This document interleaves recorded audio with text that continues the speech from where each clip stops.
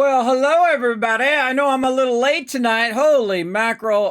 Was I exhausted. Going and laying down was the smartest thing I did, everybody. If you missed it earlier, I was getting so dizzy that I had to go lay down because I have a really bad constant dizziness. And I literally made from here to the bed, and I was dizzy while I was laying down. That's really scary. That's when I know it's really bad.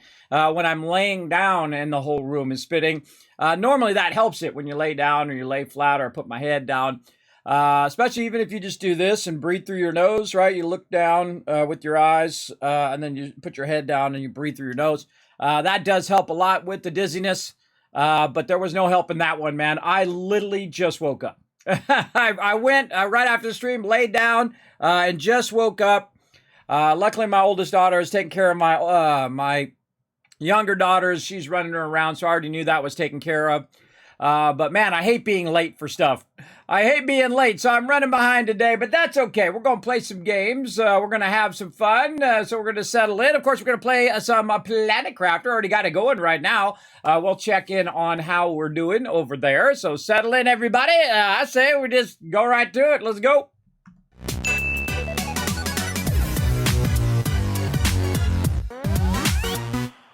Whew. Oh, God.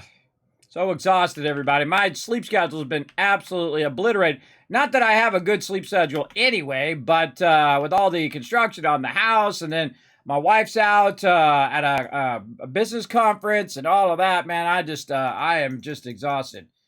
But I feel better now, though. I feel way better. Still a little problem with my eyeballs. Try to get them going. But get them open and get them doing their thing here. But I think we're good. We need some bacteria samples, what it looks like we need right there. And let's get this out of here, and then we'll we should put this in prep. That's what we'll do. All right, everybody, so we're going to get back to the giant mega base. If you haven't seen it yet here, I'll show it to you here in just a bit. We're going to prep some more tree spreaders. We need 2 of those and 1 each of all that other stuff. So this is 1, 2, 3, 4. So we can go ahead and just put 4 of those in there, get that prepped and ready to rock. Let's see, we need 4 zeolites. So we got to find our zeo box right over here. 3, 4, there we go. Probably could turn our sound on too. There we go. Put those in there. Now, if you've never seen this game, everybody, it is called Planet Crafter. And if you guys can see it here, we put a 1 in the chat, so I'll know that you are there and that everything's running fine. Again, sorry for running behind, but such is life, right? You try to look after your health. That's actually the #1 reason why I stream, by the way, and not work, anywhere else. Because 1, I can't, because I can't just say like I did earlier. I can't just say, "Oh, I'm feeling dizzy. Bye, everybody." Sadly, of course, Apple was very kind to me, everybody, when I got sick. So much love to them. You can't do that when you're a business, right? When you're a business, or if you work for someone, if you feel really bad, you can go home sick, but it happens to me so often that it would be nearly impossible for me to do that. So I do this instead, which is streaming. So if I do feel too ill, I can simply say, hey, I got to go lay down, everybody. And I've done it. I don't know, countless times. Hey, thank you very much for coming in. Me gusten, gotas. I don't know what that means. I hope it's not something bad I just said. Always a risky thing to say someone's name. Let's go look it up online. Let's go see what it means. There we go. Spanish translator. All right, let's go. Translate that sucker into English. All right. It doesn't want to translate. Google Translate. Let's try that. There we go. Google Translate is the best. I'm assuming that's Spanish too. I always like to know the origin of people's names. So let's try it out. Let's see if I just said something bad. I probably should have looked it up before I said it too. That'd probably be smarter. Oh, okay. I'm not even gonna say that. That's a weird. That's a weird translation. You're good, brother. Don't worry. I wouldn't looked it up. That's very awkward, but whatever. Necro coming in. What up, Necro? That's a tricky way to get people to say funny things. Put it in another language. Thanks for coming in, showing some love. Thanks for putting that one in the chat. I'm going to give you guys 1,000 kiss cats for backing me up. Thank you, Necro. Appreciate that. Backing me up on the chat. Let me know what up. Okay, so we got that going. Let's see. We were going to clear out our food as well. Let's backlog some food here. I'll give you guys a quick tour of the mega base here in a second. We're working.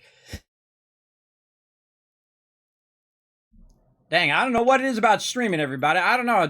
I literally start streaming, bam, sneezing. I don't know. I guess because it's talking, I guess, because I'm commentating on my gameplay. I guess that's what caused it. All right, where are we looking here? Okay, now this is our second playthrough, everybody. This is what we call a mega playthrough. We played through it before. We got a general gist of it. We got to about this stage, actually a little bit further. I think it was 0.05 we got to before. But this time we're building at a mega level, a massive level. What's the maximum we can do? How far can we take the game to the extreme? And we're working our way there, if you know what I mean. If you've ever seen my stream, if you haven't, watch this, everybody. Boom! This is what I'm talking about. Look at the size of that base, everybody. Yeah, we're just getting started, too. This is just a small one, right? We're going to cover the entire area all the way around eventually, not obviously tonight.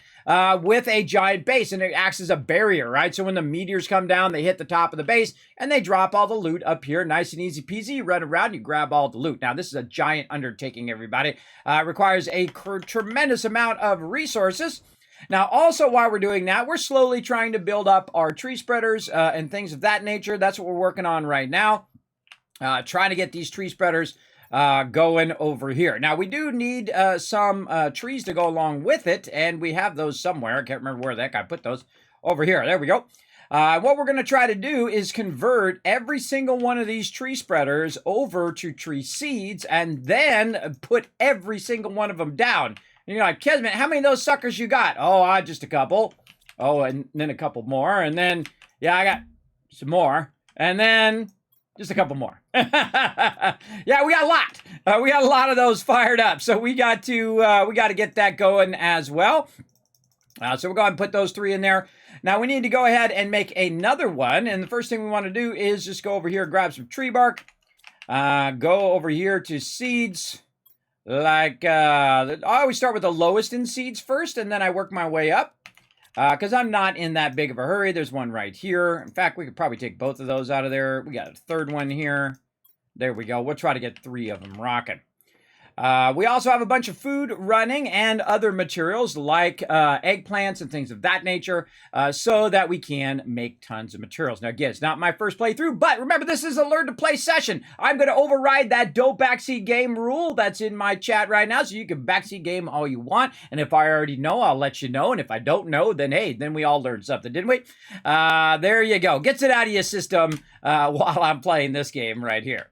Now, we're going to go ahead and put in, we need 3 tree barks here. Oh, we need to get more tree bark, too. Running a little bit low.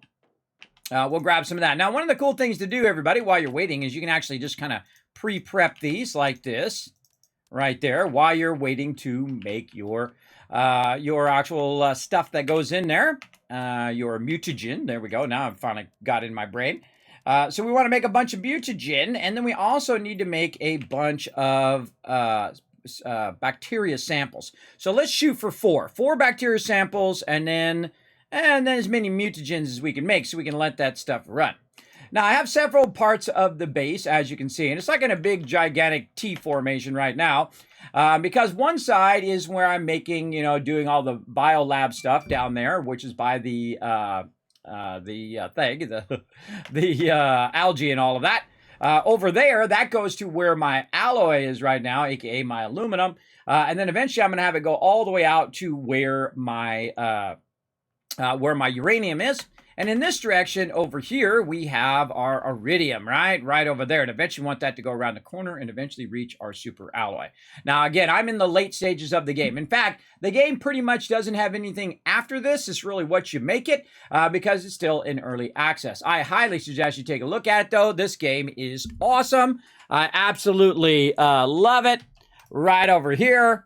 You go ahead and click that link right there, and you go ahead and take that up. Go check out the demo. They have a free demo you can check out on Steam. You can download it, try it out. I don't get anything if you go play it, everybody. Again, it's not an affiliate link or anything like that. Steam does not have affiliate links.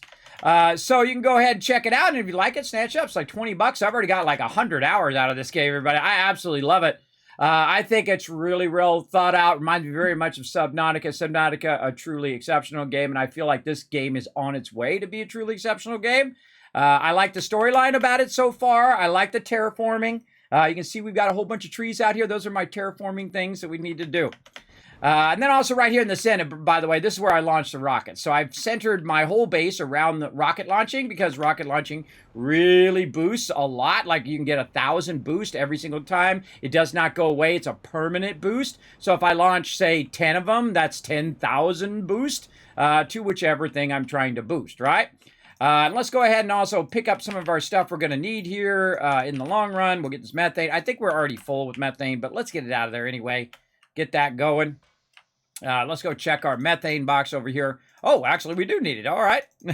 Actually, we do need a little bit of that. Now, I have some overflow boxes here. I used to have these, lined against the wall like that. And then I turned them, and I found that turning them, it seems to be a much better way to do overflow boxes because they take up less room. You can see I have a lot of extra resources over here that are there just in case I run out of stuff over here. Now, I know we're going to probably need to check our algae, yep, and definitely our water. So let's go ahead and get our water. Now, I've got it just kind of set right out here. I'm going to use my jetpack to fly around a little bit. And first thing I do is I grab the water here, whatever I can grab to get that running. There we go. And then underwater here, last time, in my last playthrough, I did 7 of these algae, and I realized it wasn't enough. And this one, I doubled it up. I now have 14 of these in the water, and once you put them in there, I would just go straight to tier 2s. That's what I did. Once you put them in there, I'd leave them in there. I'd never take them out because this is algae, which helps you with your fertilizer, and then your level 2 fertilizer, your mutagens, your bacteria samples, etc., etc. You get the general idea. So what I'll do is I'll go around till my inventory's full like that, and then I'll go ahead and fly back. Oh, get up out of the water. There we go. Fly back to my base. You see I've got this ladder here. Allows me to go right up into here and then click this ladder. Boop. Then I'm right inside my base, right? Very nice. Helps a lot. Let's go ahead and just put all that in there. And then we'll go ahead and just take out this last row. And then we'll put all of that over there.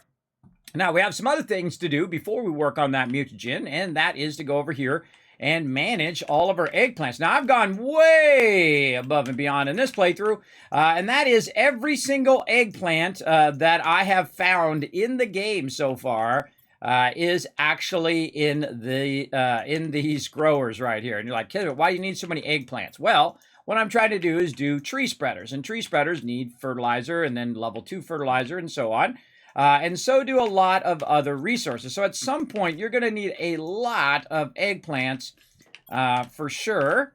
And I just like the fact that I can just make a massive amount of them at once. I don't have to keep coming back and forth and back and forth. Of course, this takes a lot of power. Now, the power that I use is actually nuclear power. I sometimes use fusion power for a little bit. But you'll see me decommission all the fusion power so I can use it for zeolites. Now, zeolites are the rarest thing in the game. You only get so many of those. And so what we've done is we've collected as many as we can find for right now.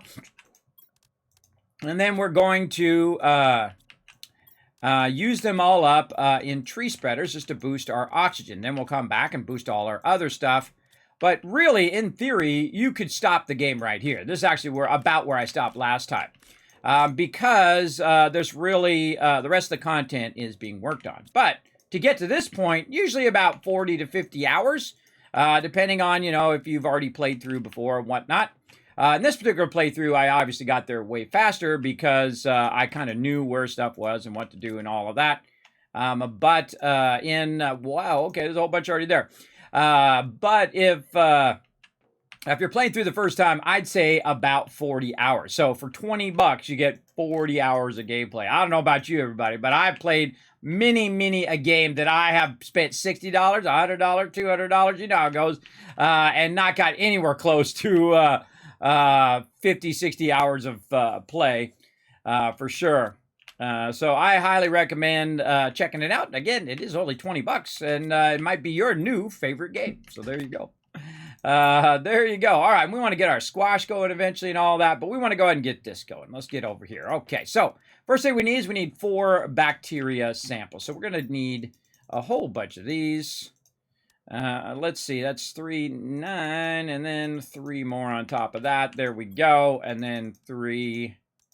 And you know what? We'll just grab the rest of those. There we go. All right. We'll start off with 4 bacteria samples. 1, 2, 3, and 4. All right. There we go. What do we need? We need some for this over here, too. So we need 3 more mutagens. So we're going to take these 3, and we'll just put them in water for right now. Oh, put those in water for right now. There we go. And now we need more of these bacteria samples because we want to... And I'm just going to grab the rest of these. Put that back in there. Same thing with water.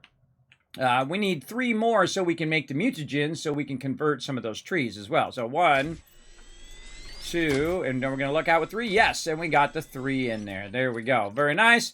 And then we'll put these away up there and then water up there. And we'll go ahead and let that run. So now we're going to go ahead and get our mutagen. What we're going to need is we're going to need some methane. So 1, 2, 3. And then sulfur over here. Oh, we're out of sulfur, everybody. But if you were a keen watcher of my stream, you would have saw that I had a bunch more in a box over here. I collect a lot of resources, everybody. You'll see me when I go around and collect all my resources.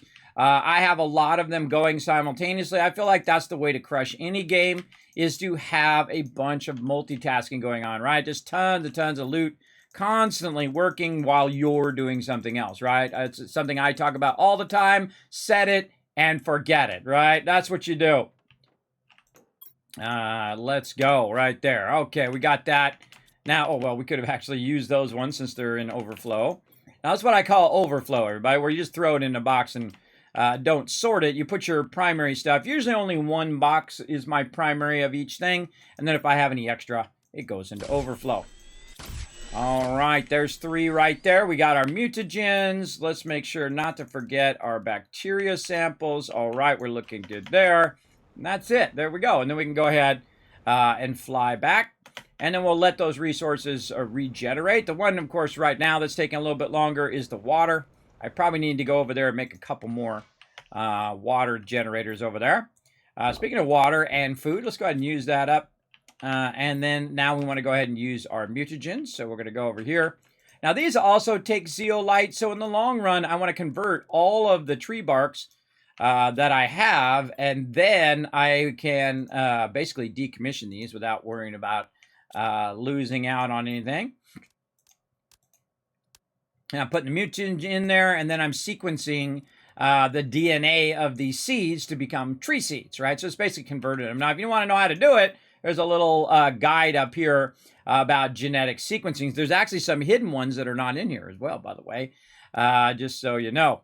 And they're also out of numerical order, which drives me crazy, because this one here at the end, Seed Lerma is a 125, and this one before is 150, and then 150, and then 125. So Seed Lerma should actually be over on that side.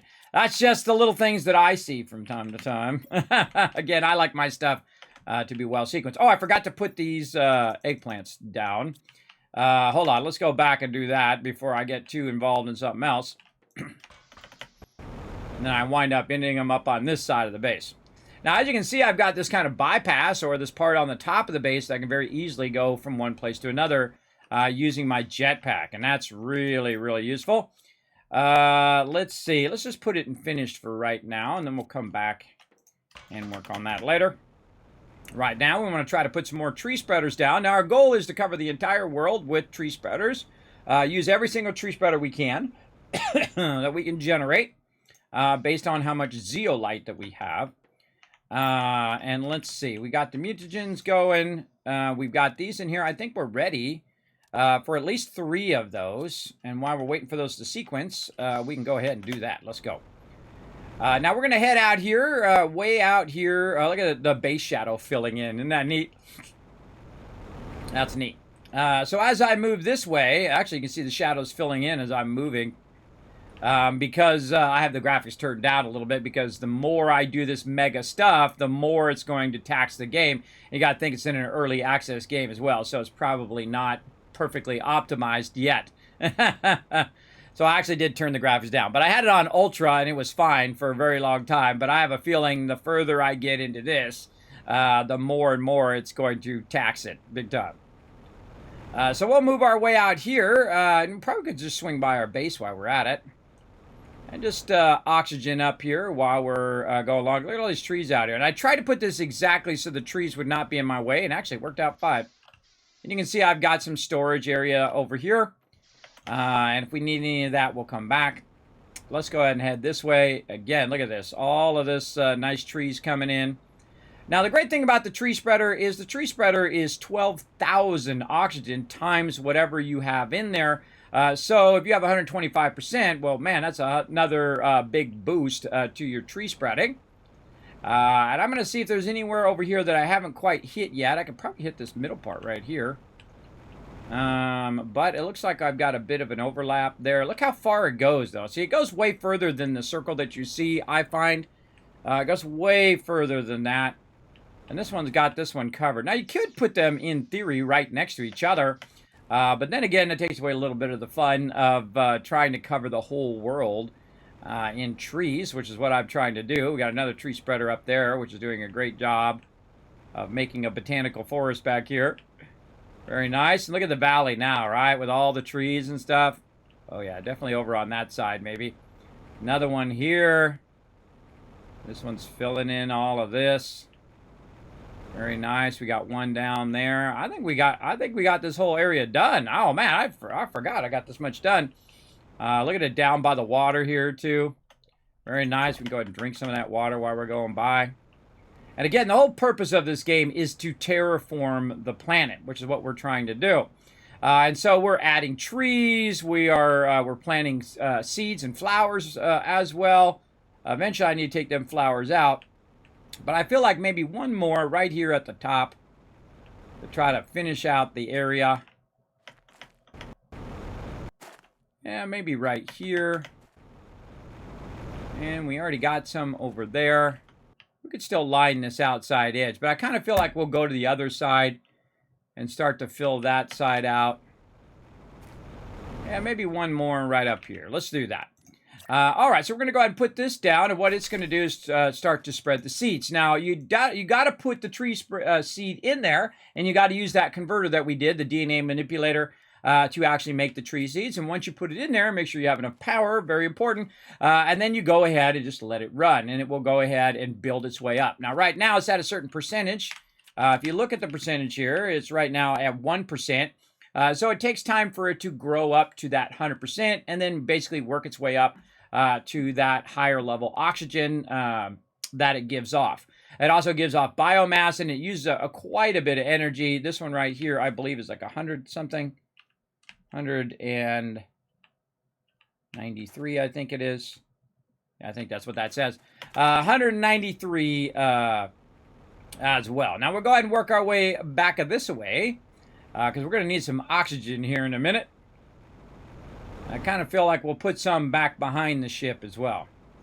Now, inside these ships here, you're going to find all sorts of cool loot and stuff while you're in there, especially early game when you really need a lot of food. You're going to be starving to death at some point because you're going to definitely run out of food. And you can see I have little bases all over the place, sometimes a little bit bigger, sometimes just a small base like this. And I kind of stock it with a little bit of food and water just in case. But we're going to go ahead and run around the back edge of this here and start to put down some stuff over here as well. Kind of feel like right back here. Make sure to give us lots of room to that other one. Lots of room to the ship here. And let's say something there. Oh, now do you hear that noise? Hold on, let me do it again. Oh.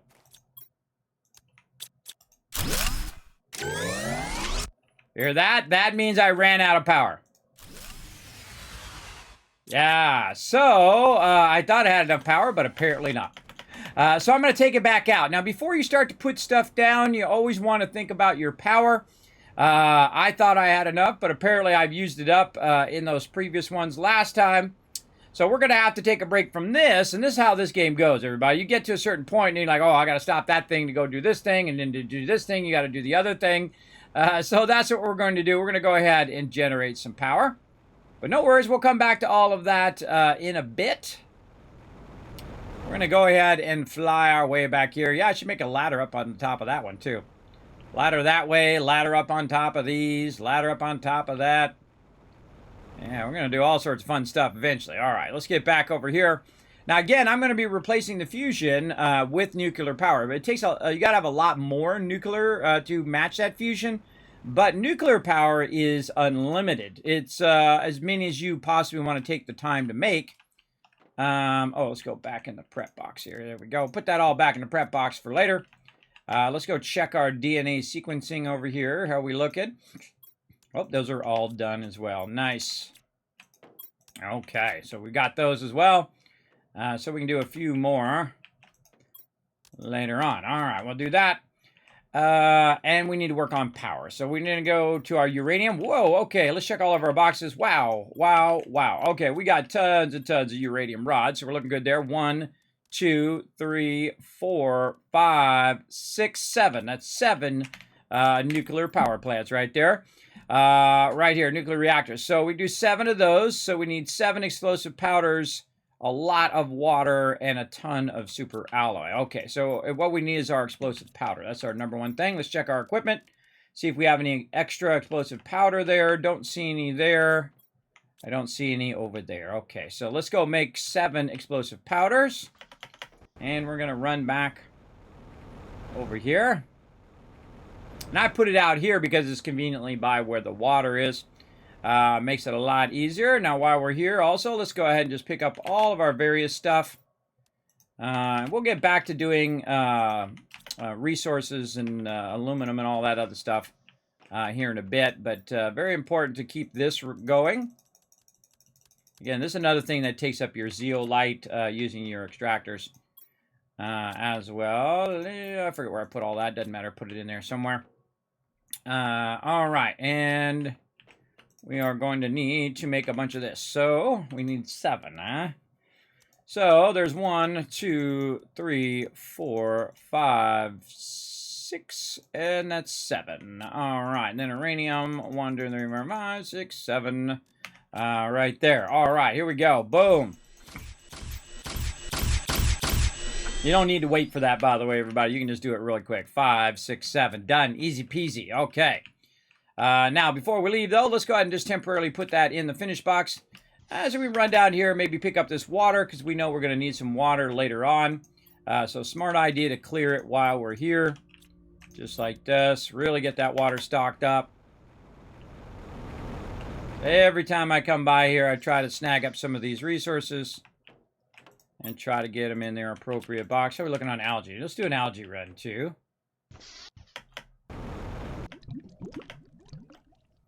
All right. That is very Subnautica-esque right here, right? Another fantastic game. Again, I feel like this game is a combination of the wonderful Subnautica along with kind of Subnautica on land most of the time. Because of the way that you build and you do your buildings and stuff, very reminiscent of that. As well as a wonderful game called Surviving Mars, which is a game you go and you terraform the planet and all of that fun stuff. Very, very fun game. You can play that game to the umph degree, and I have. I've made it to where you could actually breathe on Mars, which is super cool. When you get to that stage and basically your domes start coming down, then all your people are just living the good life on Mars. Yeah, it's very, very cool. Highly recommend that game, for sure, for sure. It does take some expertise too. I mean, it does require you to kind of learn the techniques on how to extract the thing, keep your city nice and balanced, so that you have enough water and you have enough of that stuff as you're expanding, because you will run out of it for sure. So good to have all your stuff tied together. I can see, I'm playing it in my head right now. Having all of your different cities tied together so you can, exchange goods between them. One city's collecting one thing, another city's collecting the other, and one needs water, the other needs, iron or whatever. Really cool way of playing that game. How are we doing? All right, did I take it? Did I grab them all? Wow, look at me. I was being very thorough earlier. Apparently, I must have got most of them. Oh, wait, there's one. I missed those ones, or they just popped up, one or the other. Now, sometimes these are really hard to see because I do have my graphics turned down. So they might be there, and I'm just not seeing them. Again, sometimes you have to roll up on it when you have your graphics cranked down a bit.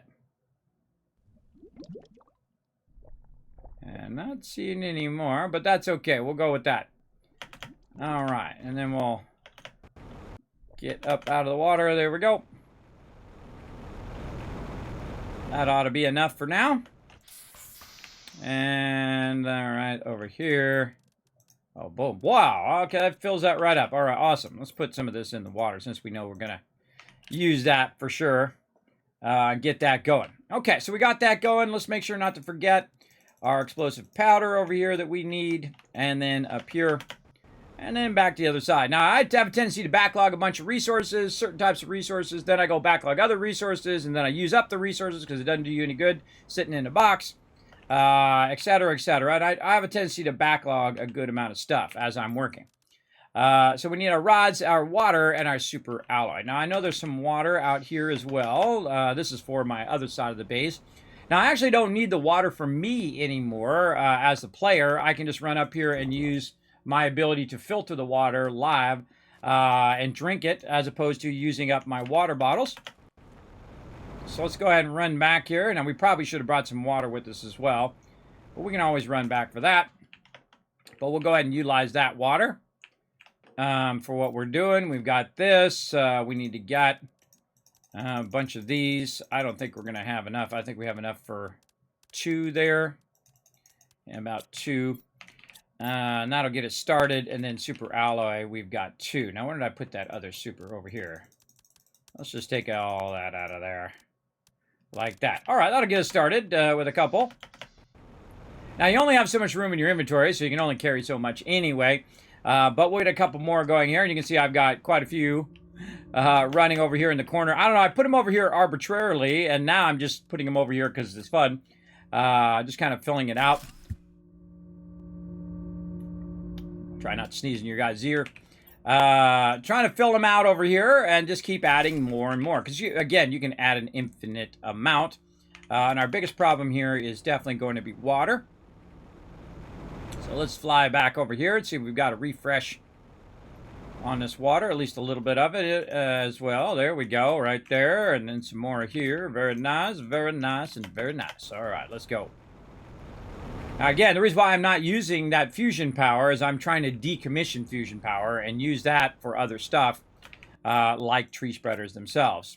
And remember, your mission is not to make power. Your mission is to terraform the planet. So whatever facilitates me getting the planet terraformed is my highest priority. Typically, whenever I'm playing a game, I will focus on the mechanics of the game versus, do I have, way more power than I need? That doesn't help me. If I have 10 times the power than what I need, that's way too much power. I need to make power as I need it, right? This way I'm spending my time wisely, doing the highest priority thing as I go along. That's typically how I play games. I play it in its highest priority. What's the most important thing for me to be doing in that particular moment? Let's go this way. I don't even remember where I put that thing here.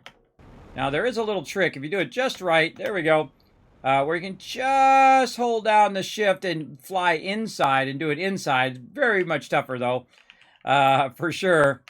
Do that. And you know what? We're just going to grab all this water, and then we'll go out. It's much easier if you do it above your base or down below, because there's no obstructions to block you from just flying at full speed.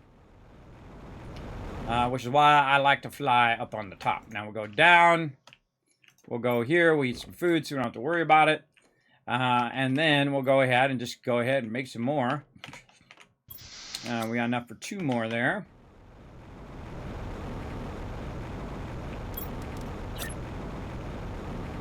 Now this power goes fast because for every one of these I put down, I can put down 2 tree spreaders. I was off by 1 uranium rod there. Let's go back and get another one. And again, you can see that I had a lot of extra and still have a lot extra in there as well.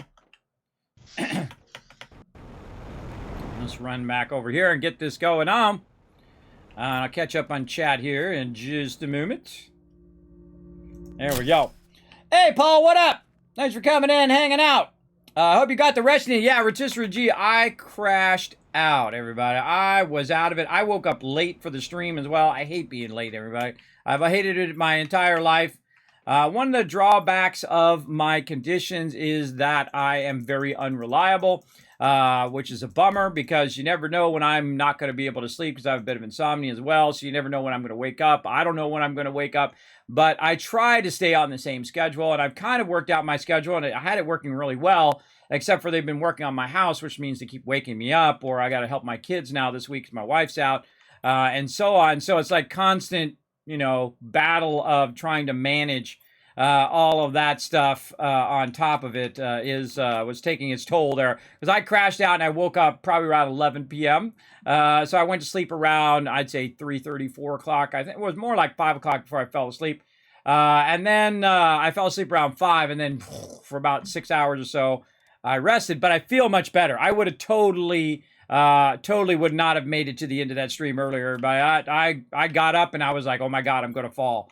So I went straight to the bed and laid down. That was it. And then I tried to fall asleep, but you know how it goes when you try to fall asleep. It always takes forever for me anyway. All right, so we got that. What do we want to do? We want to look at our power now. How's our power looking? There we go. Now we got 2466, so about 10 more of these we can go ahead and put down. So how much do we have worth? So I think we have worth 2 here. So let's get one of these, and we need 2 of those, and 2 of these, and 2 of these, I believe. All right, let's take a look. Yeah, 2 of everything, and then 4 of the things. So we need to have 2 of this, 2 of that. Tree bark is the other thing. There we go. Yes, okay, there we go. All right, back at it. Let's go ahead and head back out there and try to put some more of these down. Now, I kind of do this, everybody. I don't just go and build, 90,000 power and then come back and work on it, though you totally could do that. You could just spend your time doing power. But I find you're usually waiting on something. Like right now, I'm waiting for the algae to come back, the water to come back. So while I'm waiting on that, I then rotate into something else. Like in this case, I'm doing tree spreaders. So I'll do tree spreaders until I run out of those resources, and then I'll go collect those resources, and then I'll wait for the rest of the resources to come through. You get the general idea, and I'll just kind of rotate through that. That's where I'm at in the game. I'm just doing that rotation over and over to try to maximize, to see what the maximum we could possibly do in the game is.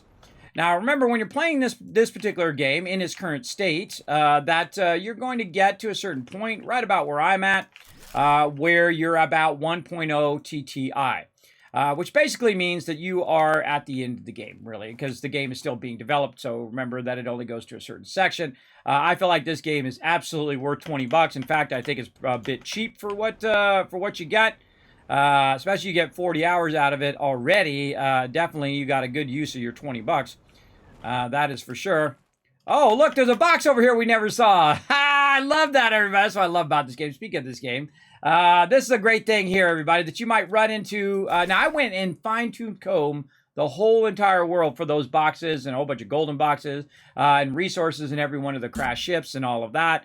And I still find stuff even this many hours later. And I think I'm about 50 hours into this playthrough. I can't quite remember, but it's a pretty good amount.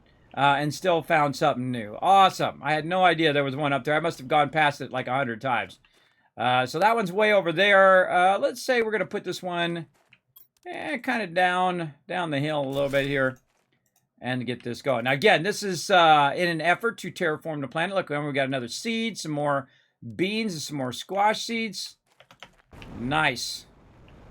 And so we'll go ahead and continue to let that run. Now, see, whenever I see something like that, that just tells me I haven't explored enough over there. See, also, there's no resources over here, so I assume there was nothing over here, but apparently there was a box way out there on the edge. All right, well, let's get back before, or actually, we should just go to this one. Let's go ahead and get back to our little base here. While we're here, we could have some water, too. Now, after a while, you get a general sense of how much oxygen you have left. I have a whole bunch of this down here. Oh, I think it's the other way for my tree spreaders. You can see I have some tree spreaders, but also I have some grass seed spreaders. And all you have to do is get back in your base. Now, you can build a base wherever you are if you're running low on oxygen. Just make sure you have enough resources. You want to go ahead and make sure that you have 3 iron, not just 2. 3 iron and 2 titanium. That's because you also need to make the door. And then also you're going to need a silicon. So again, 3 iron, 2 titanium, and 1 silicon, and you can make a base wherever you are, just in case you're running low on oxygen. Now, you could also bring oxygen with you. I rarely do. Sometimes I do when I'm doing like massive exploration of the planet. I'll bring some oxygen things, but the problem with bringing the oxygen things means that those oxygen things could make it where you don't have enough space to bring all the loot back. You know how I am about my loot. I like all my loot. We cleaned that whole entire area out in there in what we call the sand falls here, and then this is called the maze over there. We've also cleared every single resource from right here so that when the meteors are coming down, it's easier to find those resources, especially super alloy, which is incredibly helpful for that. And now we're going to go ahead and head back, and we're going to go ahead and put our resources that we just got, like uranium here. And let's take some of this out. Back in there, we'll put this into the overflow. And then we have a bit of everything there. Now, super alloy, I think we had that from before. We've got a little bit of iron there. Our iron is nicely stacking out. Oh, I feel like we could go ahead and do some base expansion today. And then more seeds over here in, oh, not that one, this one over here, There we go. Seeds over there, and then more plant seeds as well. So we'll go here, and we'll go over to our plant seed side, and I'll even put these ones over here. I actually have a lot more food growing on this side, and I have it over here for the sole purpose of if I need some food, it'll be over there, GG, kind of thing. You can see it growing back here in the back.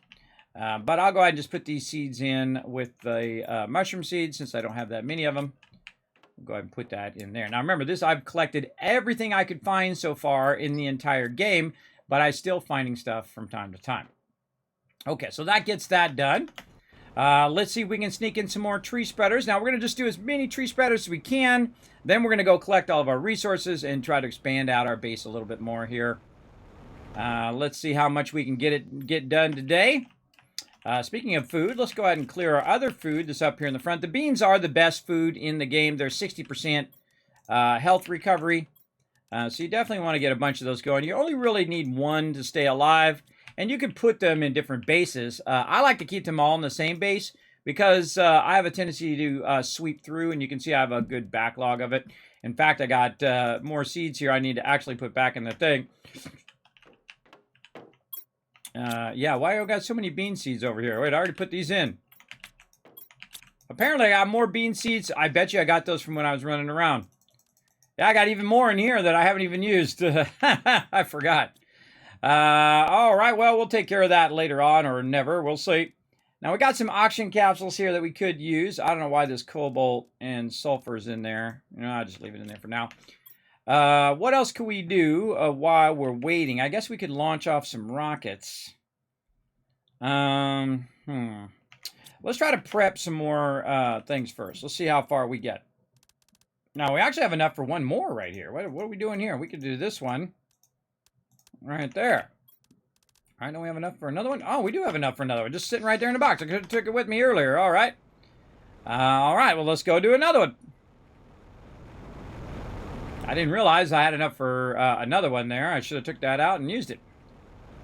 Again, I'm trying to cover this whole side first, and then I'm going to start working on the other side. I might be wondering why I didn't put it right here where my base is. Well, what I learned in my last playthrough is the fact that it will block all of the stuff that you're doing. So if you don't put it right next to your base, you'll actually be better off in the long run because it'll be a bit easy for you to see the resources that are on the ground. And again, my job is to put as many of these tree spreaders down, try to cover every bit of the entire world if I can. Kind of feel like you could go up right here. Can you go up right here? Yeah, look at this. Up we go, yeah. I don't think I've ever noticed that before. And then right here, you could go up the side of this, maybe. Oh, it's got me blocked. Oh, it won't let me go. Come on. Oh, there we go. Hey, look at that. We made it up here. Fun. And this is what we call the maze over here. There's tons of various stuff over there. I wonder if that has any vines growing on the side of that so you can get to the top of that. Because it has like bridges and things of that nature up there and then also down there. And I always like try to look. Oh, see, that's clipping there. Whenever you see that, everybody, where you clip down into something, that's just telling you they haven't finished that part or haven't added solids to that. Just telling you that you're out of that. Hold on a second, my alarm just went off here. There we go. Yeah, so it tells you that that part's still being devved. Okay, so we got that. So we got 2 more here we could prep up. So we'll just do the easy thing first, and that's get our Zeo. Now see how that's running out? That runs out, it's out. That's it. We got no more left. So we'll put that in there, and then more fertilizer is probably going to be the thing we need the most. So let's go see if we can make some tier 2 fertilizer way over here. And we need to make more mutagen. We need to make all of that stuff. And we're just going to keep, every time we come over here, we're just going to keep backlogging as much of this as we can. Because this stuff goes real fast. For sure. And again, we'll check our meth box is full. And then we'll just keep putting this at the end of this box here. There we go. All right, and we've got some finished items here. We've got some fertilizer, and we can make this into fertilizer. So let's start with that. Let's go over here and see what we need. Algae and sulfur. So let's just put a bunch of algae in there. Like that. And then we'll just grab a bunch of sulfur. I stopped counting the exact amounts. I think we actually figured it out. Maxing out fertilizer. 15 algae, 5 sulfur, and 10 eggplants. Hold on, let's do that. Look at me being all smart and stuff. Let's see, 15 algae. So how many sulfur? Oh, we only need 5 sulfur. Okay. Now what I did was I figured out what the max amount of each thing that you need, just to make it easy, so we could go ahead and do them all in a sequence like that. So this would be 15 algae, 5 sulfur, and 10 eggplants. And that's going to allow us basically to just go like this until we run out. And then there we go. We perfectly converted that into there. So very easy right there. Oh, we got to take that one more out. There we go. Now we have a bunch of eggplants over here too. So again, we'll go ahead and do that. We need 10 eggplants, 15 algae. So we'll just grab a bunch of that and then put a few of it back. And then 5 sulfur. And then we'll just make a bunch more. Now you know why I was backlogging all of this. Okay, and I think that's probably good for now. So we'll take all those out. That's 11 of those right now. And now what we're going to need is a lot more algae and sulfur. Now the thing I feel like that we're going to run out of is actually squash back here. Because I don't have my squash production up pretty high. But I do have a good amount there, and then I have a bunch of seeds and whatnot that I could really expand my algae over there. I mean, expand my squash. So let's go ahead and try to make some level 2s. Again, we're going to need that methane. And now we'll go ahead and make one more methane there. And we'll make 4 of those, right? Because that's the many we need, and that's how much algae we have anyway. But it does allow me to have more fertilizer because that fertilizer is going to help me make more food growers. And since we have a lot of power, and we should have a power thing here, we do. We still have a lot of power. We can go ahead and start working on our squash now. So we want to go ahead and have some super alloy and a bunch of water. Now, whenever I get to this point, whenever I see my water's getting low, I know that it's already full down there. So I might as well just take a quick moment, pop down here, grab as much water as I can. And the same thing with algae. We just burned up all the algae. So let's just get a little bit of that while we're here until our inventory is full. And then this way you have all that stuff running at the same time, right? Just now it's generating more water. It's generating more algae. while you're doing other things. And I try to get as many things going at the same time as possible. Right there. All right, inventory full. Hydration low. Always funny when you're sitting next to water and your hydration is low. And then we'll line this baby up. Up we go. Ladder. Boom. Up into the top part. And we are looking good.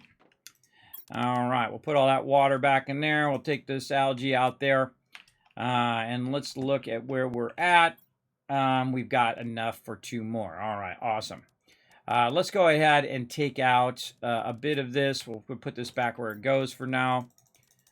Put that squash back in there. And then what are we going to need? Bunch of super alloy. All right. Now we just happen to have some super alloy over here along with our little clusters. And let's start to build out now our squash production because my squash is getting low. So we're going to use some level 2 growers, though you can, if you're not really in a hurry with it. I find very often that I'm not that much of in a hurry for this stuff. Like it's growing while I'm doing a whole bunch of other stuff. So you could totally go without the level 2 growers, especially if you're growing at the level that I'm doing right here, which is a tremendous amount of these. You definitely want to make as many as you can, especially early game when you start running out of food. Now, I highly suggest when you first start playing the game that you... Hey, what up, Air? How's it going? You think by now atmosphere would be breathable. Yeah, you think so, huh?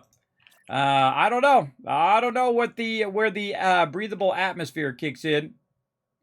But I'm sure they got it on some plan somewhere. And I have so much squash seeds, everybody. I could do this for room after room after room. But we're just going to go until we run out of fertilizer here. So we can always come back and make more.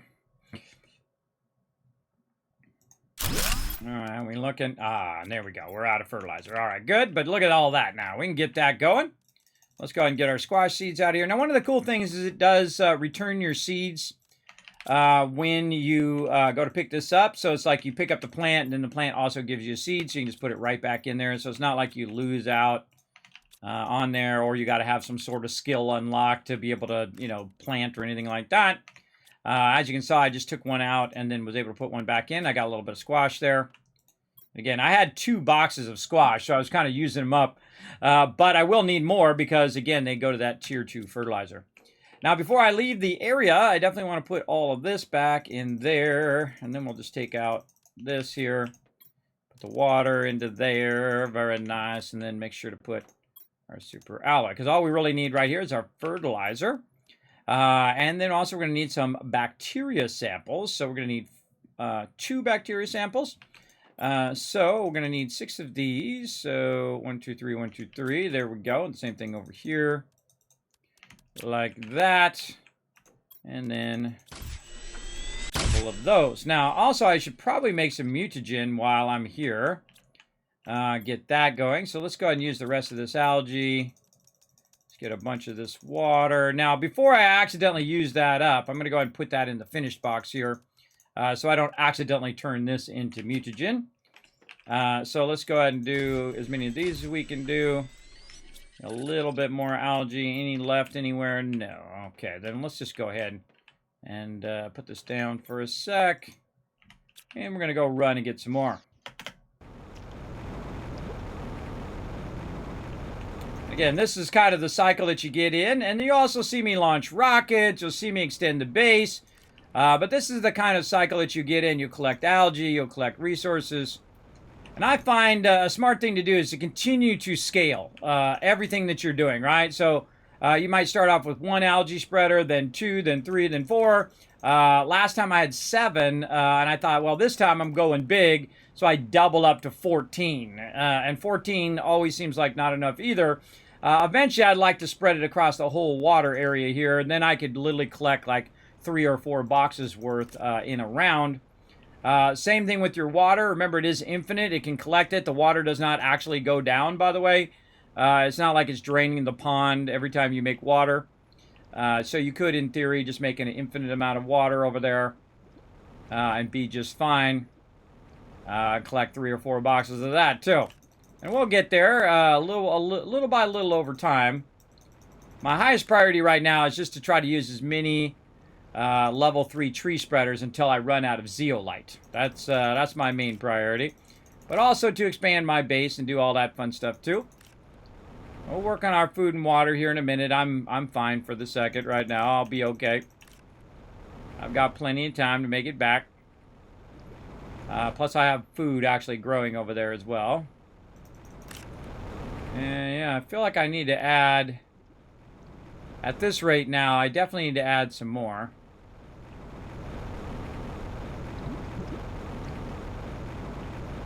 Because I'm not quite doing a double fill. It'd be nice if I could do 2 fills at least as I come down here. Because of course you want to maximize your time. Your time is your most valuable resource. So by adding more of those, it maximizes my time. So I come down and I get a full box of that as well. So let's go ahead and do that. Let's try our water again.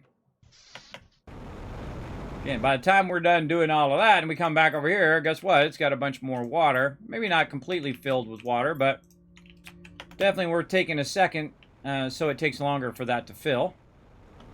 And up here, and then we restock our water. I'll pop over the thing here, just grab this first one, put that back in there, and then eat that one. Like that, and then we can do our squash again over here, or I mean eggplants. Eggplants are going. And then again, you want to take it out and then put all this back in there again.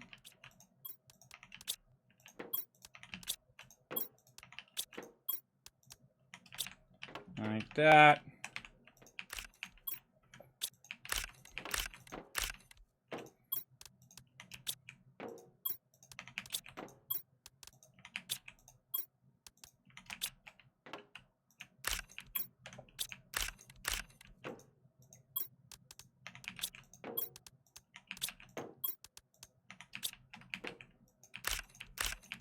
This is nice when you have so many of them going. This is very nice. Again, you get a whole inventory full of it. And you don't have to keep coming back and coming back. Let's get this mushroom here as well while we're at it. And a whole nother row back here. Again, this is every eggplant that you can possibly put down. Oops, a little too much there. Every eggplant that you can possibly put down seed-wise. You never know. There might be some boxes out there I haven't seen yet. I will continue to explore the world as I'm putting down my tree spreaders and whatnot. There we go. All that is good to go. So when we're ready to do more fertilizer, we're going to have a nice... Whoa, okay, we got a lot. Let's just go ahead and put that in mushrooms for now. We got a lot. We got left over here too? No, okay. We got a good amount there, though. Let's grab all of this. Oh, wait, we're doing mutagen. That's what we're doing. So let's keep one of these in there and take all the rest of this out. And we're going to do some mutagen over here. So, a couple sulfurs, couple of myth there. And mutagen, again, allows us to make more trees. We should probably just do one more while we're at it. 1, 2, 3. 1, 2, 3. Because we have 3 of the converters, so we might as well do all 3. And then sulfur. And then methane. And then another one. There we go. Nice. Okay, we got that. And then we also want to keep our things here. Let's take this extra bacteria and stuff out of here. Algae there and water there. These 2 are for our lifters, our tree spreaders. And we need to get more tree bark too. All right, we got to work on our tree bark. Our tree bark's getting low. Let's run back over this way. Get this going. Oh, jump. Get those, get that loot down there. AMZ coming in. I think you get more zeolite as your planet gets greener. I keep finding it near rocks after I put up tree spreaders. Oh, really? Really? Okay. Well, we'll go look. I already went around and looked as much as I could temporarily and got a whole bunch of it already off the ground and things of that nature. But we'll go look at that and see if that's what happens over the long run. If I get more over here. So let's keep at it. Speaking of tree spreaders, let's keep at doing our conversion here first. So we have 3 of those. We need our tree bark. We need to get that going. Where's our tree bark that we have right here? Okay, so we have 3 tree barks there. We can get started. We want to get our seeds, which is not that box, not this box, these boxes. Okay. Let's see, where are we at when it comes to our tree thingies? Now, in theory, you should actually start with the ones that are the highest quality. Like down here, you should start with these 500%, but they really don't give you that much boost. But since we're going to do them all anyway, let's just go ahead and do that. Let's just go ahead and put that in there with this and this. There we go. It doesn't really matter because I'm going to do them all in the long run, but some of these will end up in the tier 2 tree spreaders because I'll eventually run out of that zeolite. But what I'm doing is I am basically converting it from a plant seed into a tree seed. That's what we're trying to do here. There we go. And I do have some golden ones as well, which eventually I'll go. And I have more of these out there on some plant spreaders right now, boosting those. And eventually we'll use those once we've used up all these lower level ones. Because it doesn't give you that much of a boost. The golden ones do. The golden ones are 200%. But in here, it's like 125 versus 150, right? So you're taking one that's like 500%. And making it into a 125 or a 150, where you could use one that was like 150%, which is a huge difference, right? Like 400% difference, and make that into a 125. So the return on your investment for using up your plants, it's much smarter to use your lower level ones on the trees and then use your other ones for the plant spreaders because it gives it much more of a boost, especially early game as well. And again, our goal is to continuously try to get our terraforming going faster and faster and faster. Well, we've actually passed what we left off last time. Last time, I think it was 54 million oxygen, and now we're at 56 million. So our oxygen definitely getting boosted. We've also caught up to where we left off last time. So now wherever we do now, we're actually going to go beyond our last playthrough, which is 0.05 fish. We're going to try to get that going on. Now, again, the game goes like this. Everybody starts to scale up, and then it goes boom. That's this stage right here. It just goes straight vertical. So you have to put a lot of time and effort into it to keep going at this stage. So let's get that in there. All right, so we've got that. We're going to need some super alloy, I bet. Yes, some super alloy and some more tree bark. Let's see if we have 2 tree bark. We have 1 tree bark. That's okay. We'll take care of that. Let's see if we have any super alloy in there. We do. Now, right down, if you notice that I've got this ladder, which seems kind of unusual in my base. Well, that ladder there is very different from these ladders because this actually goes to the rocket launcher pad that we hear. It's actually the ladder that's going along that pad. So I put this pad down, and I used it as the center of the base, and I centered it in this area on purpose. And you see I've picked up all the resources from the whole area. So that when I bring down the rockets, it'll be nice and easy to find the resources out here, and they won't be mixed in with a bunch of other resources, especially super alloy. Super alloy is very hard to see because it's a dark substance. Makes it much easier if you can see it in an open spot. So if I see a little dark dot sitting way over here, I know there's a super alloy sitting over there as opposed to having all of your resources. Now, I found this is one of the greatest places to bring the rockets down because, again, it's a wide open flat space. It's fairly easy to find it. And if it overshoots, it goes into the water over there. Very easy to find it over there as well. But our ultimate goal is to actually build a gigantic base shield, which will cause the meteors to hit the top of the shield and then just run around on top, grab all the resources. That's kind of our long-term goal there. Now, right up here, I've added in... Oh, okay. I've added in some entrances. That way. Where I can go ahead and get these trees bark, right? And I've got 2 of these going, and usually 2 of them is more than enough to get you going on. And I can also kind of come up like this into my base. So instead of going out that way, I can actually use this one, which goes down into those tree spreaders. However I feel like doing it. Okay, let's go out here and get a couple more of these going. Again, these produce 12,000 oxygen, so they are your kind of best terraforming thing. I don't know how long it takes to do this, everybody. This is as far as I have now played of the game. So let's see how far we can push this, right?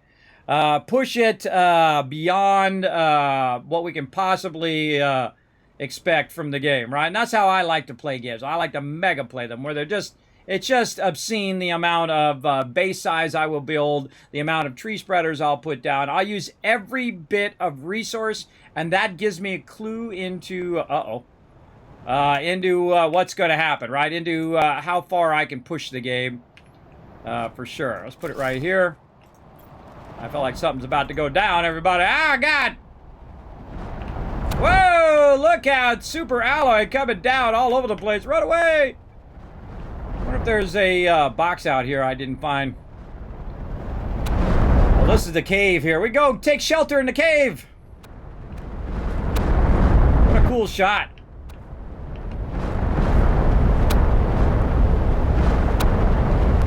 Whoa! Whoa!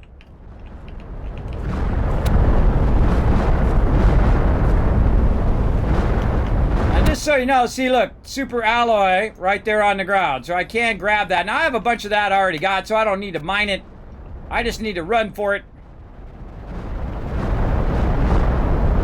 Now I'm glad that these meteors don't actually damage your equipment. I don't know if they're going to add that later on. That would be an interesting mechanic. They do hurt you though. So if the meteors hit you, you can actually die. I have not died from it yet. And I stress the yet part. But I am low health right now, so I could be in trouble. I'm going to put another one of those right there, and we're going to make a break for it. Now, the meteors have a tendency to follow you, and it's a really brilliant mechanic.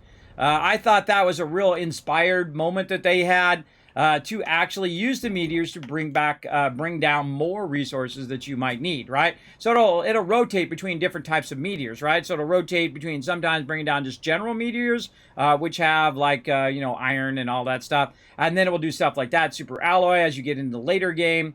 You can also launch rockets, which bring down meteors like uranium and iridium and all of that, as well as boost your biomass, boost your oxygen, all of those. And we'll get into those rockets here in a bit. But for right now, we want to go ahead and just run back here. Put this back in there for the future. And we might actually want to build another tree bark thing too. Let's see what it takes to make another tree bark thing. We need a couple fertilizers and bacteria sample. Yeah, we might need some stuff. Let's go see how long it took the tree bark to come back up. Let's go back down here and take a look. Okay, well, we already got one there. Yeah, maybe we don't need another one. Yeah, we already got a couple there. I think it's just being diligent about picking that up. I think 2 is probably enough. But I always see when I start to run out of a resource, a good amount of that resource, I always feel like I want to scale that up. But I don't want to scale it up to a point where I have, 5 boxes of it. That's kind of a waste of my time. We also want to go ahead and do our big living compartment here. So let's just take a moment, do a little bit of that, and burn up all this extra resources that I've been kind of backlogging here. So we're going to grab a bunch of iron and a bunch of titanium here, and we'll probably put some of this iron back a little bit so we can get our super alloy. So this is a combination of iron, titanium, and super alloy. And I believe I wrote this one down too, right? Max large room. So we need 12 iron. Yeah, let's do that. Let's use our max level. So we need 12 iron. Let's see. And this is what we did last time. 12 titanium. So there's 12. Then 8 super alloy. And we're not even going to bother counting the super alloy. We'll just bring it and put it in the box. Now, what I'm doing is I'm building a gigantic mega base. Now, the mega base is basically like a giant meteor shield. And the gist of it is that we're going to build it out all the way across here. And I'm just going to run the length of it just to give you a gist of how far this is as well. We're trying to fill out the whole area.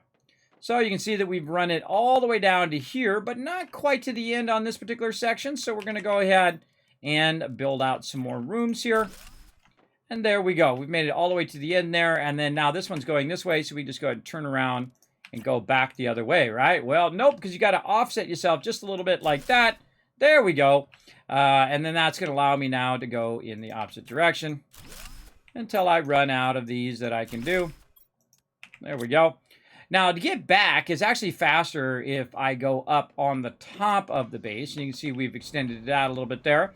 To go back on the top of the base and then run back, grab some more, and continue to do that cycle of expansion. I'm trying to build out this front part first, little by little, because this is a lot of work, everybody. This is only a crazy person like me would do this much work at this point, knowing that the game is not complete yet. Anyway, let's put these back in here and this back in here. It's going to make it easier for us to count our iron. There we go, 12 iron. 12 iron, I think it was 12 iron, 12 titanium as well. So let's go to the last one here. Get this. That is going to be 5, 6, 7, 8, 9, 10, 11. Good. And then we can go back over here. We can get number 12. We can get these. And then again, not even going to bother to count the super alloy. I'm just going to grab that. Or I could, I guess, 5, 6, 7, 8. So maybe leave 3. And there we go.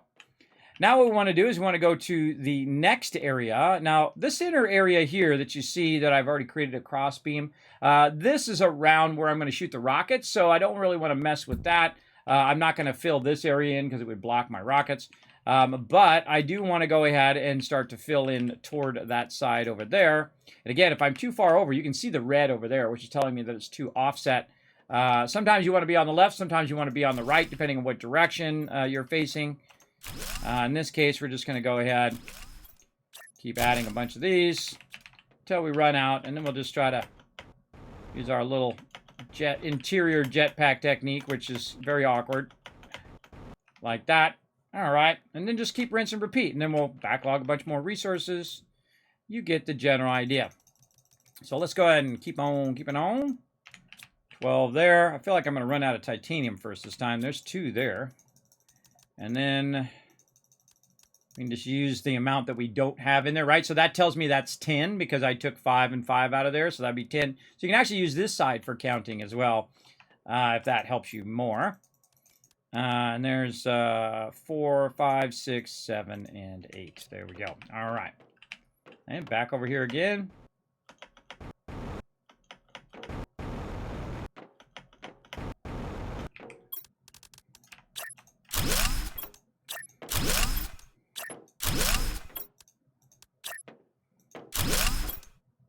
And that's it. Goes pretty fast, doesn't it? It really does.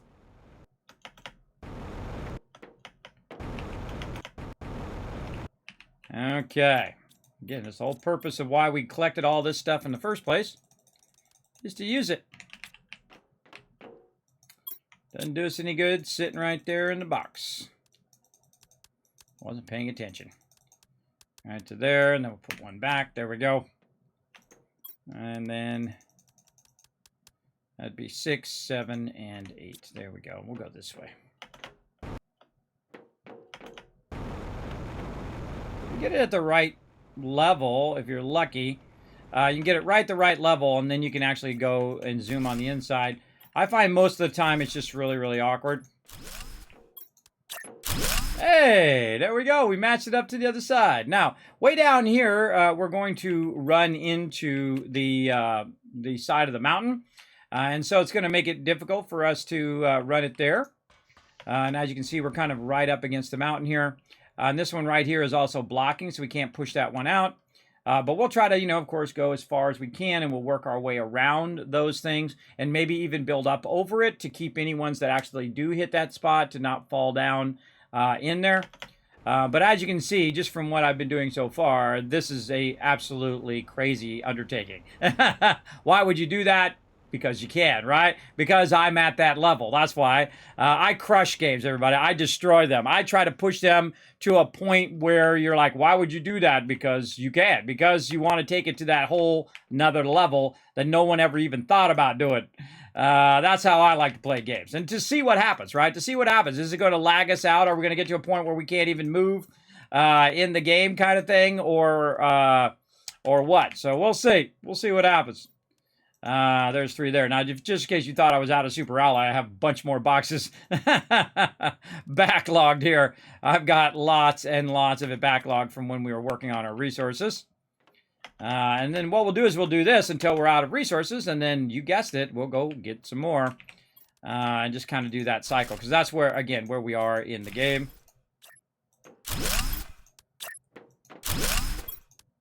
And there we are.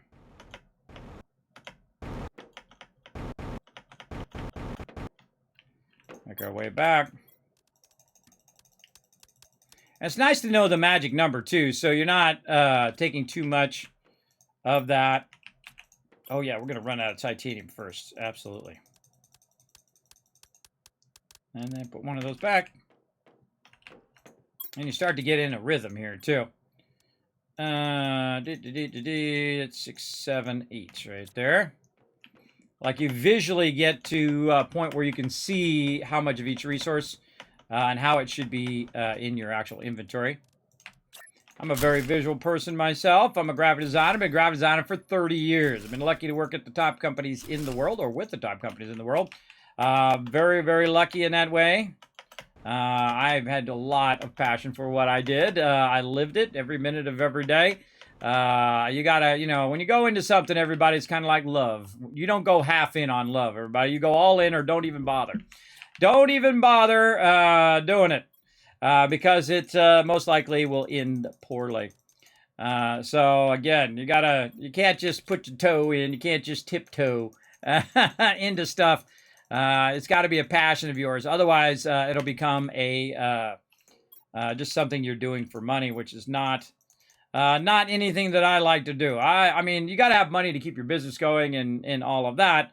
5, 6, 7, 8. But when it just becomes about money and it's not something that you like to do, that's when it sucks, usually. But sometimes that's what you got to do. But you got to pay the bills. You got to do what you got to do. You might have a job that you don't like, but you always should be looking toward that next thing. How do I get to the next stage? How do I get up one more step toward that thing that I want to be? And that's how I always looked at it. And that really helped me a lot in my career. It got me real far, for sure. Like, what skills do I need to learn to be better at what I do so I'm the best at what I do, right?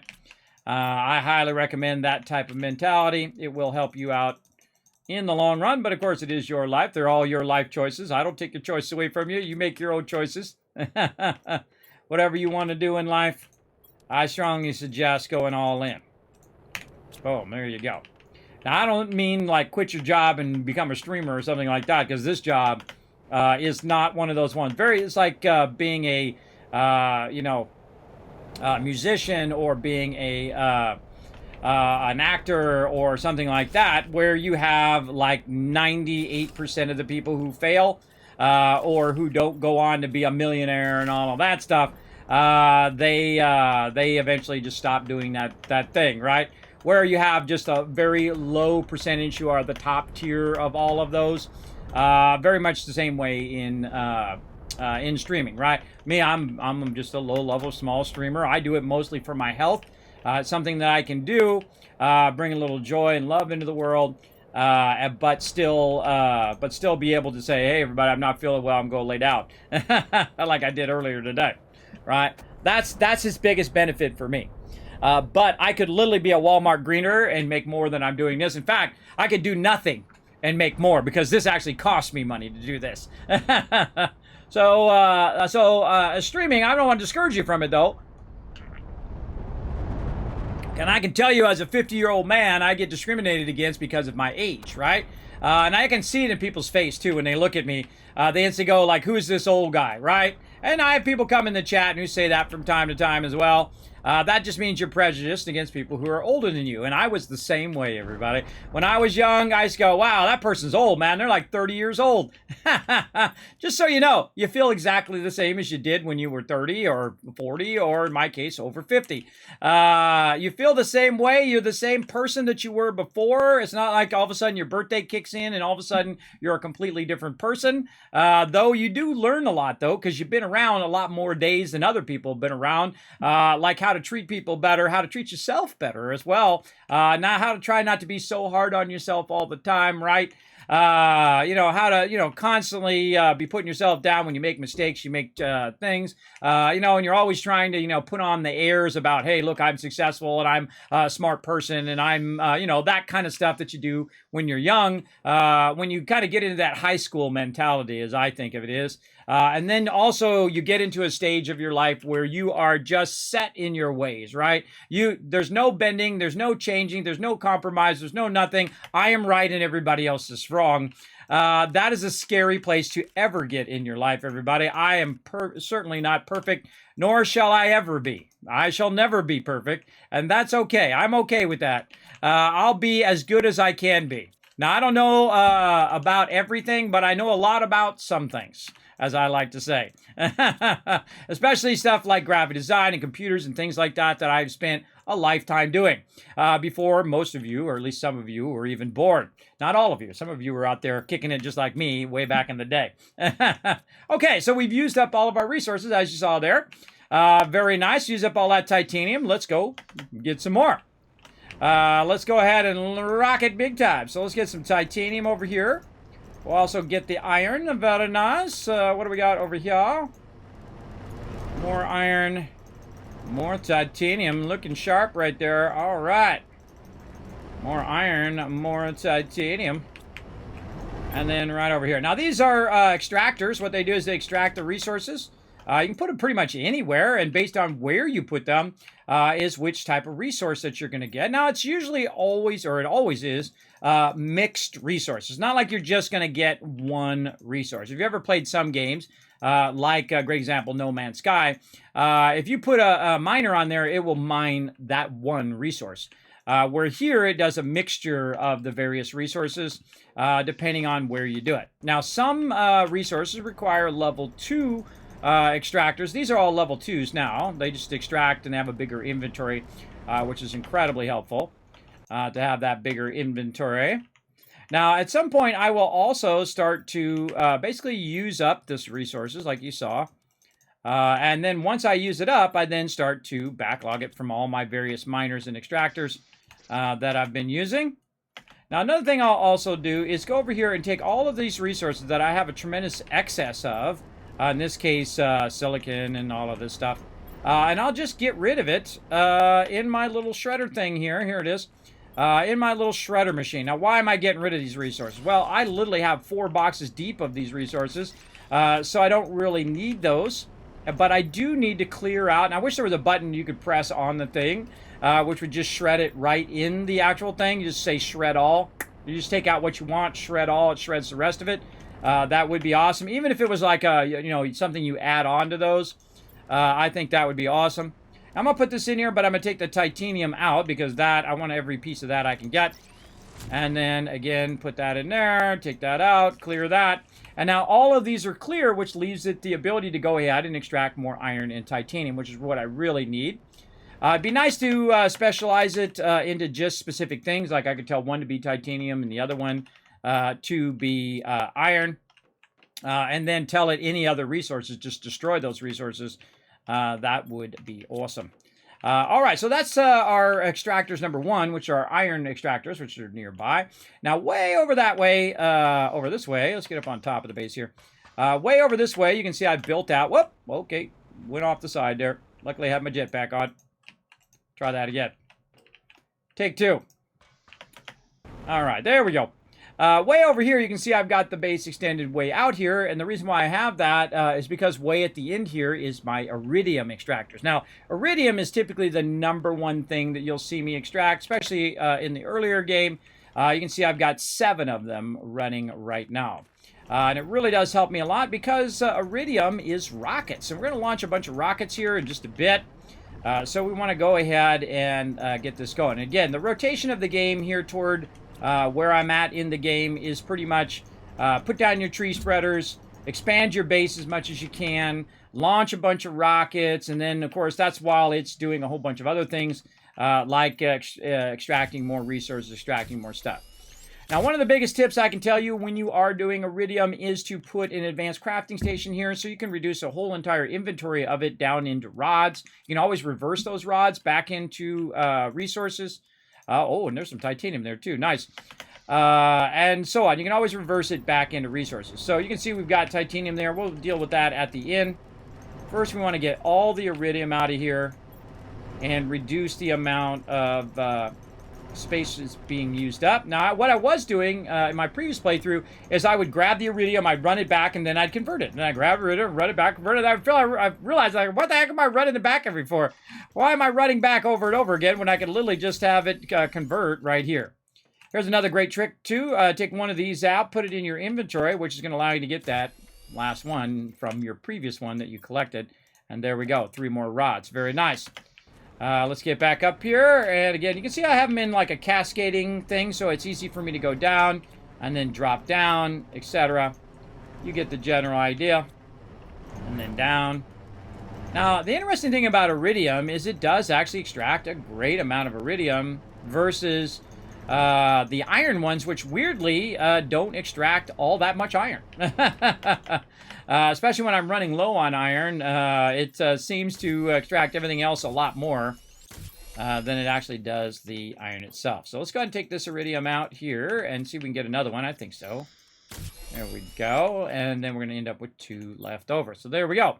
So now we've extracted all of the iridium and condensed it down from it being, 3 or 4 boxes full down into basically half a box, which is super useful. Now we'll go back up to the top here and we'll go ahead and extract the resources that we want to keep, right? So iron and aluminum. And we'll grab that and we'll leave all that other stuff in there for later. And again, iron, not aluminum, but titanium, sorry. Iron and titanium. That's what we need to expand our base. So we're going to grab a bunch of that. Like so. And there we go. So we got all of that loot as well. Now, one of the great things about grabbing iron is actually how I make my little storage units. So let's go ahead and just put that there. And we'll go ahead and do that. We'll come back to that in a bit. Now, back up to the top again. Now, what we're going to do is just basically do what we did before on the iron ones. We're just going to grab all the resources out of here that we can grab. Like this. We'll just fill up our inventory. And then what I'm going to do is sort it. Put the iridium back, the ones I want to keep, and then also keep the titanium in there for when I get more toward the end, and I've kind of cleared it out. So my goal is to basically get ahead of the extraction, right? Get ahead of the extraction, clear out as much of the stuff that I don't need, get rid of that, and then basically empty these out so that they will keep running when I'm not around. And there we go. And I try to not put resources in that I want to keep because I might accidentally shred them in the shredder machine. They also added another row to the shredder machine. I appreciate them for that. That is incredibly helpful because I do shred a ton of stuff. And again, we'll go ahead and just go down the line. We'll make sure we got every single one cleared out so it'll run for its maximum amount of time before we leave. There we go. And then back to the shredder here. Get rid of a couple of these. Press the button, GG. All 7 of those has now been pretty cleared out. We've got 2 more in here, maybe. I'm not even going to bother to count it. I'm just going to see. Oh, yeah. There we go. Nice. Okay, now we want to go ahead and bring our rods back, but we also want to bring our resources back. So, you know what? We'll start with whatever it's going to grab. In this case, iron. We'll come back for all that other titanium here in a second. Now, I happen to have a little entrance here. I can go here. I go up on the top, and then I can just go across the top. Which makes it way easier. Very, very much, for sure. Hey, Scriptlet, what up? How you doing? Thanks for bringing that hype and love to the chat. Thanks, everybody, for hanging out. If you haven't already done so, hit that follow button. My name's Kismet. I'm a partner streamer here on Twitch. I play a lot of games, and I play them to the extreme, as you can see. We are taking this to a whole nother level. Now, I think I might still have some of these backlog. Don't I have some of these backlog? I do. Whoa, okay, I got these on overflow. I forgot. We've got a lot of those. We want to use those up. Okay, and then again, over here, we're going to fill this right back up again. I feel like our iron is actually ahead of our titanium this time, which is nice. Put that right in there. Fill the rest of that one. And put that over there. Yeah, we're actually producing more titanium than we are, more iron than we are titanium. Take care of our food. Should probably go work on our tree bark a little bit. Down here, and grab all that tree bark out of there. Fly over here. And see, it's like, you know, you're backlogging your resources, then you make a bunch of stuff, then you run out of resources, you backlog it again. That's kind of the play cycle at where I'm at now. And again, backlog a bunch of that. Okay, what else can we do? We can go do our... we got to go back and get that other titanium. And then we got to go do our super alloy. That's what we got to do. And then we're going to go work on our aluminum. Then we're going to go work on our osmium. Then we're going to go work on our sulfur. Then we're going to go work on our uranium. As you can see, I have a bunch of stuff queued up. Because at the level that I'm doing it, everybody, it really, really needs a lot of resources. You got to really take it to another level. For sure. Back up here, go to there, go to here, and now I'm up on top. And this is hanging underneath my base, which is pretty cool. Again, we want to create a giant barrier here in the long run. And I like this sideways, the way I have it stacked now. I have it stacked sideways, so my overflow are behind my primary box. So this is my primary box, and then I try to fill up at least 4 boxes deep. With that, now I do have a bunch of overflow over here that I can go ahead and tap into as well. So we can try to catch up a bit on our titanium here. That one's not got anything. Nope, nope, nope. Oh man, we've been using this stuff up. Nice. Nice, nice, nice. See, I try to reduce based on my overflow. I typically will try to use the overflow first. Just to kind of clear that out first before I go to my primary boxes. There we go, catching up a little bit on the titanium. So we got all that done. Now time for super alloy. And I think I have a bunch of stuff already at super alloy that I need to run back. For sure. And I think I have a bunch of stuff elsewhere I need to run back as well. Now, super alloy is probably the most useful thing in the game. It's probably the thing I use the most, and it takes a lot of resources to make super alloy by yourself.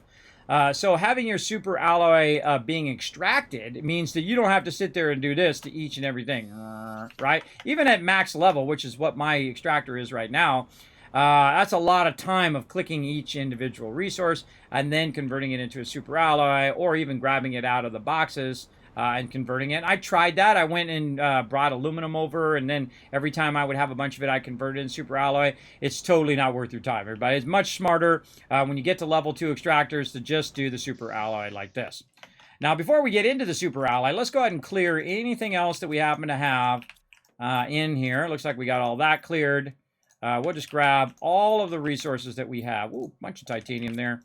And we're going to go ahead and just run them back and forth for a minute here.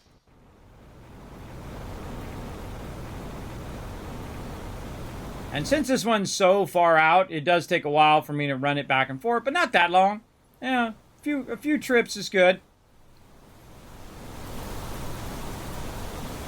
And what I try to do is backlog the resources over there. Wherever I have a lot of extractors, it's good to have a big room where you can go ahead and backlog a lot of those resources, and as you need more silicon or more cobalt or whatever it is you need, you can just very easily run out there, grab a box of it, and then run it back to your primary base.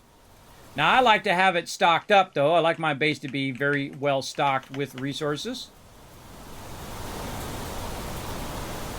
So I'll typically at least have like 4 boxes of the stuff I don't use very much, and then the stuff that I do use a lot, I'll just burn that up and then run it over.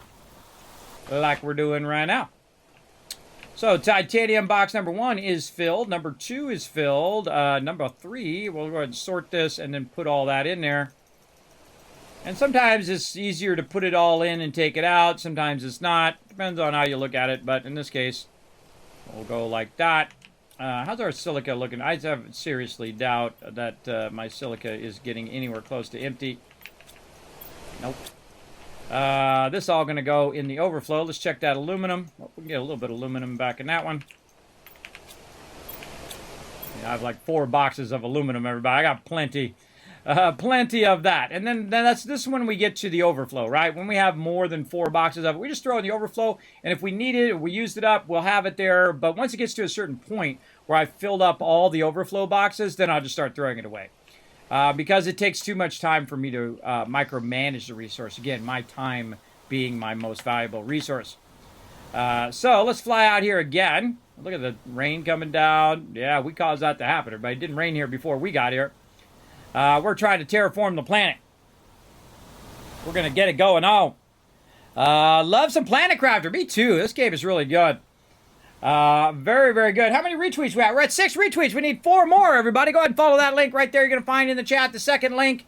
Hit that like button. Hit that retweet button. Remember, every time you hit 5 retweets, we hit 5, 10, 15, so on. I'll give you 1,000 Kiscaps for every 5. You can never have too many Kiscaps. Remember, if you are the Kiscap leader at the end of the year, I'm going to automatically give you some loot. That's right. Absolutely. Plus, you can use them throughout the year for giveaways. I meant to do a giveaway today, too. We'll have to do one tomorrow. I gotta stay diligent on my giveaways, everybody. I gotta stay very, very diligent over there as well. Oh, and there's another one. Oh, 9 retweets. We need 1 more. Who's gonna be the hero? Who's gonna be the hero of the stream tonight? Try to push us to that 10th retweet. Who's it gonna be? Let's see. All right. Again, I'm just gonna, since I have a lot of room in my overflow boxes, I'm just gonna run this stuff back.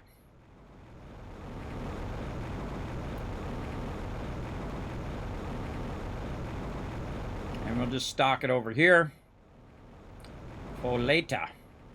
Now, what you're going to do is end up with a lot of resources, right? Like, say you end up with a ton of cobalt.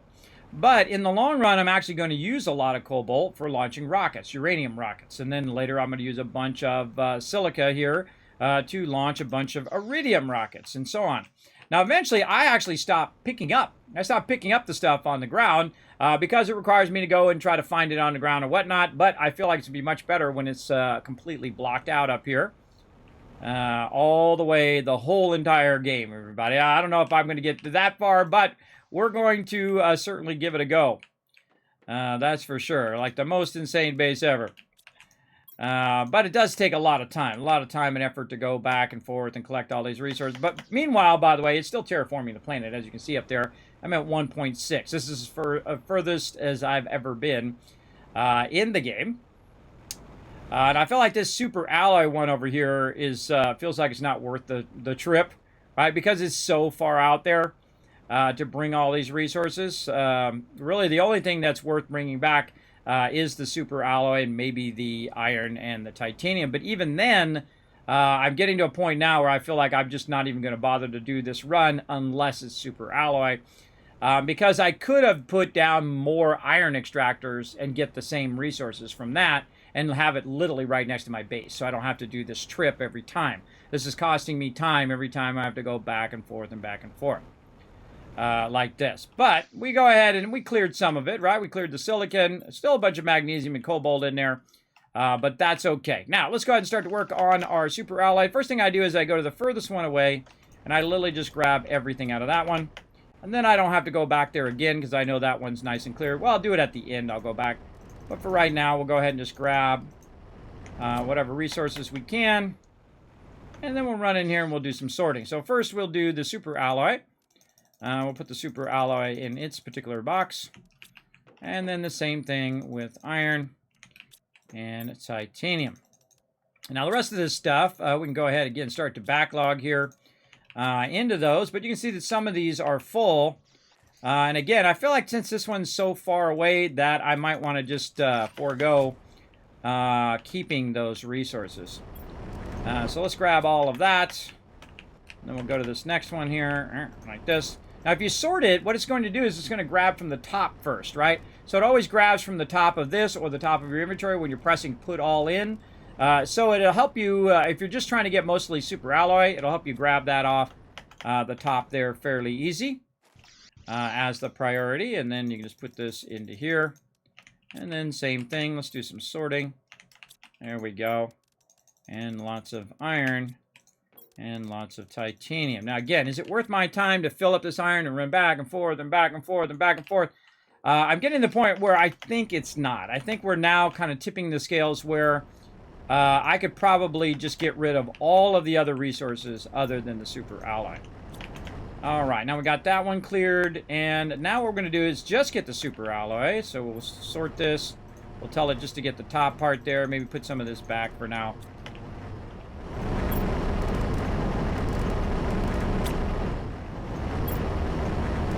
So at some point, what you got to do is you got to make an executive decision, right? Like, what is the whole purpose of this particular extraction area? Is it worth my time to run back and forth with some basic resources? Let's just use our water in here. Is it worth my time? And I feel like at this point, you know what? I'm making the executive decision. No, it's not worth my time. That's it. I've made the decision, and when I make a decision, I go for it, everybody. Even iron, titanium, whatever it is, it's got to go. So I'm going to go ahead and take all that out of there, and I'm just literally going to get rid of it because it's not worth my time running all the way over here to get it. Now, in the early game, it was definitely worth your time if you don't got any resources, right? That's a tough one. But again, to take the time to have to micromanage it each time, I feel like it's become a waste of my time. So let's go ahead and take all this out of here, even the iron, even the titanium, any of this stuff. And then now what we're going to do is just decommission all of these like that. And then we're going to drop resources on the ground, but oh well. Oops. Oopsie doopsie. That happens. That happens sometimes. Let's put that in there. We definitely don't want to have our shredder stuff get away here. Let's get that back. Now, sometimes what happens is you accidentally leave your extractor thing or your little tool there on removal, which is what I did. And then it accidentally removes the thing that you're trying to click on. That's what just happened there. So I was just trying to click on it to put the stuff in it, but I had it set to destroy, and thus it destroyed the box. Not the box's fault. That was my fault. And then we're just going to go ahead and flush all this stuff. Again, we're not going to run back and forth anymore. Good enough. Now, probably the best thing for us to do, if we have decided that, hey, screw it, we're just getting the super alloy, that's the most important thing over here. That's going to be the best use of our time, is to go ahead and remove all of super alloy first. That one's full. Over here, like this. All right, so we took out the super alloy, and we put it into our boxes. Wow, it's like 2 boxes of that each time. Very nice. Then we'll go ahead and start to remove all the other stuff, right? Oh, a couple super alloy there as well. And my goal is to go faster than the extraction, right? To get to a point where I am actually clearing all of the resources. Ugh, get up there. Sometimes these stairwells are really awkward. All right, there we go. And then, wow, okay, that's a lot in there. Yeah, trying to get ahead of the extraction. Right here. So we got 2 up here, 1 down there, and then the rest of this is just pure shred fodder. Boom, there we go. Turn our light back on. Again, we're on this one. We've extracted this one. Put the super alloy back just to make it easier for us to get rid of this stuff. Now we're on the front one here. Again, it's really important to go in and clear all these resources, otherwise it'll stop extracting resources, and then all of your super alloy will stop. It's a bummer to get rid of all of that titanium there, too. A lot of titanium there I'm about to flush. But such is the way it goes. Not worth me running back and forth. I can go to my local, I can go buy my base and build more extractors there versus running back and forth here. Better just to clear as much of this as I can, as fast as I can. Like this.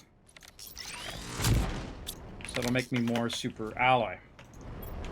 Now, if I actually need more titanium and all that stuff, I could just take the super alloy and, you know, deconstruct it in my recycler.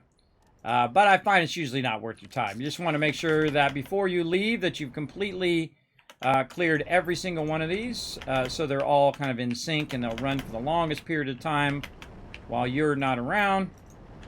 And so you'll see me constantly like go to the same ones just to try to thin it out. And then once we've got it kind of thinned out here, we can then just clear them all in a sequence. There we go, and then we have our 2 in the front. Clear and clear. All right, you see, even that takes a while too, because it's just so many extractors going on there. But there we go. We've made our choice. That's it. All the stuff getting flushed. And then on the way back, we'll go ahead and grab a full inventory of the super alloy, and this will be super alloy only from now on. Because this way I only have to do 1 trip. Come out here, grab some super alloy, make my way back, and go from there. So it tells me that I want to make more iron extractors double, triple up on those iron extractors, maybe 10, 15 iron extractors. Then I'll have tons of iron and tons of titanium right next to my base. And I was running it back and forth, but I feel like in the long run, you'd be better off just to up your iron extractors. And then also you could use your ones here closer to your base, your iridium extractors as well. Bring that back to the base.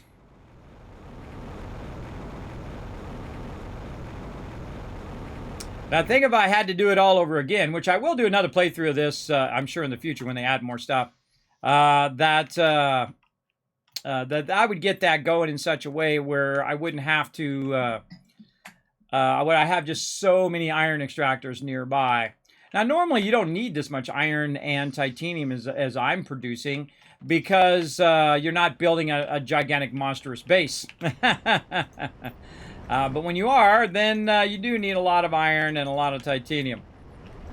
Speaking of, let's go ahead and get this going. And this takes time too.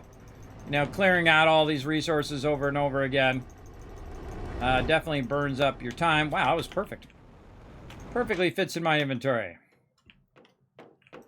And then here.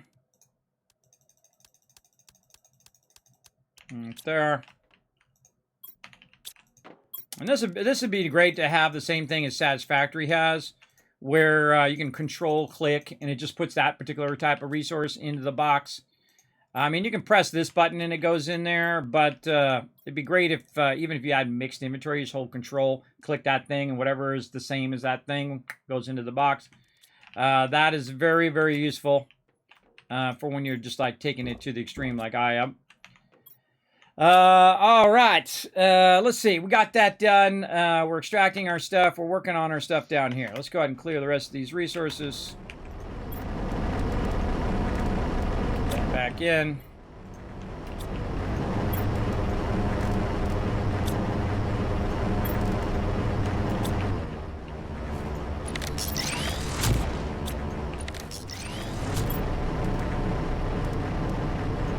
That's what I wanted to do. There we go.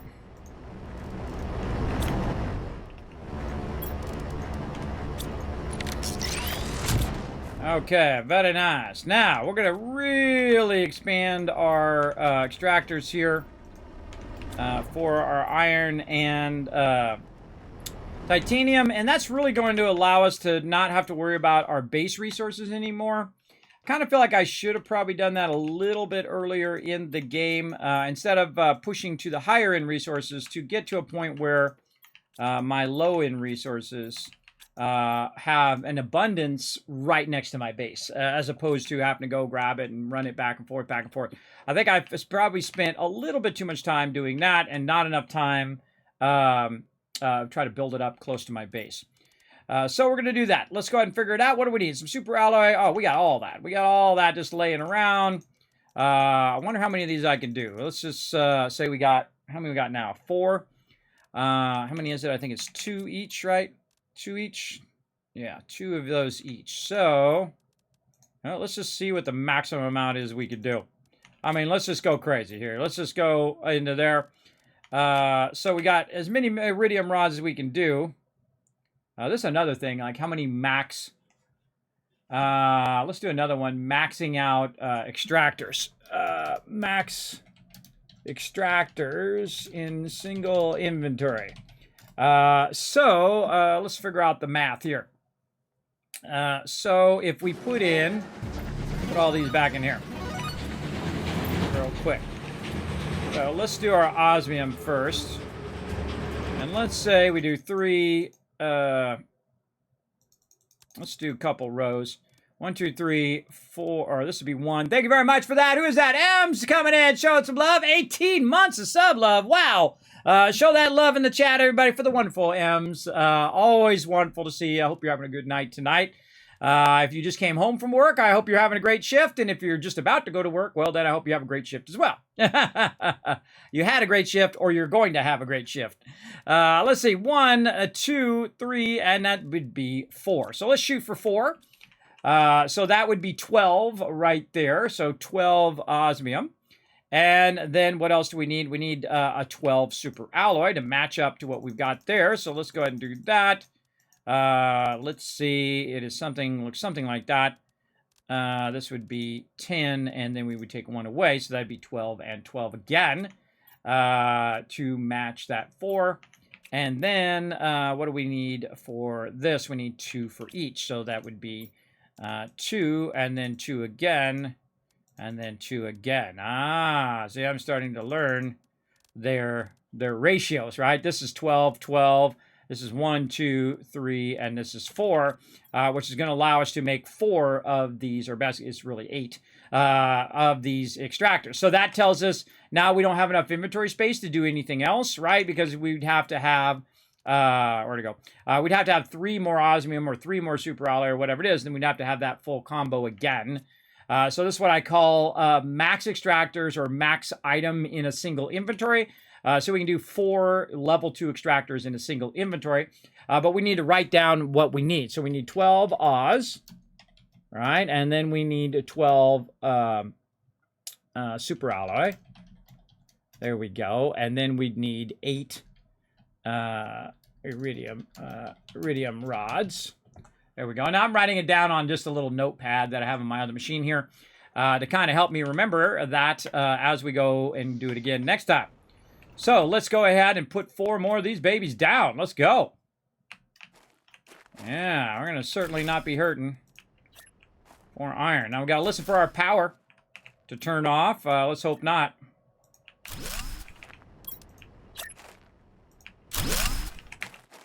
And there we go. 4 more ready to rock. Let's do some more. And again, we'll go into our osmium. We'll just take all that out, and then we'll just go ahead and cut it out right at 12. Super alloy. Put that all the way to there. There we go. And then our iridium rods. We need 8 more of those. 5, 6, 7, 8. 5, 6, 7, 8. There we go. And then we do 4 more. So this was so great about backlogging resources, everybody. When you have a backlog of resources and power, you can just go to town on this stuff. That one's up a little high, so we'll have to put that one down lower. There it is. I knew it would reach a point where we ran out of power. And there we go. And so I'm going to stop there. Oop, don't take that out.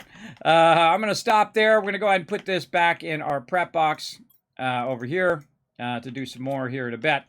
But we need more power. So now we need to switch back on our iridium here. Oh, we need to make a bunch of explosive powder. So let's go do that. Back over here. Back and forth, back and forth. Again, every time we come over here, we should sweep all of the resources so we have a constant backlog going like this. We get our methane. We'll fill up our methane box. What we got. There we go. We'll take these and put these into the overflow over here. And then what we need to make explosive powder is sulfur and iridium. I feel like we might be getting a little low on the iridium. Sulfur, I've got a bunch of that in this other box. I saw it somewhere. Check all these other ones as well. It's in this first box. There we go. And we got plenty of sulfur we can go get as well. All right, let's just make a whole bunch of it. Much we can get away with. Yeah, I knew iridium would be the thing we'd run out of first. So now we need to go get more sulfur and more iridium. But not right this second, because we got a whole lot of power we can put down. Again, we're just trying to build a crazy ton of power down there. And I have the power nearby my base in case I need to do anything with it. Which is why, and I could put it on top of the base, but then it would eventually block the resources that we're going to be bringing down at an obscene level eventually. But let's go ahead and work on our power. So super alloy, iridium rod, and water. So water is going to really be our contributing factor. Now the same thing here. How many of these can we build? Let's see the maximum amount of nuclear reactor things we can hold on us. So this is 1. That's 2. This would be 3. So let's say 3, right? And that means that we only need to have 3 of these explosive powders on us. So let's say 3 there. What else do we need? A bunch of water, so 3 times 3 is going to be a good amount of water here. So 1, 2, 3, 1, 2, 3, 1, 2, 3, which is basically 9, 3, 3, and 1, 2, 3. It's like awkwardly counting it because it goes off the last one. And then what's the other thing that we need is super ally. So 3 of those as well. So 1, 2, 3. Definitely feel like I can probably get 1 more in there. So let's go ahead and do that. Explosive powder, 3 more uranium, 1, 2, 3, 3 more water, 1, 2, 3, and then wow. Okay, super ally, 1, 2, 3. Look at that, everybody. I think that is a perfect combo. Let's double check it though. So this would be 6 that we need, right? Total of 6. Yes, and I think we have too much of this because we don't have explosive powder in there. So this is 1, 2, 3. This is 4. So really, super ally, we don't need that many. We could put that back. Let's say 4 there. 4 super alloy. 1, 2. I'm counting how many I can make. 1, 2, 3. Counting 1, 2, 3, 4. So we have an extra rod, I believe. So this is 5, 6. This is 10, 12, right? So that would definitely be 4 because 4 times 3 is 12. And then the same thing down here. We need, again, look at that number again, right? That common number, 12 and 12. And then this is 4 and this is 4. All right, see that? They work in dozens, in a combo of 12. So we're kind of learning there the magic of the numbers behind the scenes. Let's see, max power in a single inventory, or max nuke power, or uranium power. Uri power in a single inventory. So we'll say 4 super alloys. We'll do it in order of how it sorts. Alloys. 4 super alloys. 4, what is this called? Explosive powder. Explosive powder. There we go, brain. Thanks for that pause. And then 12 uranium rods. And then 12 water. All right, now how does that help us, everybody? Well, it makes it so we know exactly what the formula mix is for a max inventory, so that we can go over here and we can make the maximum amount of them in a single run. And of course, that makes us more time efficient. Let's go ahead and drink some water out of there, and let's go ahead and again make more power over here. And we're really styling now because look at this stuff over here. Boom. The real limiting factor of this would be your explosive powder. And I'm not putting them in perfect rows, obviously. I'm just putting them over here as I can kind of squeeze them in there. Try to squeeze them together as many as I possibly can, and that's it. See, perfectly emptied our inventory. And now we know exactly how to do the next round if we happen to have 4 more explosive powder. Let's see, we do perfectly. Okay, so 4 explosive powder. We know it's 4 super alloys, so we'll do that. And then the other stuff is the other stuff. Iridium, so 12 and 12. 12 iridium, so we'll put that in there. Take all this out. That's exactly 12. And then water, probably going to be the toughest one because we're probably out of water there. Let's go get some from over here. And we definitely need to scale up our water as well. So we're kind of rotating between scaling up all the various things. And as I scale up the iron, I have to scale up the power. And to scale up the power, I have to scale up the water. And to scale up the water, I got to do more algae. And then to do more fertilizer, I need to scale and scale and scale. And that's basically this part of the game. Is and really that's most survival games or most kind of planet crafter or crafting games, survival crafting games. Is that scaling, that constant scaling that you need to do. And I love that kind of scaling loop. I think it's a lot of fun. That's just me and my ideas. Just like how far could you possibly push it, right? How far can you make it go?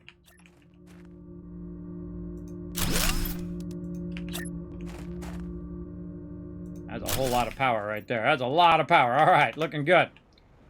Let's go back and get some more of this water while we're down here.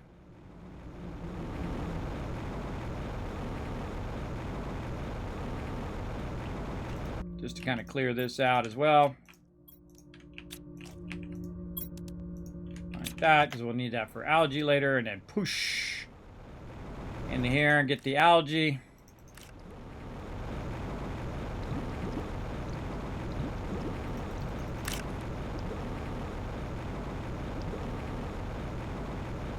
Stay underwater. I'm actually using my jetpack underwater.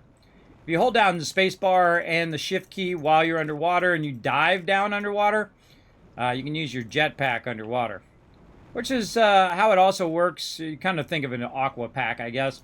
How it works in No Man's Sky as well. You can actually use your jetpack underwater, but it turns into, and of course I RP this in, it turns into a aqua jet or something of that nature, like a jet ski. That pushes you along.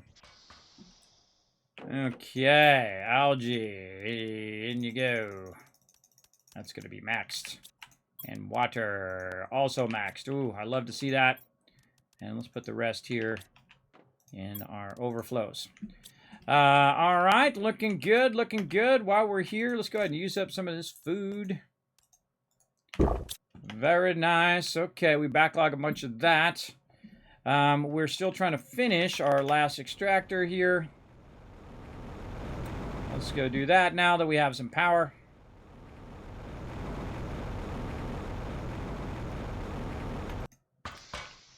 Right in here. Like that. And I think we could probably put even more down. Let's look at our power now. Whoa, 27.99. All right, we're way back up there again. How many we got so far? 1, 2, 3, 4, 5. 1, 2, 3, 4, 5. So we're at 10. Let's try to do 20, right? We're really going to go nuts. We're just going to go crazy up in here. Do we need 20 iron ones? Probably not. But again, to build out our giant base here, we're going to need to stop running back and forth with those resources, right? We want to extract them all right here and then just build to our heart's content over the long run. So again, what's our combo here for our max extractors? We're going to need 12 Oz here, which we don't quite have enough, but we might have some in the overflows. No, really? Okay, then we probably have them over here. And these overflows, I'm surprised I didn't just backlog it across into those other ones, but I thought I saw it in here somewhere. Nope, apparently not. Apparently, no. Okay, so that tells me I need to get more Oz. So let's go get that. How's our uranium? Uranium's looking fine. And we definitely have 12 there.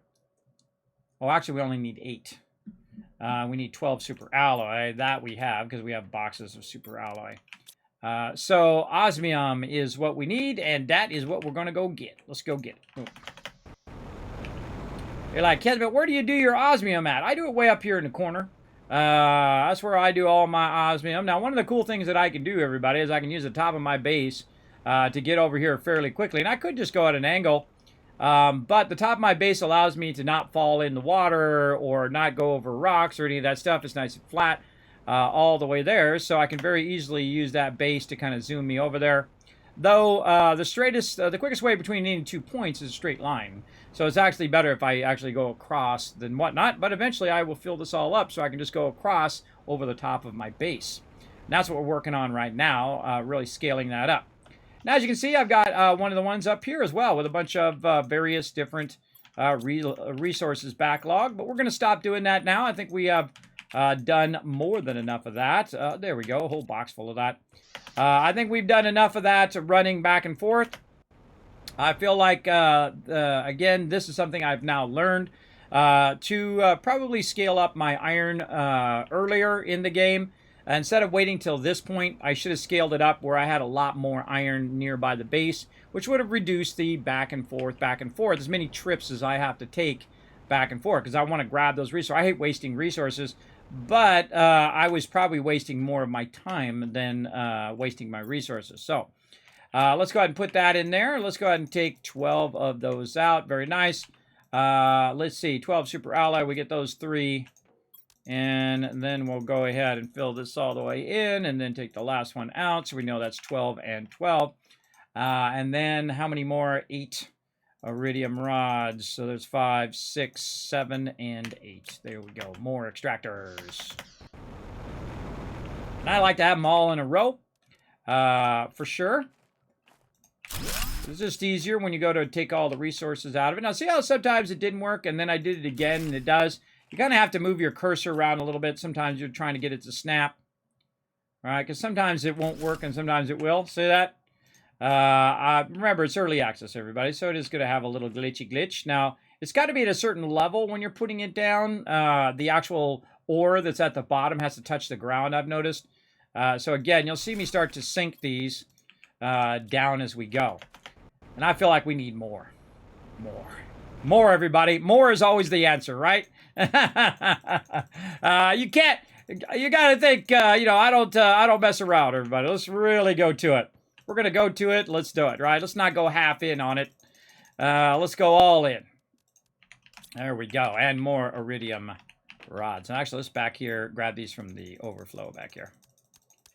And there we go. See, I didn't even count that one. I just can note it from the way that it sits in the box that we're going to do an extreme amount of extraction of titanium and iron. Those will be our go-to stuff. Now, I don't even know if I can clear these fast enough to where they wouldn't just fill back in again by the time I was done. But it is pretty cool, though. Look at this. Shoom! That is a lot of iron extraction. Remember that uranium is an infinite resource, everybody, so you can make as many uranium things as you want. The important thing is to get all of the different pieces and parts going, right? Like your algae, get your other stuff going, like your sulfur, and your stuff like iridium, so that you'll have all of those resources to make the resources that make all this stuff, right? Again, it's like building upon the same thing over and over again. And you'll see me continuously use up the resources because, again, it doesn't do us any good just sitting in the box. So we want to use it up as best we can, like that. And then we'll just go get more. There's 4 there. And I think that probably be good enough for now. Let's check our power. How's our power looking? Oh, still plenty of power. Plenty of power there to get that going. I feel like I want to go a little bit this way. Let's go a little bit this way and put some more on this end. Now, I don't think those are going to snap over there, but we can just put it up a little bit. There we go. And we'll put some more in this direction. Rock is in my way. I hate it when that happens. All right, well. Try to make these as straight as we can, just to make it easy for us to go down the line and get the stuff out of them. Come on, you want to go there. I know you do. I know you want to go there.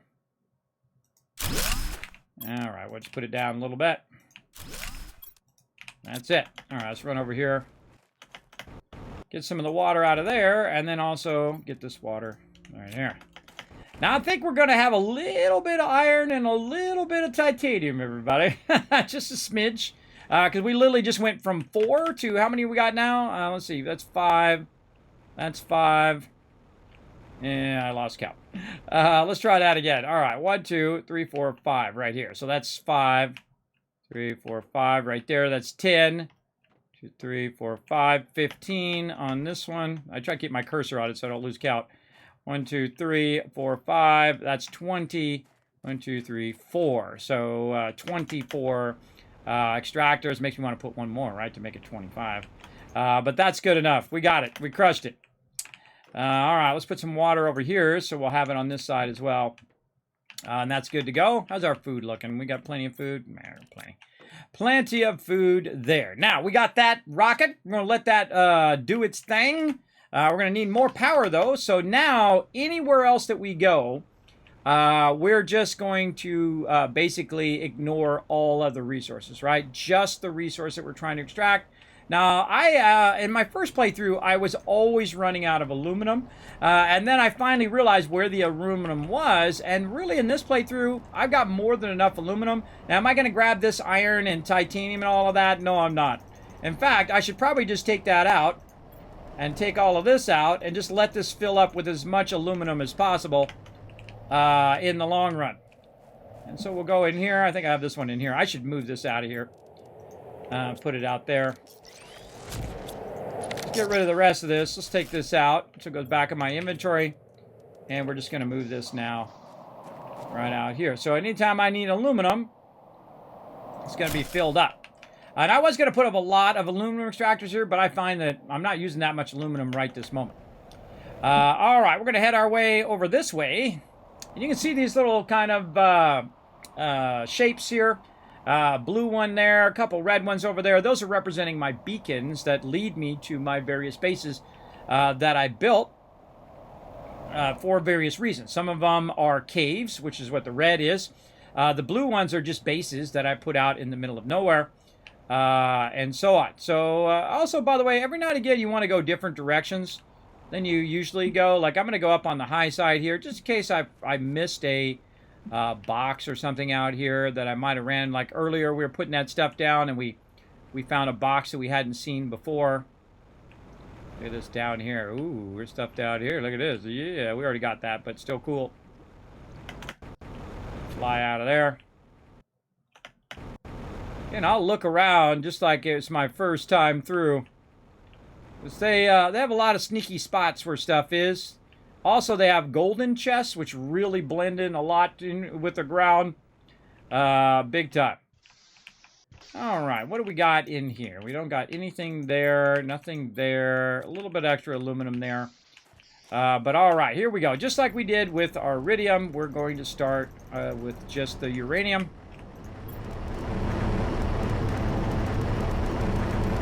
Over here, now that we've scaled up our iron extraction, and basically our titanium extraction, we don't have to waste the time carrying all this other stuff back. Unless we have extra space in our inventory. And if we do, then we'll bring, a little bit extra resources. But we're going to prime it up first with all of these extractors. And the best thing to do, again, is to turn it into rods, because you can always turn it back into its base stuff. And thanks for coming in and hanging out. Are you using fusion or uranium reactors? I was using fusion, but remember that fusion use up zeolite. So I eventually want to use up all that zeolite for my tree spreaders at this kind of extreme part of the game. Remember, the game is not finished, so the part I'm doing right now is a vertical thing like this, right? A vertical stage of the game that they haven't really worked on and finished up yet, because again, they're still working away on it. It's only 2 people working on this game, everybody, and they've done a really amazing job. They've actually outshined people who have hundreds of people working on games with their game over here, and they've done a great job. I think one of my favorite games now, incredibly good. I was only going to play it for a few hours when I first played it, and then I ended up playing for 8 hours that day, 10 hours the next day, and so on. Even one day for 16 and a half hours we played it. Very, very fun. Totally my type of game. You'll find games that you click with as you go along in your gaming sessions. This is one that I totally click with here for sure. Now, why do I use uranium versus fusion? Great question if you were thinking that. The problem with fusion is finite, right? Currently in the game. You're going to run out of zeolite eventually, right? So making uranium is super easy. As you can see right here, I have a bunch of extractors going, and then I can go ahead and make a lot of uranium rods very quickly. I can also bring down rockets, which gives me a lot of uranium to do.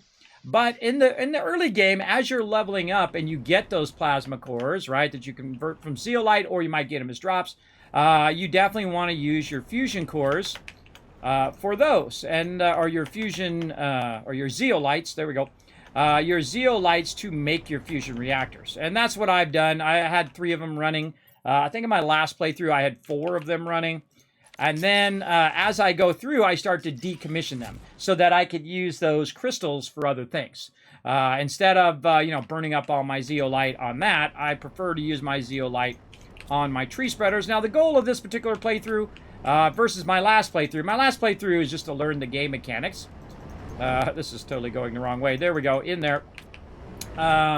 Is to learn the game mechanics, right? So you play through the first time, learn the game mechanics, get a gist of how it plays. And then you take it to a mega level. And that's what I'm doing right now. I'm basically going through and taking it to a whole nother level where we just put a massive amount of extractors down, massive amount of resources, and we get to a point here where we no longer need to go back and forth and back and forth and back and forth, which is what we've been doing. Especially my last playthrough, I did a lot more. But basically what we're going to do is get rid of the resources that we don't want to carry back, right? We don't want them to, you know, fill up our extractors here and be in the way. So as you can see, I am basically just flushing all of those resources, getting rid of them. And you're like, oh God, you're going to need those later. But true, it's good in the early game to run that stuff back so you'll have it. But as you get to this stage where I'm at, where I'm just taking it to the extreme level, you basically don't want to do that because it takes up your time, right? You want to maximize your time because you need to think of your time as a resource, right? How much time do you have to play the game? How long does it take you to do this, that, or the other thing? What's the most efficient thing to terraform first, right? It's going to be oxygen, just so you know. And the reason why oxygen is the most important thing to do first is because you will run out of food in the early game. You definitely need to work on those, the ability to make your own food. That's probably the number one thing. There we go. And we cleared all those out nicely. And then, of course, we have a bunch of rods. Oh, and I forgot to save some stuff to take back, but that's okay. We'll just take this aluminum, and then we'll go ahead and decommission some of these. Like that. We don't need those anymore. There we go. And then we'll bring all that resource back, and we'll be good. So that's why I am playing it to the umpth degree. You could really stop at this point if you were playing it through. You could stop at this point and wait for them to, you know, work more on the game. Again, early access. And then come back, and I'm sure there'll be more mechanics and things of that nature to do. But this allows us to learn a bit about what should I do first, what should I do second, what should I do third, right? At this point, I should have stopped a while ago bringing all of these resources back, right? Only the resources that is unique to that particular area should I be running back. I shouldn't be running back titanium and silicon and all of that stuff. What I should have done was to scale up my iron much earlier than where I'm at, and I just learned that today. Scale it up to a point where I've got 20 plus iron extractors over here, so I can build out my giant mega base, as you see up there. Again, I don't play at a low, I don't build small bases, basically, as you can see. All right, let's get all of our iridium in here, and we'll use that later for some more power. We'll get our overflow here and make sure to combine that in there so we can find that as well. Those are all nice and clear. Let's see, that we have already a lot. We'll put that in there. We'll put our iron back over here, Bam, very nice. Okay. And you can see we've got our food. Oops, okay. Food, water over there. You can see we've got our food and water on lock here. In fact, we got so much over here going that it's more than enough. And I typically, in any survival game, I like to backlog a bunch of resources so that I can put a bunch out over here and a bunch out over there. Oops, that one did not go in. There we go. I can backlog a bunch of resources, so I don't really have to worry about it for a while, right? I can just throw it in there, and anytime I come through, I can sweep and just get food and water. I've also got the thing where I can drink water directly from the thing. I have all of the stuff at maximum now because we're really in the end of the game. Right now, how we looking? We're at 0.08 fish. This is the furthest I've ever been in the game. Because this particular part, again, the scale of this game goes, you know, pretty easy when you're upgrading. And then when you get right here, when you're at 1.0 TTI, boom, where it just goes straight vertical like that. And this is where you should be doing your level 3 oxygenators, which are tree spreaders, which is what we're doing. And then we'll come back to heat and pressure and biomass. We'll come back to all of that later. Though when we put down our tree spreaders, we do get more biomass. But it's really launching the rockets. The rockets is probably your best thing. If it starts to really slow down, you want to launch as many rockets as you possibly can. And that's part of one of the cycles that we have set up now to get going. We want to see what happens. Now, I can't unlock any more things because I've already unlocked every single thing that I can build currently in the game. See, like this. And all of this, and all of that. See, so we basically have done that part. We've unlocked all the blueprints. We've used up all of the little chips as well. we've got all of that going. And here's my base from space. It's getting going. It's getting going. But now we're ready to really get serious about the base, right? We're really getting serious in the fact that we are scaling up the amount of iron and all of that. So I feel like, well, let's go ahead and do our combo again, where we go ahead and pull 12 of this out. And we've got the numbers down now, where we can just go ahead and do this to its maximum, 12 and 12. And then we get over here, and I forget what the alloy is. Let's see, 8 super alloy. So there's 2 there. Again, it doesn't do us any good just sitting in the box. That's 5, 6, 7, 8. Okay, something seems wrong about the titanium there. I think I miscounted there. That is not 12. That's 5. Yeah, that definitely needs more. Hold on. Let's put this in here. Then we'll do this. There we go. That's 12. All right, there we go.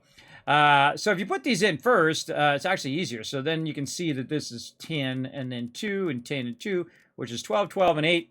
That's the magic combo for us to go over here and continue to extend the space. Actually, let's move over this way. And we'll just start from right here. Now, again, what I'm doing is I'm building a giant shield, ground shield, out of my base. So my base is actually going to block the meteors, and it's going to hit on top of my base, and all the resources will be on a flat surface as far as the eye can see. That's kind of like the big crazy goal in this particular one. So we're working our way toward that, and we're just like collecting iron. We're using up our iron. We're using up our titanium, and then kind of going in that kind of same cycle. And then this right here, I think I should start with the super alloy. I think that's going to be much easier math-wise. Oh, actually, we're going to need more super alloy. Okay, there's 4, and then 4 more. And so that just makes it easier visually to count, right? So we're going to go here, and then this will be 12 more of those. You can also watch in the box of how many you're taking out, right? How many is missing now from there. Now, this is just something that I decided to do. This is not something that's part of the game, everybody. You don't have to build a ginormous base like me. But it is cool to do it, though, just to say that you did, right? Take it to an extreme level, as I'm doing. There you go. JC Raid. Wow, JC Hunter, thank you very much for coming in with that awesome raid. Appreciate the love. Do me a favor, everybody. Let's give JC Hunter some love here in the chat. Exclamation, a shout out for JC Hunter.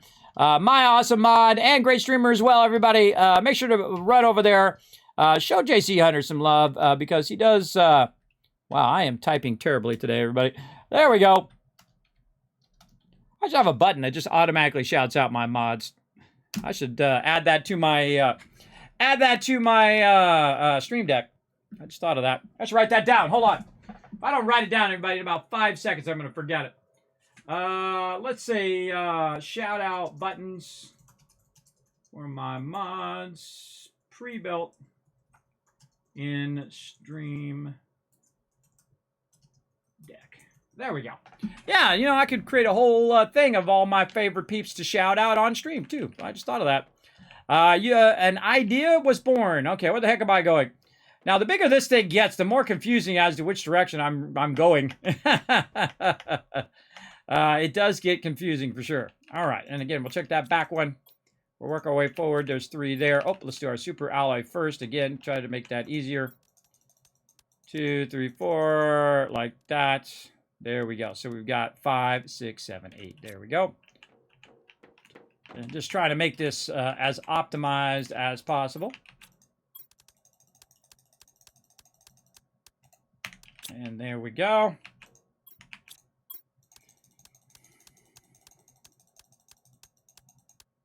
Man, we are making a move on it today.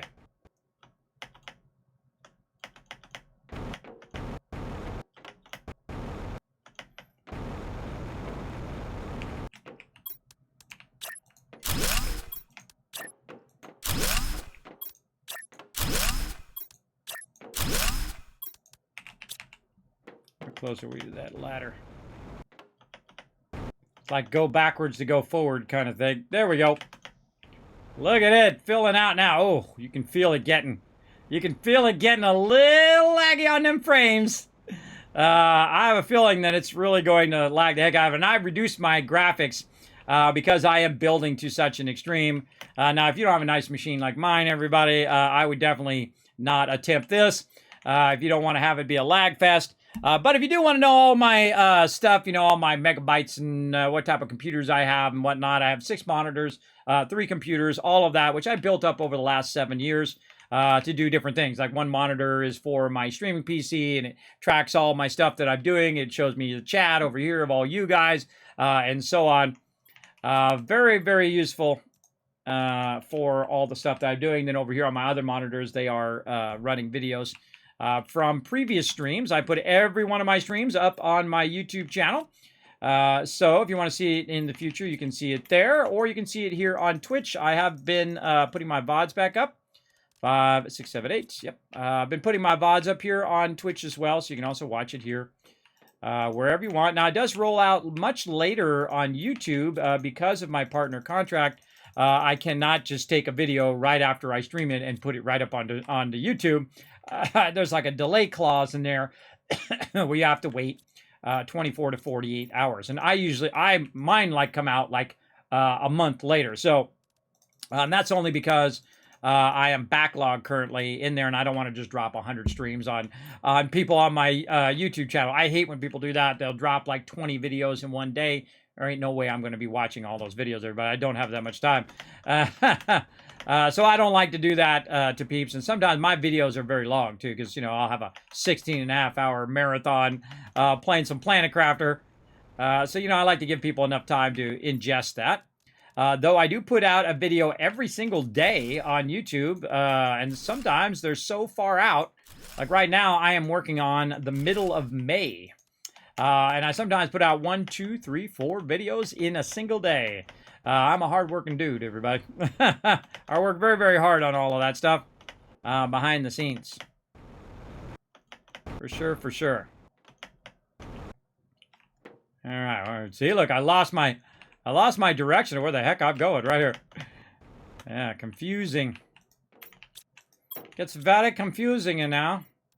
Bring all that into that back. Now, again, all we're doing here is just extending the base. I forgot to do the super alloy first, but I don't know. That just feels easier right there. I'll put all these in. This is 5, 6, 7, 8, and then put the 3 of them back. And we're definitely going to need... You always run out of something. In this case, super alloy is what we need.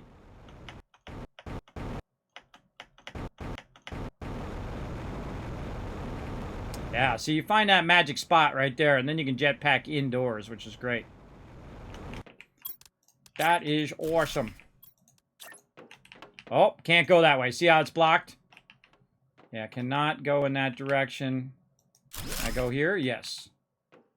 How about this one? Can we sneak another one in? Nope. Nope. Nope. All right, so that's about as far as we can go. And let's see if we can go this way. Oh, we can go that way. Well, that's not how I wanted to go, but cool. Let's go this way. There we go. Try to keep them nice and square. And then we can go up on top and see how we're looking up here. All right. See, and we're trying to block all of this so that the meteors don't go in there. Now, some of it's still going to go in there because for me to truly block it, I would have to, use all the small ones to do that. I'm probably not going to do that. I feel like building this whole part out here might be more than enough to get that rocking. All right, so speaking of getting it rocking, let's go over here and grab some more super alloy. And now that we've decided that we're not going to bring anything but super alloy back, that's going to help us a lot. Now, we also have the water thing where we just go right here to water, drink up that water, and we good. Let's keep rocking it. Hey, thank you very much for that follow. Appreciate everybody coming in, showing so much love to my stream. Clay Coven, thanks for coming in. Let me catch up a little bit more on the chat. Thank you, Daddy, for coming in with that JC raid as well. JC Hunter, appreciate him big time. Appreciate you, man. Thanks for bringing that love in. Hope you had a great stream. What were you playing? Mount and Blade 2 Bannerlord. I never even heard of that game. Cool. Sounds cool. Sounds like a cool game. Okay. Oh, we brought resources with us. Bad Kismet. I shouldn't have brought it with me because now I have to carry it back and forth. Let's just go ahead and ditch the rest of this. I could have done one more room. I didn't realize it. Let's just get rid of it. We don't have to carry it back. And let's just start with our super alloy. We're just starting the front this time. Now watch how much faster this goes, everybody. If you just do the super alloy and ignore all the rest. Put one in just as I was grabbing it. You'll see that this kind of ore management goes way faster. So we can grab that, run it in the box. Ba-bow. Right into there. Okay, we already did the front two. Let's just double check no more have dropped in there. And then over here. Oh, and I forgot to take those ones out. Alright, and then this one. Good. All of these. Did I do these yet? No. Got those. I just need the super alloy. I don't need all this other stuff now. Now what we'll do is we'll fly up and over and get into the cave here.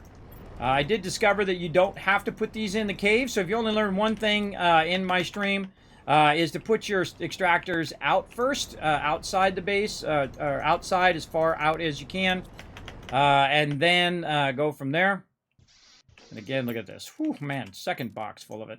Oh, make that a third box now. Yeah, lots of super alloy going on right there. And again, we'll start way back here again. See if any of them come up. No. We're just trying to get all the super alloy first. Yeah, that's 3 boxes of super alloy right there. That is awesome. 3 boxes plus, I'm feeling. And let's go see. Oh, yeah. Whew. Man, a single round. That's nice. Now, the rest of this stuff, bye-bye. We're going to take it out, leave the super alloy. Take it out, leave the super alloy. Again, we'll get all these ones here in the front first. Get that out. And then we're just going to get rid of it, because we don't want to run that back. But we got plenty of that now by the primary base.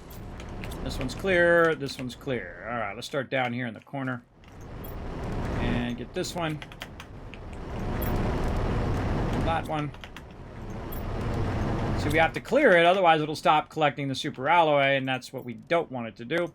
We want it to just really collect super alloy. And I would like it if it automatically, you know, you could build, it has like expansion slots down here where you could expand it and add a shredder to it.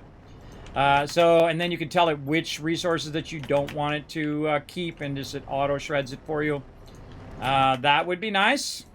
That would definitely add a bit of a nice factor to it. Even if it was like at the very, very high end of the game, at the very end, when you get to this point and you're doing a lot of this stuff, right? A lot of this scrapping, which is taking up your time. That would be nice. And we'll grab that, put that back. Again, my goal is just to clear all the excess stuff now. Already cleared this one. No. Jetpack is super useful for this kind of thing. Alright, one more trip through. And so now we're going to grab everything from each extractor. And again, these are all level 2 extractors, so they're extracting a tremendous amount of resources. That one, did I get this one? Yeah, I just got that one. Cool. And again. And then over here. It'd be nice if these were all in a row, because it'd be way easier to just walk down the line. But not so. Okay, and then we'll put our super alloy away and just get rid of all this other stuff now. There we go. Man, tons of super alloy. Boom. Right there. Now, super alloy is definitely worth the journey, everybody, because super alloy is a combination of a bunch of other resources. Really, it's like if you want to make 5 super alloy, it's 5 of each type of resource. Basically, iron, magnesium, cobalt. What's the other one? Silicon and magnesium, if I already said that. Titanium is the other one. Titanium. So again, if you want to make 5 of them, that's it. You can see I have a whole inventory full of it. And if you were to unextract those, if you were to turn those back into their basic resources, we would have just an umpteenth amount. Now, I could go through here and then take the aluminum from over there and make my own super alloy, but it's much easier, as you saw, to just take it out of the box there and then replenish my supply like this. And then we definitely want to go and make a few more trips just to clear that out so that when we go to do it again, we'll have it as well. And I feel like this is your most time-consuming thing. It'd be great to have like a teleporter toward the end of the game. Again, even if it was really, really hard to get to, you had to get to, 1.0 Ti before that unlocks. It'd be nice to have a teleporter. You can teleport over there, grab your loot, and then you're back. Especially at this end part where the running back and forth becomes repetitive, right? It becomes tedious to do that. Now, I feel like that's a good game that right when it starts getting too tedious, it starts to add another mechanic that helps you with that tedium of going back and forth and back and forth. So hopefully they'll add something like that in the future. That would be awesome. Again, I don't have any insights on the game, everybody. I don't know what they're planning or what they're doing. I don't have any of that info, so don't bother asking. That is for sure. Now, you can help out the stream, everybody, by going over and show some love to the stream by going out and retweeting right there. Man, look at time going by pretty quick. Now, again, sorry I was running behind today, everybody. I was not feeling well. My whole sleep schedule has been totally screwed up. I was not feeling well, and I'm glad I stopped when I did because I literally would have fell out of my chair, and I have done it before. I've fallen many times because of my medical conditions.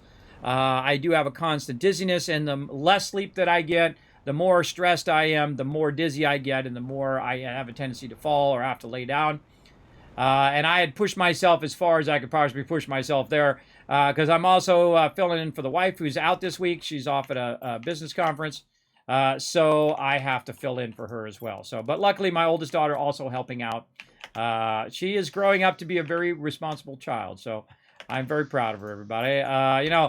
Sometimes you worry about your kids, right? You worry about if they're going to get past that only thinking about themselves stage. And she definitely has. She has definitely got to the point where she's starting to step up now. She's starting to realize that life, about real life, right? Not just the comfort of living with your parents. All of you who have gone on your own after living with your parents or grandparents or whoever you grew up with, foster parents, that you've gone out in the world and you've realized that the world don't care if you live or die. The world don't really care. So you have to make it happen yourself or it ain't going to happen, right? Or you enlist, friends or family to help you out along the way to get to a point where you can just survive, right? You got enough food and water and some sort of shelter to survive on. Not easy thing, for sure. Not an easy thing to get going on. So she's starting to get to that stage now where she realizes that, gas money costs a lot. When you she actually damaged her window. I apparently had a small crack in it, which I didn't know when we bought it.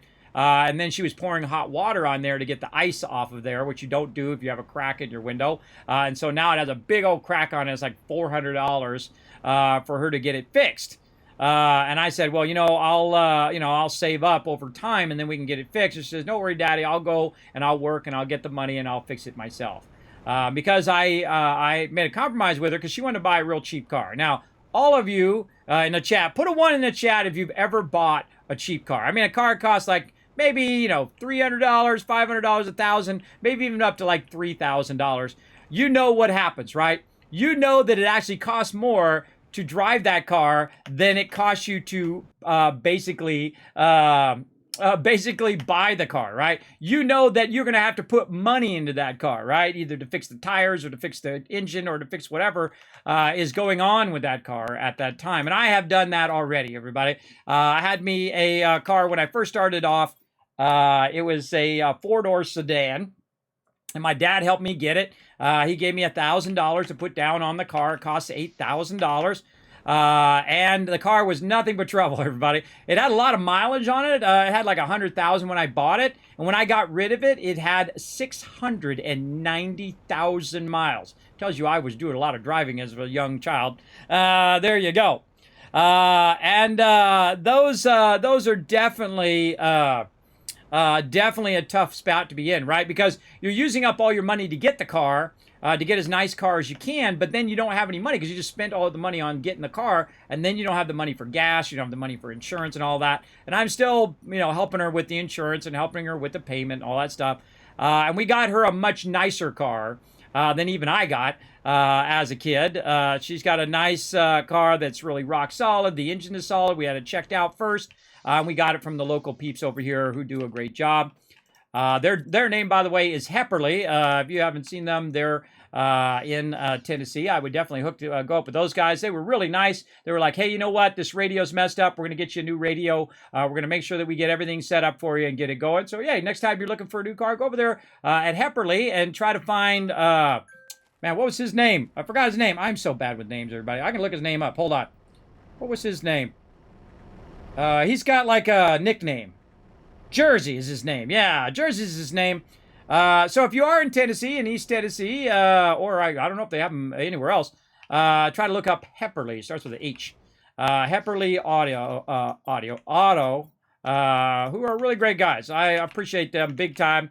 I was actually going to do a video about it and all of that, but I hurt my shoulder. That's why I greatly reduced the amount of videos that I'm doing, because it does hurt when I'm sitting here for too long video editing, because you're moving your arm a lot when you're video editing, doing this, clicking that, clicking the other thing. So I've eased up on it so I can work on my shoulder. And I have to do like exercises 2 to 3 times a day. I have to go to physical therapy. Now I've upped it to twice a week, and I've been seeing a huge improvement on it. I have a lot more mobility in my arm. I can move my arm because I have a frozen shoulder. It's also frozen down the side here. But I am making big progress. So that's good. After like almost a year now. It was June 23rd on my birthday. I went down a slip and slide that I bought, a big gigantic slip and slide for my birthday. I bought it for myself and for my kids. My wife's like, hey, just let the kids go on. I said, nah, I'm going on it. I bought it. I'm going to go do it, right? Because, I'm a little kid at heart kind of thing.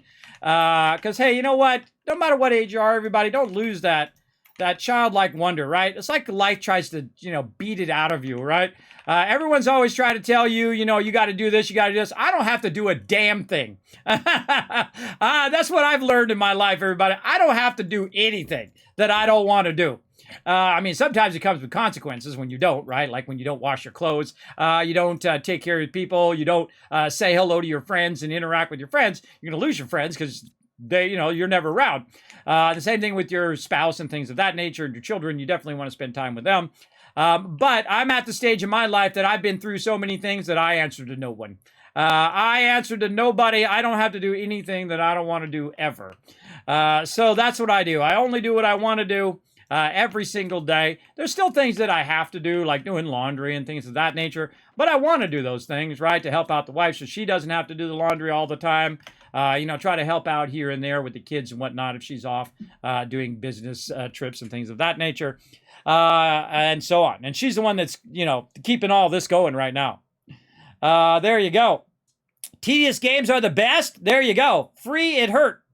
It hurt a lot. Yeah, it hurt my shoulder, that's for sure. It hurt for about 6 months until I got a shot. I got a big old shot in my shoulder, which helped the swelling, and then it doesn't hurt all the time. It was like constant pain, right? It was like always hurting, even when you're sleeping or awake or whatever. It's constantly in pain, but after that shot, it's a lot better because the swelling went down. I have a tear in the, where you got your ball joint right here that kind of goes against the side of your shoulder. There's a tear in between that muscle there, which is whatever the name of that muscle is. They told me all that technical stuff, everybody. I don't remember. I don't even remember their names. You think I'm going to remember some doctor term about whatever it was, my ligament or whatever it is that I damaged there? I'm not going to remember. It's part of my sleep apnea. Makes it difficult for me to... I'm surprised I can even make sentences at this point, everybody. And I can't make them well, but at least I can still talk. And still functioning at somewhat rate here. Okay, so we got that done. Let's go ahead and check down here on our massive amount of iron extractors. Let's see what we got over here. Okay, I'm going to go iron first. Let's go. See how many boxes of iron we can do. This is a lot. This is a lot. This is the most iron extractors I've ever done. Oh man, I'm feeling 2 boxes, maybe 3. Maybe into the 3rd box. I don't know. We're getting pretty far in. Hate it when it knocks you off the top like that. So annoying. All right, there's 1 box. Run that back up. We're just gonna put it in the back one because we know that one's empty. Now the hard part. Where do we leave off? Right here? Nope. This one. Nope. Ah! Why do you keep making me fall off even though I'm walking on the thing? Stop it. There it is, where we left off. Oh yeah, we're gonna definitely... Now, see how this one doesn't have that much iron in it? It's an iron extractor with not that much iron in it. That bugs me, everybody. That bugs me when that happens.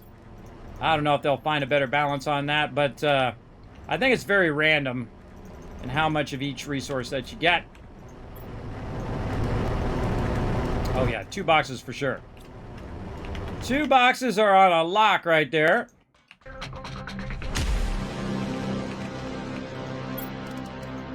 And let's go for round 3.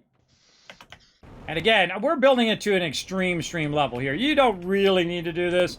When you get to the fish stage, everybody, when you get to 1.0 TTI, you can just stop. You can just stop if you want. Me, I'm just obscenely building it to a crazy level, as I like to do. That's my style of gameplay, is to win the game, but then crush the game, right? Just absolutely destroy it, figure out the best, you know, what to do first, what to do second, what to do third kind of thing. Build gigantic mega bases like I'm building right now. That's why I'm collecting all of these resources. And this is just awesome, everybody. Look at this. See, we don't have to run back and forth anymore, right? We just collect 2-3 boxes of it. Then we go ahead and expand the base some more. Then when we're done expanding the base, then we can just go ahead. Ooh, mama, I think we're maxed. Yeah, we maxed that sucker. All right, let's just put this in our dealio over there. Okay, now we're going to go into overflow here. Let's see where we left off. Let's take a guess. This one? Yes. Here, got that. Again, we're just going to get one type of resource at a time first. This makes it easier.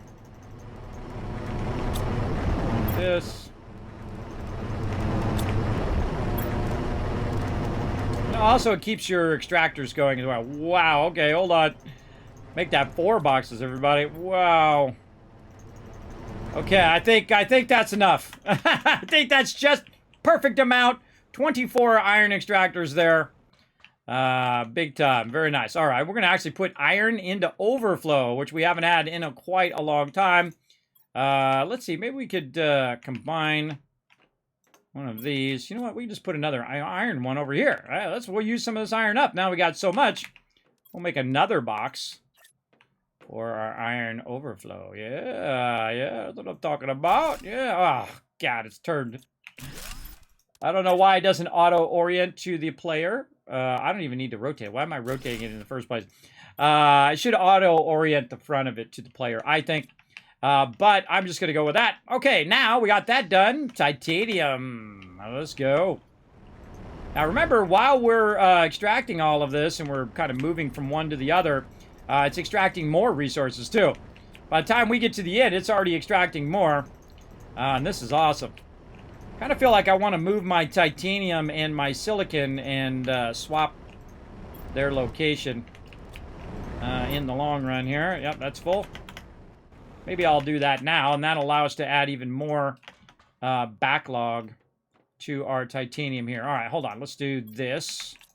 We put this away into these, and then we'll start with the back one. See, we'll start with the back one here so we can grab... Where is it? This is TI back... Oh, wow, we have more over here. Okay, so let's go ahead and take this one. Hope there's something still in there. No. Oh, I got to be in the same room. There we go. Okay, so we're going to go ahead and take this out. And then we're going to put it... Not in that one, that's cobalt. And this one. All right, sometimes hard to see. Okay, let's go ahead and put all that in there. Can we sort this? We can. All right, cool. We'll do that. Something of this nature. Iron out of there. All right, and then we'll go ahead and put another one here. And now that we have the ability to really backlog these, we'll go ahead and just go to town on moving that there. And then grab this and grab this. And I'm just giving myself more room now that we have all these extractors to kind of run these along the hallway here. And we're just kind of swapping our silicon with our titanium here. And then we'll take this out. This out. Just kind of doing some organization. Fill that there. I guess it doesn't really matter which direction we go here. That one, silicon out there. And that just tells me that, hey, I only need so much silicon as well versus titanium. I need a lot more. Titanium, I should put boxes and boxes and boxes of, where silicon, you can see I've already got 4 boxes full of it. Not necessarily needed as much. And in there, put that in there, and then change this to silicon. And we'll change this to titanium. All right, and then we'll take out the rest of this. Like so. And put that perfectly into there. Okay, there we go. So now we've got, we can just go ahead and build them rows and rows and rows of them if we have an excess amount. So we can keep all that stuff together. All right, back over here. Let's go ahead and check for any titanium since we were busy fixing the interior of the base. Let's pull up just random stuff there. Sort this. By the time I got up there and I was working on all that, it's already filled even more resources in here. So I feel like this one's going to be a tough one to keep up with. That's okay. That's okay. We want to backlog as much of this as we can and allow us to continuously, okay, that's full, continuously expand our base, which is what we want to do. Now I got to remember where's what with what. This into here. Where do we leave off? Here? Let's guess that that's close. This one? Oh, yeah, a bunch in there. This one. Okay, yeah, we did those. We did that one, and we're on this one.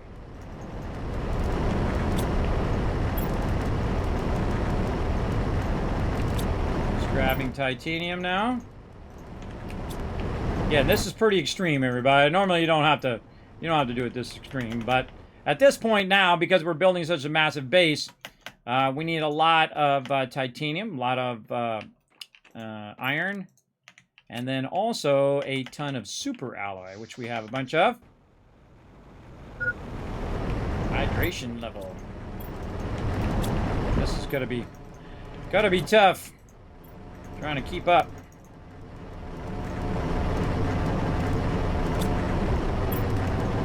My goal is to clear the whole thing, right? To clear the whole extractor so I can let it run for the maximum amount of time. We're getting there. To create iron and titanium. I don't need any of these other resources right now. But this also acts as, you put enough of these down, they'll act as basically a storage for when you need that resource. You can run down and grab it at any time. Anytime I need cobalt now, or magnesium, or whatever, they'll actually be in the extractors.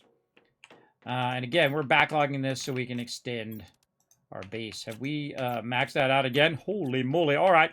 Let's take some of this iron from over here. And actually, let's just add 2 of these. One for over here and one for the titanium over here. There we go. And that one's full. And this one's here. Wow. Okay. You got to think, this is just a single round, right? We have like 5 boxes full of both iron and titanium in a single round of letting this run. That's a lot.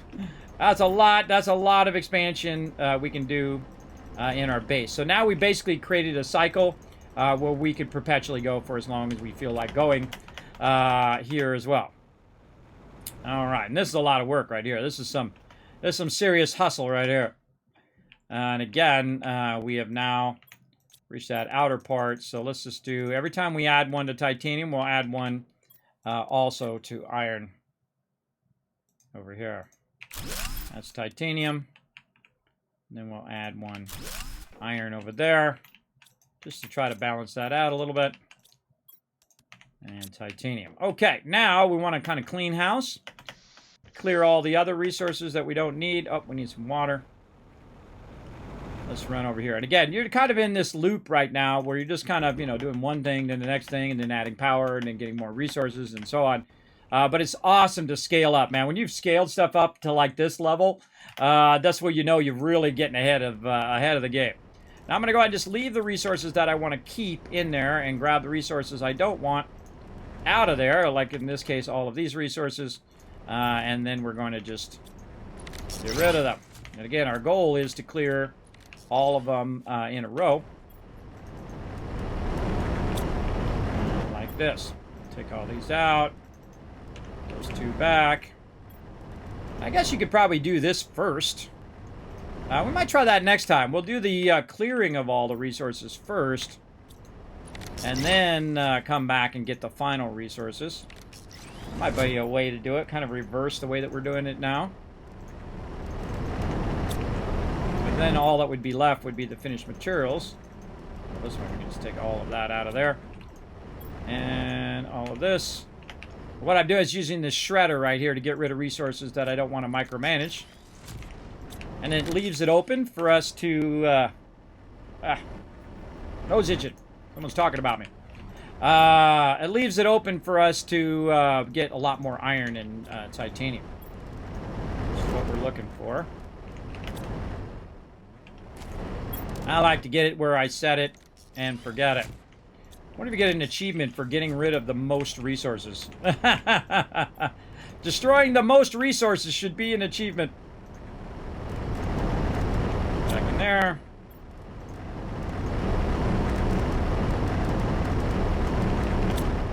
Okay, this is a lot of resources. This is crazy. Crazy tons of resources to clear. But you gotta clear it, otherwise it'll just end up filling up with that stuff anyway. Then all you'll have left is just silicon and magnesium and stuff like that you don't even want at this point. Yeah, it might be more efficient to do this first. And then come back and get all the stuff at the end. And we'll test that next time. Next round. I'm hoping eventually you get to a point where you don't have to go for oxygen every now and again. But I'm using the launch pad so I can get up into my base nice and easy. Like that. And then beep, back down again before we run out of oxygen. Let's keep rocking. That one out. And I don't know where I left off, so I just run along. Try to grab what I can.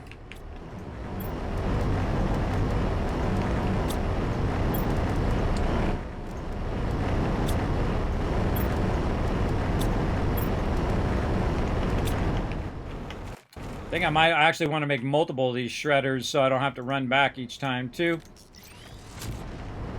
To this first shredder, because it makes me lose my place. Might make another one later. Trying to see where I left off. Here we go. All that back in. Yeah, see, I'm way behind the curve here. See, it's creating more. It's creating it faster than I can get rid of it. Somewhat. I'm catching up a little bit on it, though. But this is a lot of extractors running simultaneously. Oop, not the iron.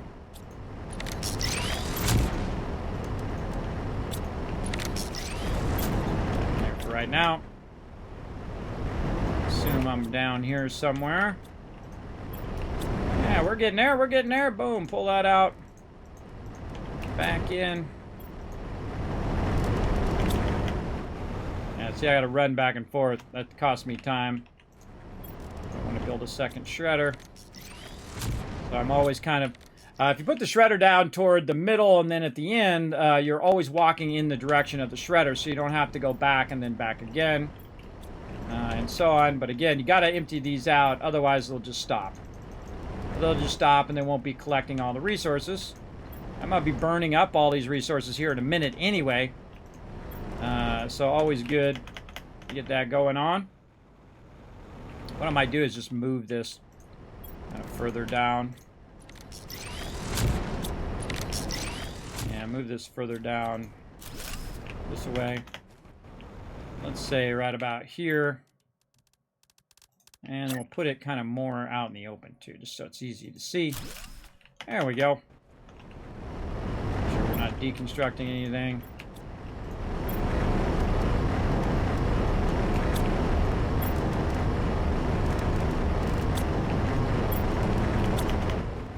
Much easier to see. Might want to turn it also so I don't have to go around to this side of the box. So let's turn it like this. There we go. I think I was over here. Oh man, so much loot. I love having this problem, everybody. Too much loot. Too much loot is an amazing problem to have. Alright, let's go back before our oxygen runs out. There we go. Crushing it! Let me catch up on the chat. KZTV coming in. Hey, Kismet and friends, I started playing this game. Any tips on for news after completing all tasks until 17500? Yes, you should always work on your auction first, I think, as well. What game is this? It's called Planet Crafter. Incredibly great. I'm confused about the shredder. Why do you need it? I thought the same thing. Why would you need a shredder? Well, if you look at my base here, I have a bunch of boxes of stuff, right? In this case, let's say cobalt, right? So say I have a whole bunch of boxes full of cobalt already, right? So I backlog a bunch of resources. Do I really need more cobalt? No, I do not. It takes time. Your time is your most valuable resource on any kind of building game like this. Your time and what you're doing in the game is precious. So what I do is I use the shredder to get rid of excess resources that I don't want to micromanage, but I got to clear them out of the extractor because I wanted to extract more iron and more titanium. So what you'll see me do is actually put back the resources that I want to keep, and then the resources that I don't need, in this case, is all the other stuff. That's what I'm using the shredder for. So basically it just saves me the time of micromanaging it when I don't really need those resources in that moment. And then when I clear the extractors, it'll have more room for it to basically get the stuff that I want, right? Again, with our titanium and our iron. And that's what I use the shredders for. Also, at this particular stage of the game, I am using the extractors just for whatever they're doing. Like I have a bunch of extractors over there for iridium. And I destroy all the rest of it, and I just bring the iridium back, especially super alloy. Super alloy is way the heck out there. It's around the side of this mountain over here. And running back and forth is really tedious when you're doing it at a mega level like I'm doing it right now. It gets really tough, and we're pushing it to the ultimate level here. We're going to use up every bit of resource, every bit of everything, and that's why I have so many of these going. Is so that we can also build out a giant base shield, as I'm going to call it. The mega base shield. Now look at this. It's already filling back up with all these resources. So now I'm just going to go down the line, grab whatever I can, sort it out a little bit, drop off some of these resources into the trash here, aka the shredder. Like that. Flush it. Now again, because I have so many, it's going faster than what I can clear in the amount of time in which I get it, right? So I'm just going to try to go as fast as I can here. Try to grab as much as I can right there. And then sort that out. Get rid of the stuff that I don't need, right? Right over here. Right over there. Like that. And so again, I'm trying to clear it as best I can. And I like to clear every single one of them as well. Now here's what I'm going to do. I'm going to do the reverse now. Where I grab out just the stuff I want to sort. So I can fill up my inventory here, and then I can run it back up into my base. And you're like, well, Kismet, why you got so much titanium? Why you got so much iron? Now, you don't have to do it to the degree that I'm doing it, right? I am doing it to an insane level. And that's because I'm saving all this iron and titanium to extend my base, right? I'm making my base bigger and bigger because I'm building a gigantic shield, which will shield it from the meteors. And then as the meteors come down, we're going to get into rockets and things like that. Doing some more rockets, that is.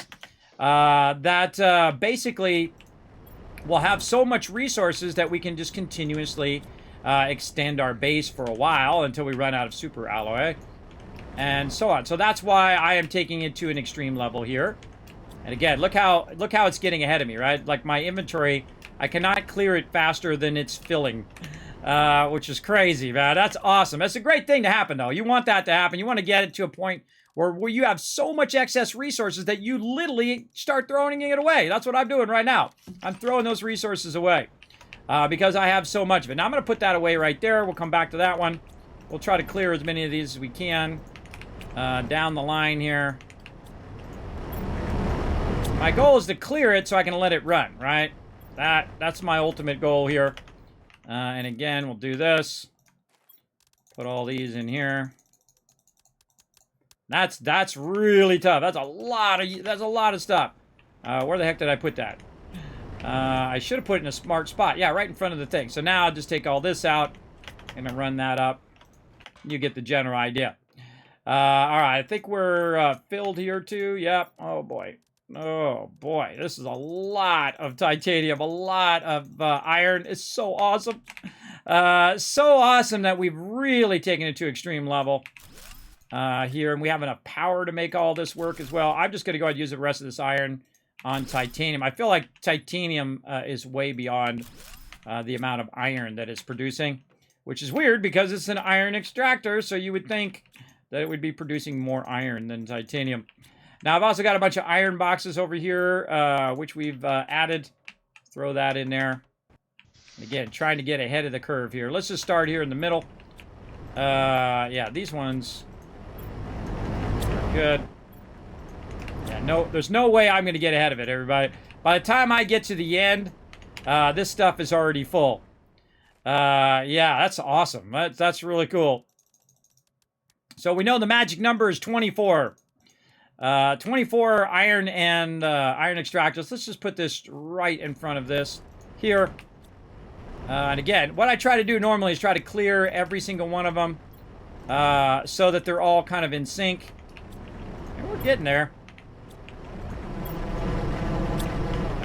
That is a lot. That is a lot. All right. Oh, and I forgot to press the button. There we go. Put all that in there. It's kind of like, you know, being in a race where everything else is faster than you, which is great. You want it to have more resources than you can. Oh, wrong way. More resources than you can possibly handle.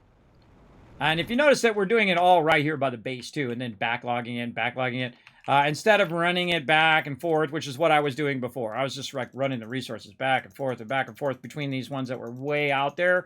And then I thought, you know what? Let's just scale up what's next to the base, and then we don't have to run as far, right?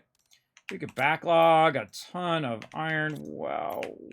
All right, that's a lot of iron in there. That is an obscene amount of iron. All right, let's go. Now we're going to go all the way to the end and work our way backwards right here. So we'll grab this. And again, see if we can outrun 24 of these extractors. By outrunning it, I mean that I can take it out and then empty all of them at the same time before it runs out. Now, this part, of course, takes me time to go over here and get rid of these extra ones. And then we'll do another row. And you got to be fast. You got to be definitely fast at doing this. I hate it when it does a jetpack up there. You're slowing me down. Slowing down my speed. Yeah, I don't think I'm going to be able to outrun it. I'm trying hard, everybody. There's got to be a diminishing returns section there. And again, we'll put this one into this one. And we'll go to the end again. Our goal is to outrun the extractors. And that one. Oh, no, it's still filled up. Okay. Oh, now we're getting there. We're getting there little by little. Look at that. Okay. It's so awkward sometimes. It's actually easier to go down than it is to go up. Now we're talking. I think this is the one that we're using for that. Oh, I forgot to press the button.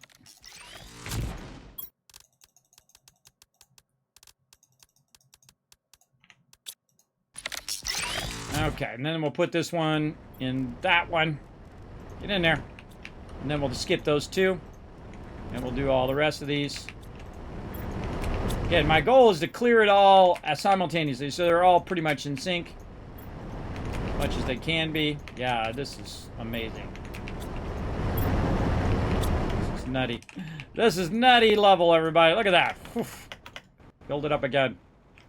So let's put this in number 3 here. Sort that out. Put all that in there.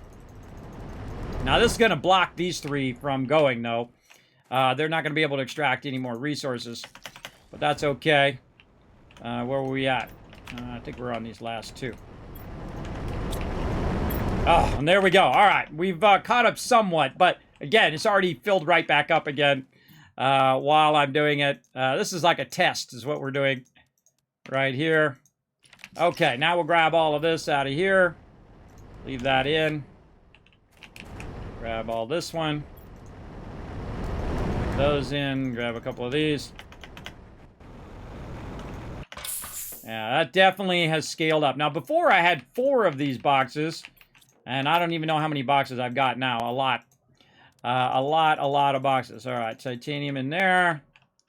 Iron, where we leave off? This one. And that one. See, I cannot even keep up with it. It's so fast now. This here. And then this. But if you work at it hard enough, I think you could barely catch up to it enough to where we can get that going. You know what? Let's put the iron in first over here. Because that'll be easier. I can just take that back out. Like that. There we go. And then we can just put this into these.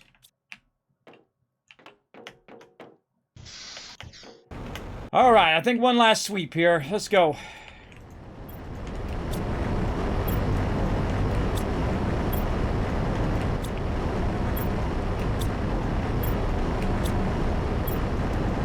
There needs to be a key for that. There needs to be a key for take everything out, like R or something like that, like it is in 7 Days to Die.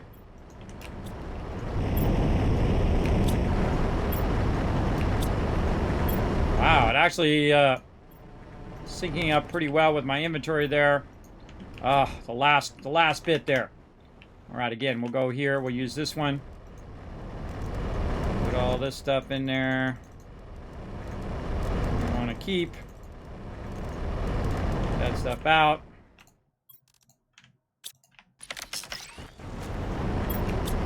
Yeah, okay, we'll start it. We'll start at this one.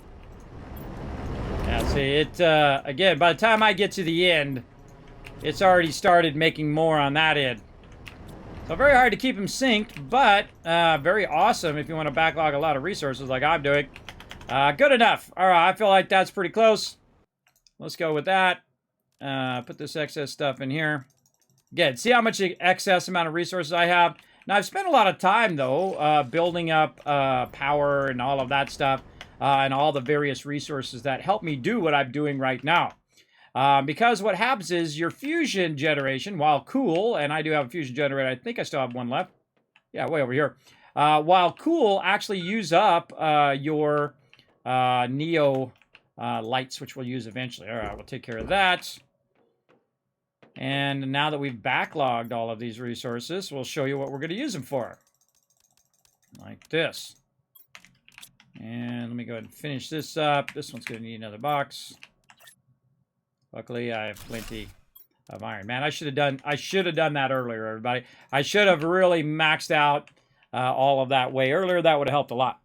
I'm confused about the shredder. Why do you need it? Oh, I already answered that question. Yeah, we use it to get rid of excess resources when you're in the late game, because you don't need all those resources. You already have a crazy ton of backlog, and you can only do so much. You know, you're only one person. It's a solo game, so I can only do as much conversion of this as I can, and much conversion of that as I can. And I always feel like it's a better idea to backlog your resources first, and then go and do the big old thing that you want to do, right? Like backlog a bunch of resources, then build a bunch of extractors. In my case, I've backlogged a bunch of resources so that I can build out bigger part of my base, right? So we're going to go 5, 6, 7, 8. Now, I found out the perfect balance between this is 8 of those super alloys. And then we're going to do 12 iron right over here. Again, figuring it out. And then, of course, doesn't matter which one of these we use. And then we're going to go ahead and put in 12 titanium. And that's going to allow me to continue to extend my base. That's why we're doing all this hard work. Because we're building a gigantic base shield.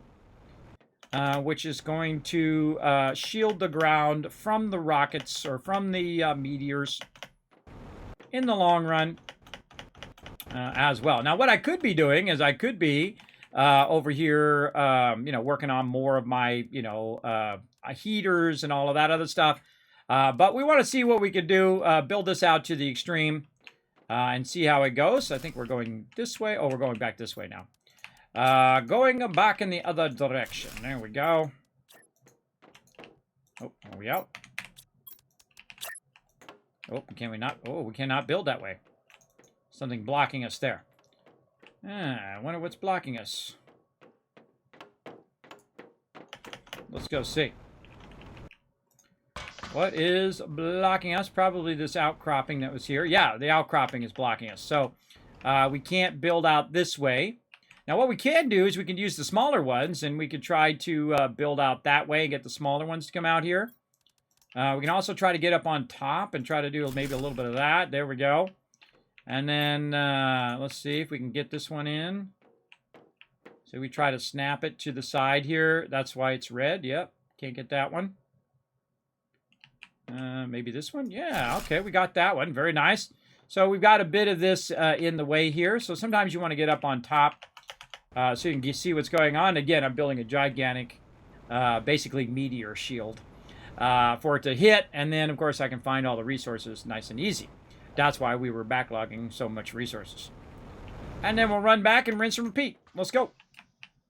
Back to Super Alloy. 7, 8 there. And then iron. Now, this is a goal that I put in the game. I decided this is what I'm doing. This is not something you actually have to do in the game. This is just me building a giant mega base. All right, where are we at? We should go down and do it from down below. Right through this way. And we should move over to here. All right, very nice. Let's do it.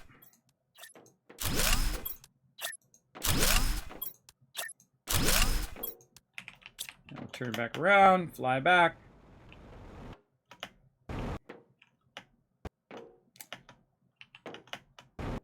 The interior flying is really awkward, but, you know, we do what we can.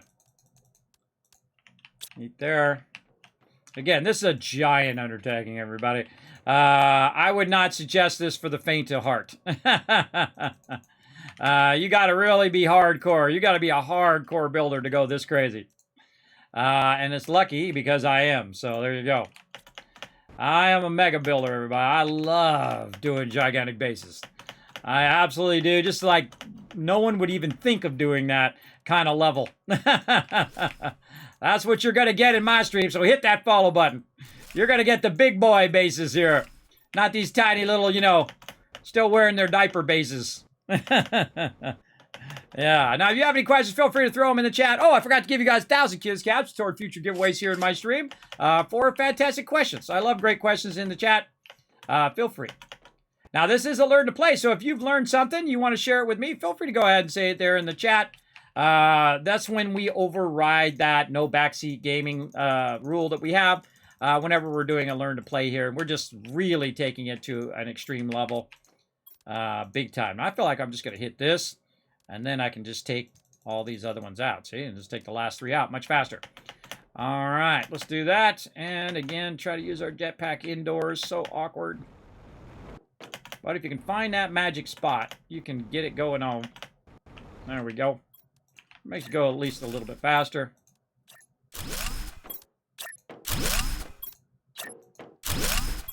I go until I realize I can't go anymore and then fly back. I could also build a ladder as I'm going along. I'll probably build a ladder at the end of this one.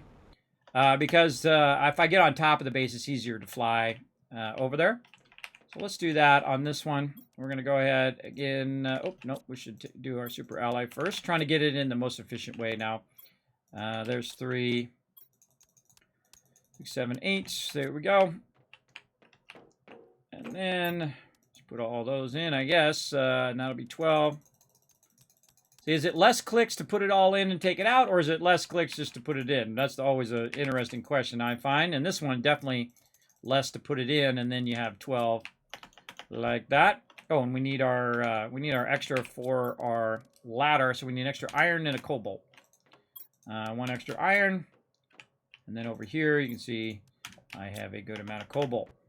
And we're actually, in the long run, we're going to use a lot of cobalt and a lot of silicon when we start back up to shooting off our rockets. And we'll get into all of that later on. But right now, we want to kind of do our base to the nth degree as far as we can today. Now, I rotate between stuff. Oh, that's it. Can't go any more that way, but I can go this way. Let's see if we can get another one in this way. Oh, look at that. We connected that side of the base. Very nice. And going back the other direction. And we're good. Okay, now way over here, we want to go ahead, just to make it easier on ourselves, we want to go ahead and add ourselves a bit of a ladder. Like this. Hopefully the right direction next time. Sometimes it's hard to tell which way these ladders are going, so it's good to get it from the side here. You can just kind of see a little bit better. There we go. And then I get up on top of the base. See, there's no obstructions, and I'm not hitting the lip of the thing every time. No obstructions, much faster. The jetpack is incredibly great. Probably one of the best things you want to get in the game. Helps you get up and over stuff and into different areas. Going to help you a lot. Now, again, we're just going to keep using this super alloy up because it doesn't do us any good sitting in this box. And we're just going to keep going until we feel like stopping at this point. 2 more there. We are really crushing this now. And there we go. All right, and then we'll go over this way, and we'll see. I think we did that one. Now we're on this one.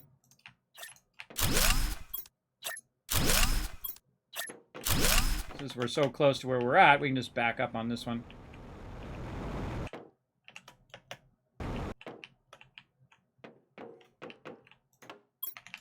That one's empty. Oh, we had enough for one more. Oh, my bad. Oh, well, we'll just fix it now. 5, 6, 7, 8. That's awkward when it's like that. Awkward. More iron. Put it in there and see how it looks. 2 more.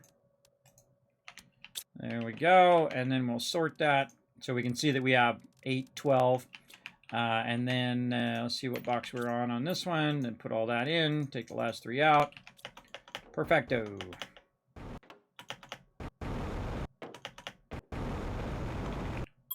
Now what I could do is I could run all the resources over here ahead of time and then just do it that way, but I think it's just as good one or the other. Just to run back and grab it with my jetpack.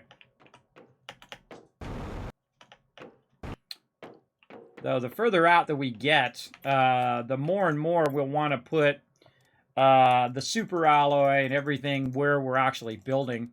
I feel like I'm going to do that in the long run as I get further and further away from my primary base here. Oops, it doesn't matter which one you do first. Do that one for now, and then we can just do iron into there, and then 3 out the end. That you definitely want to, when you're grabbing the resources and then bringing it into your base, you'll want to put those resources where you're working as opposed to putting them way back there, where I'd have to keep running back and forth like I'm doing now. So we'll do that probably in a future round. We'll just keep working toward the super alloy. Oh, and that's connected as well. Oh, we can just go this way because it's faster to go back than it is to go forward. Gotta find that ladder. Where did we put it? Oh, we got a thing going on. Where did we put that ladder? I thought it was somewhere over here. Finding that ladder among this, especially when it's all blue. There it is. Again, see, here comes the meteors are going to be coming down, and the goal is that they'll hit the top of this. Let's see if it does. It'll hit the top of this, and basically just the resources will sit up there for me to get it. They didn't even hit it. Didn't hit it on that one, but in the future, of course, when you got it all covered, it'll have little choice but to hit the top of that. All right, let's do our water and our food, and back to it. Again, we're going to use up all of our resources. Now, what I do is I do what I call a full round, right? I'll do a full round of all the super alloy, all of the iron that I have, and then I will go do something else because you can burn yourself out doing the same thing over and over and over too much in one game, or at least one gaming session. Wow, it was perfectly 12. So that's what I'll do. I'll constantly keep myself busy by doing other stuff.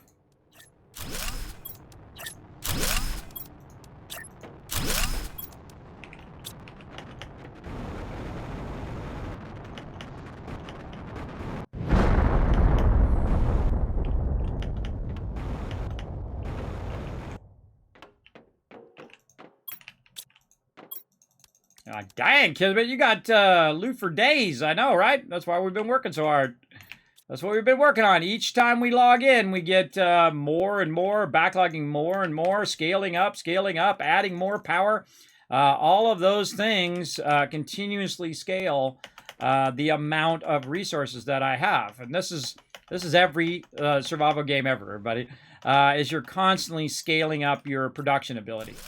How much can you do, right? How much can you get done in the same amount of time as it took you before?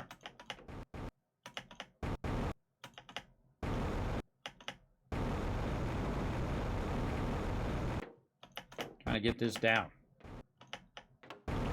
So awkward. So awkward.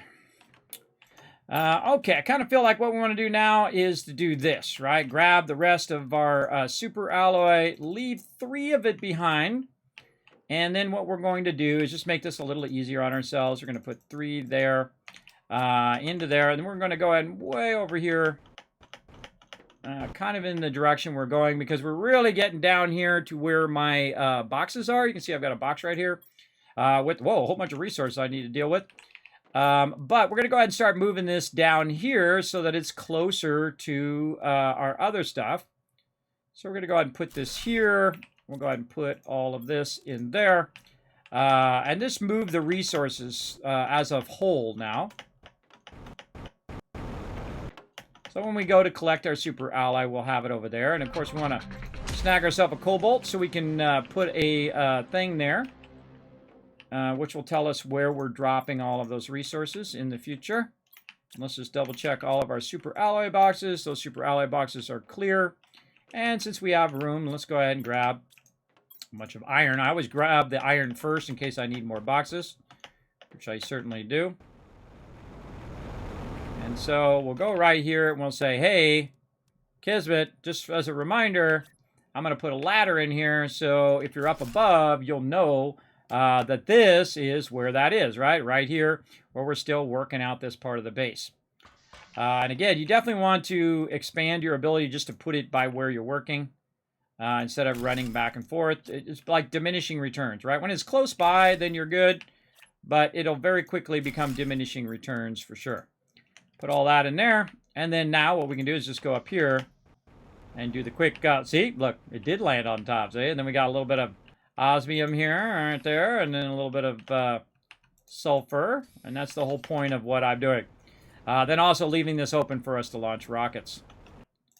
There we go, and we'll put a little bit of our stuff in there for later. Oh, we got some iron in there, get that out of there.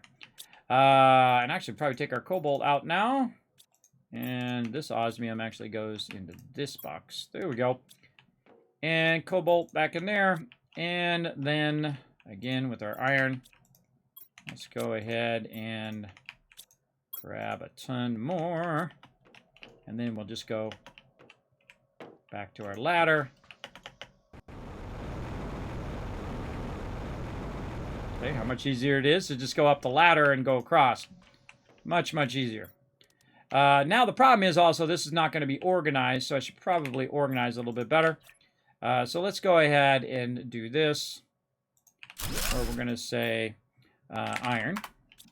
And then we'll just go ahead and get this a bit better organized by now putting all of these resources over here. And the interesting thing about building right here is the fact that it's in the center. And you're like, well, Kismet, it's not in the center. Your base is in the center. Ah, but this is in the center. That's crooked. I hate it when it's crooked. This is in the center of the 2 areas in which I'm going to expand. Yeah, whatever. Right here. So if I get up here, I'm going to expand it this way, but I'm also going to expand it that way. So you can see I'm kind of putting it in the center of those different directions so I can build it out. And then I'll, of course, build one way out there as well Then we'll build more boxes over there. We'll build more boxes over there. So again, we'll bring the resources to the area and then just run as much as we can in that area. So let's actually change our mind on these ones over here. That I need to run back to the primary base part. Take that out. And take our super alloy out of here. Oh, let's just do that. And then we're going to say super alloy. So SA there. And fill that up. And then behind here, we're going to go ahead. And again, just kind of rebuild what we've built over on the other side there. Again, I wish these would remember the last rotation that you did. Or if you hold down shift, you could just keep making more of them. You know what I mean? You hit shift and then you make another one and another one and another one. That would be incredibly useful. I think 5 of those is good enough. And then we'll put our overflow into there. And then same thing over here, right? Titanium. Crooked.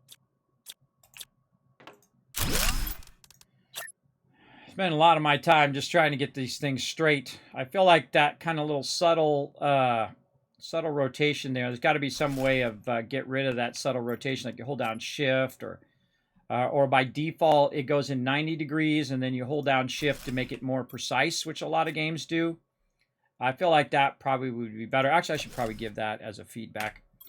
When rotating an object such as a storage, by default it should rotate 90. Is it 90 degrees? Yeah, 90 degrees at a time. Then when you hold down shift, it more precisely, I don't know how you spell that, more accurately, that's a better wording, right? Accurately rotates at, oh wait, it when you hold down shift, it rotates at a smaller degree. You don't have to use fancy words, everybody. The whole point is to communicate well what you're trying to say. Degree like 15, 5, 10, 15 degrees versus 90. All right, much love. Love your game. Bam, there you go. Feedback set. So I feel like that would help it a lot, everybody. I feel like a lot of time it's me trying to do the lockers and I'm trying to get that thing so it's not crooked all the time. It's a bit annoying to put it down and then it's rotated incorrectly. It gets annoying very, very quickly. So that definitely would be a good feedback on that. All right, we'll put this iron over here. Super alloy. Right there. And let's take all this stuff back to our primary base, including taking out that box. All right, so we're setting the precedent for future expansions here. Run this back. Sort this stuff out. That's been sitting over there for a while, too. I can't even remember how long ago it was when I put that there. Put that in there. Put our tree storage seeds over here. And our seed thing. Oh, wait, that's an actual tree seed. That's a tree seed itself. So let's put that in there. And all the rest of this is going into the overflow. What we got? We got room there. And we got some room there. We'll take the iron out. There we go. All right, looking good, looking good. Now, what do we need? Titanium.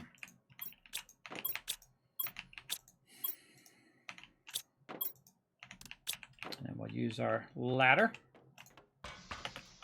I want to put a ladder in right there. Hold on, that's a better idea. Hold on, let's grab some of this cobalt. Take that out for a second. We might want to put a ladder in between here. So we can literally just pick this up and go back and forth without having to kind of navigate the middle part of this as well. So let's say this way, right there. That's nice. All right. Cobalt this way. It's a little confusing when you have your stuff stacked like this. When you're trying to find the loot, right? You can't just see the front of it, which is what makes it useful. Okay, and then we'll run all this over here. Now, meanwhile, by the way, it's filled up all of that stuff again. I can't even use it up faster than what it's using, but I can certainly try.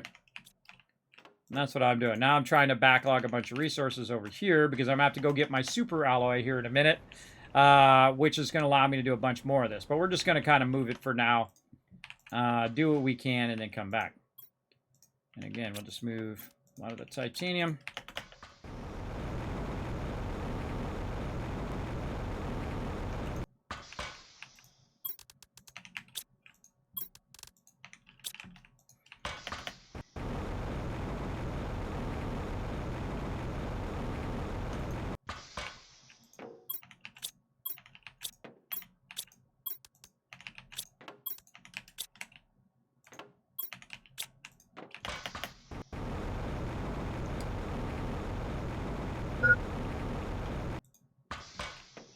I'll fix that problem here in a sec. Oh boy. More boxes. I'm using up my iron making the boxes. That's okay. We'll get it going here.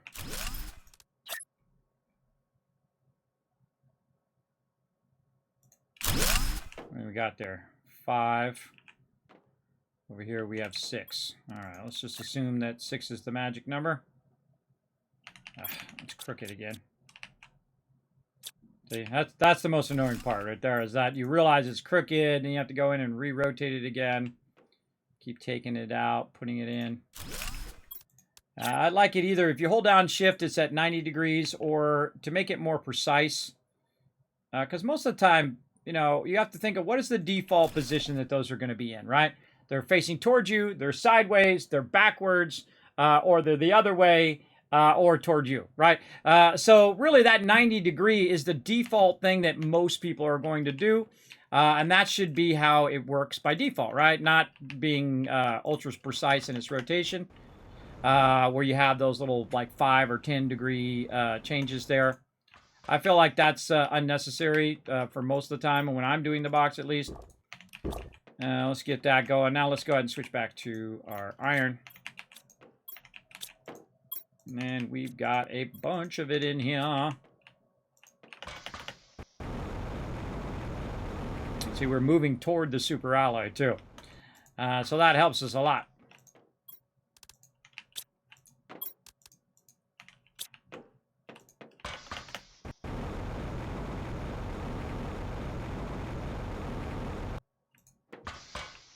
Iron. Hardest thing is remembering where you left off.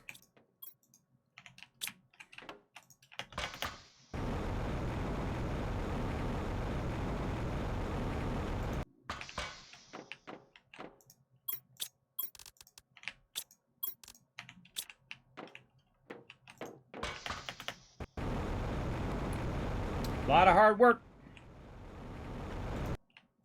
A lot of time and effort. Totally going to be worth it. Oh, and that's it. Okay. Grab some more titanium while we're at it. Might as well if we're going to make the trip. Whew, way more titanium. I got iron now.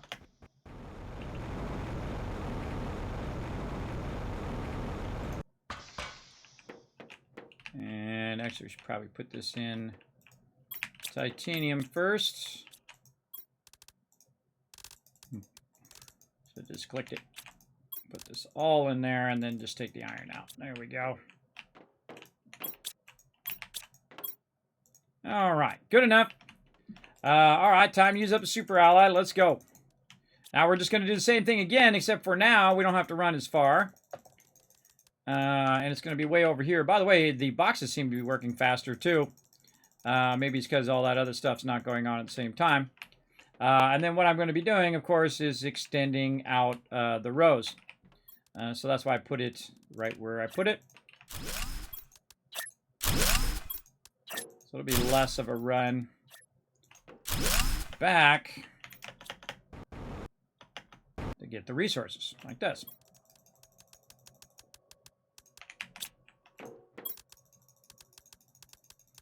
And we're going big today. We're not messing around. 2, 3 there. All right.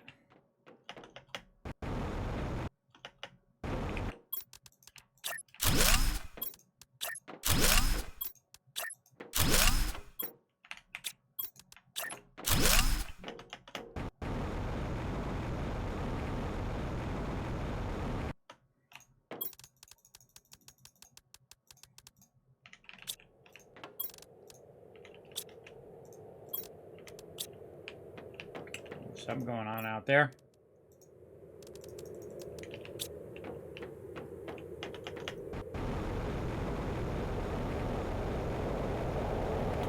Okay, less time for me to run back to the center of my base.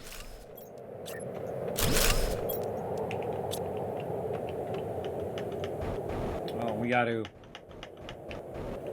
do that part right there too.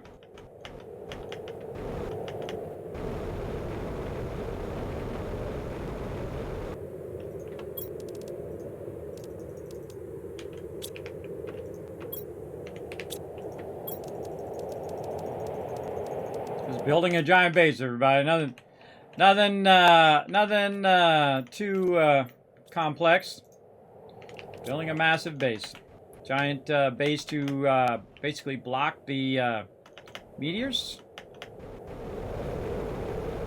And we were still on this row, so let's get this row too while we're at it. Connect these two sides together. There we go. Very nice. I want to just... you know, do them in small rows first, kind of do them widthwise. And then as I get further and further away, that would work as well. Less back and forth. Let's see if we have enough super alloy left. We do. Look at that. Let's go ahead and put that back. And since we don't have 8 there, we'll just do one more round here with this. And then we'll go work on our super alloy, and we'll bring a bunch of super alloy over here, and then what we'll do is we'll switch over to rockets. And let's just go ahead and put one right there. Let's just do that. Then we'll come back. And I think we do another one. Yeah, see, we just kind of do it in rows first, and then work our way further and further away. Could be a bit easier that way. Okay, out of super alloy. Time to do super alloy. All right, let's find our little thing right there. Let's go. Nothing on me? Nope. Super alloy. There we go. There we go. Okay, that's really weird. Auntie, really weird thing for the first thing to say in my chat. That's a weird thing.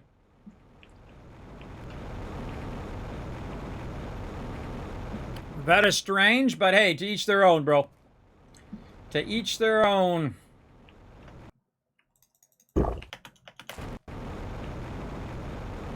I'm not into dudes, but hey, that's your thing. More power to you. Hydrate. I just did that 44 mils. I know you did it like an hour ago, but there we go. I finally hydrated.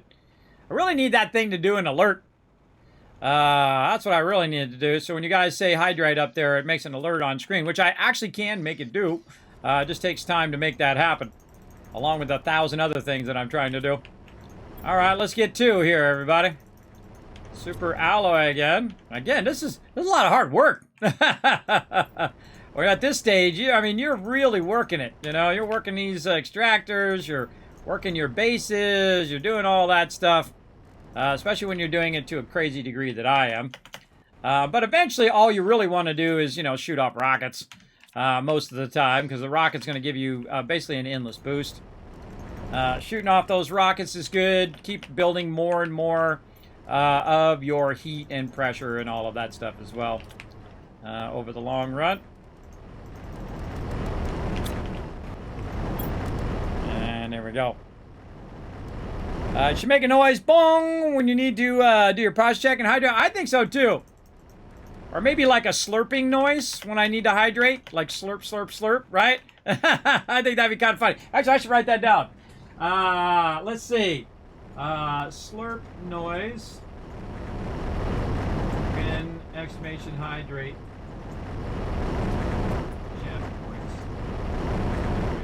I keep track of all these future commands and things that I'm going to do. I have a list of them over there on my other machine, which is like my to-do list of all the things that I want to do. And so I just keep putting them in there and putting them in there, and I build them up. And then, you know, at some point when I get enough time, I just do a whole bunch of them. And I'm working on it little by little. Remember, I'm only one person. I can only do so much so fast. I try to do a lot, though. This stuff, you know, whenever you start doing something like that, whatever it is that I'm doing, it's always like 5, 10, 20 hours to get that thing done, like whether you're doing a video or whether you're trying to add features to it, because it's never just like you press a button and it just starts working. It's always like you do this and, oh, okay, this isn't working, and then I got to figure out, okay, why isn't this working? And you spend like 30 minutes trying to figure out why it's not working, an hour, 2 hours, and then, you know, all of a sudden you're like 4 hours in to make it do one chat command. Yeah, that's rough. But very rough. Now, again, the reason why I use the shredder is simply to get rid of all these resources that are blocking my ability to produce super alloy right now. And so we'll just get rid of it. Just like that. Now, those two are clear. Let's go do this one. Again, instead of running it all the way back to my base, you can see I have an incredibly excess amount of resources over at my base now. That is literally right next to my base. So I don't need to run this back. Just clean it out so I have enough room for it to extract more super alloy. Now I'm kind of like doing these in pairs here. Put that back in there. Take all that out. I think that works pretty well. Nope, all of it. There we go. Again, that definitely needs a command key to put it in. It needs a command key to take it out. That would make it a lot easier. I think I already cleared that one. Let's get a little bit more of that. There we go. And this one all out. And this one all out except for the super alloy.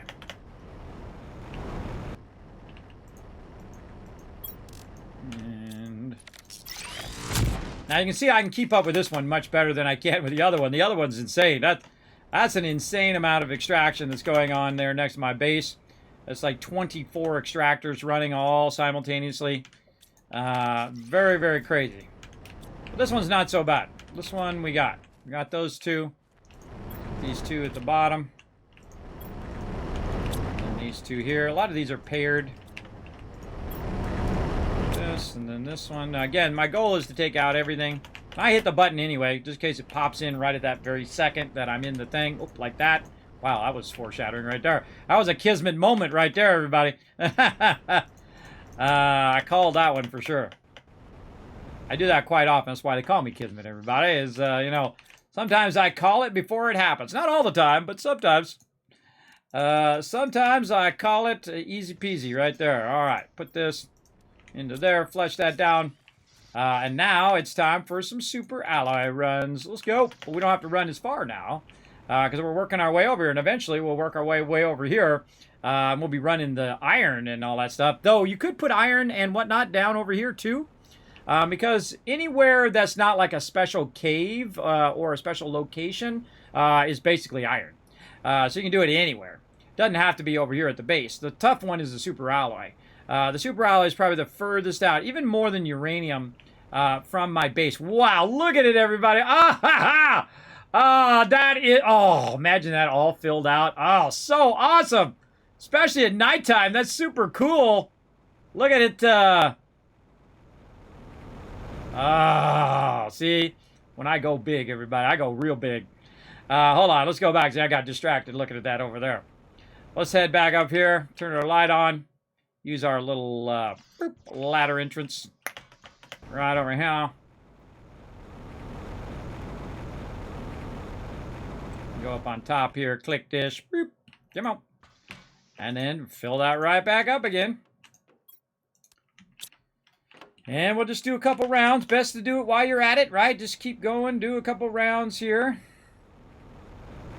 And then we're going to fill that up, and we're going to do more building next time. Because, again, if you do it too much, it becomes incredibly tedious. If I was to build that all in the same night, everybody, it would burn me out from doing it. So I'll do a whole bunch of it, and then I'll stop. And then I'll go do a bunch of other stuff, and then I'll stop. And I'll do a bunch of other stuff, and I'll stop. I find that kind of game rotation to be very important. Like one of the problems with New World is that you get to a certain part with New World that you're just doing this loot run over and over and over again. And I realize that people have been doing it for months and months and months, and I don't even play as much as them. So I would have to do it for 5, 6, 7 months. I'd have to do it for a lot longer than what they've done. And I don't feel like sitting there for 6 months running that loot run, running that loot circle, because that would literally be, say we did it for 6 months. We did it, I don't know, 4 days a week. And then it's 2 hours a day. Sometimes, well, it's more than 2 hours. Sometimes, yeah, it's about 2 hours, from 10 to 12.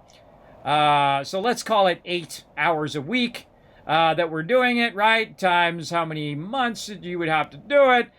16, 32, 32, let's just say 10 months, just to make it easy math.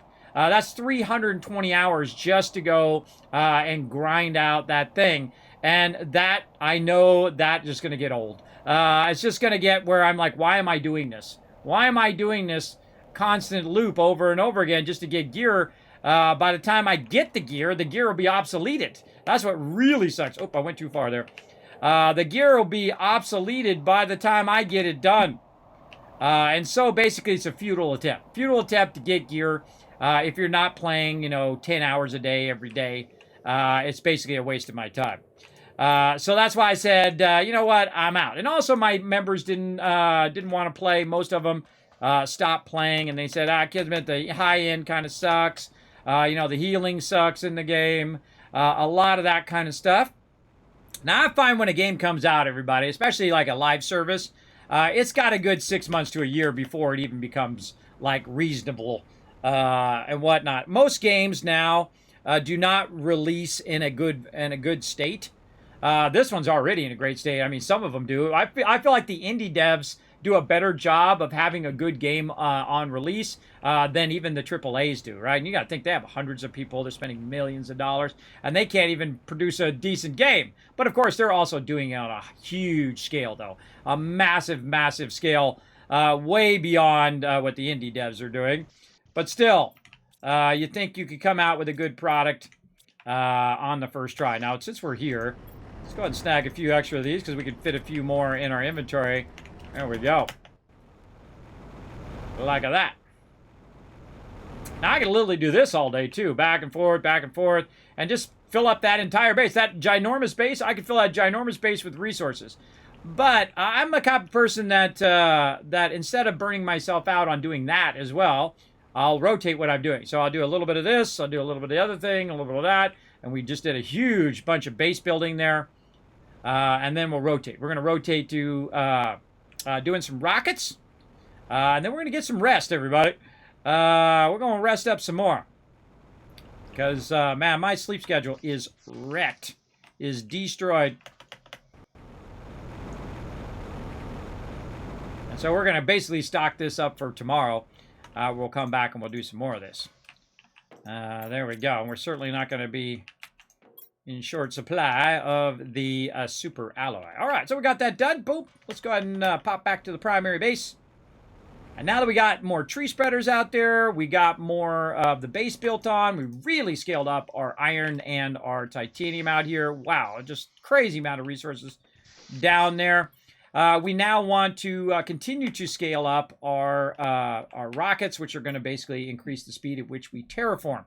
Now, right now, I have 670 kilowatts, so I could go in and add more things, and I could add more power through that nuclear power. And I'm still using one nuclear fusion reactor just to make it easier for now, because I don't really need those resources right this second, but eventually it'll be nothing but nuclear power. Now, the nuclear power, when you're creating a nuclear reactor versus a fusion reactor, the nuclear power does it around, let's just call it 300, right?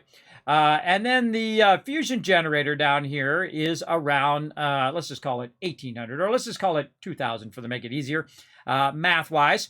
So the ratio is obviously you're going to get a lot more power from one item, right? But if we wanted to be very similar to that item, we would need to know how many of these equals one of these, right? Well, we can just do easy math, everybody. If it's 2,000, then we know roughly that we're going to need at least 3, because that'll be 900, right? 900 power. And then double that to get close to 2,000. So we'd need 1,800 power. So we would need 6 of these. And then I would add one more on top to get right about 2,000. So let's say 7 of them, roughly, without doing the deep math. But you get the idea. About 7 nuclear reactors equals 1 nuclear fusion generator. But the nuclear reactors are infinite. I am collecting uranium. It doesn't run out. I can get an infinite amount of it. In fact, I can go mine some more of it if I wanted to.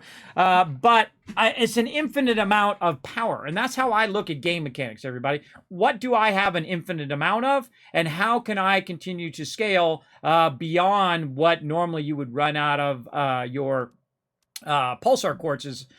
You're going to run out of them. There's just not enough of them. And you're also using it for power instead of using it for terraforming the planet. And I feel like that's my highest priority, is to terraform the planet, not do power, right? Power I can do with uranium just fine.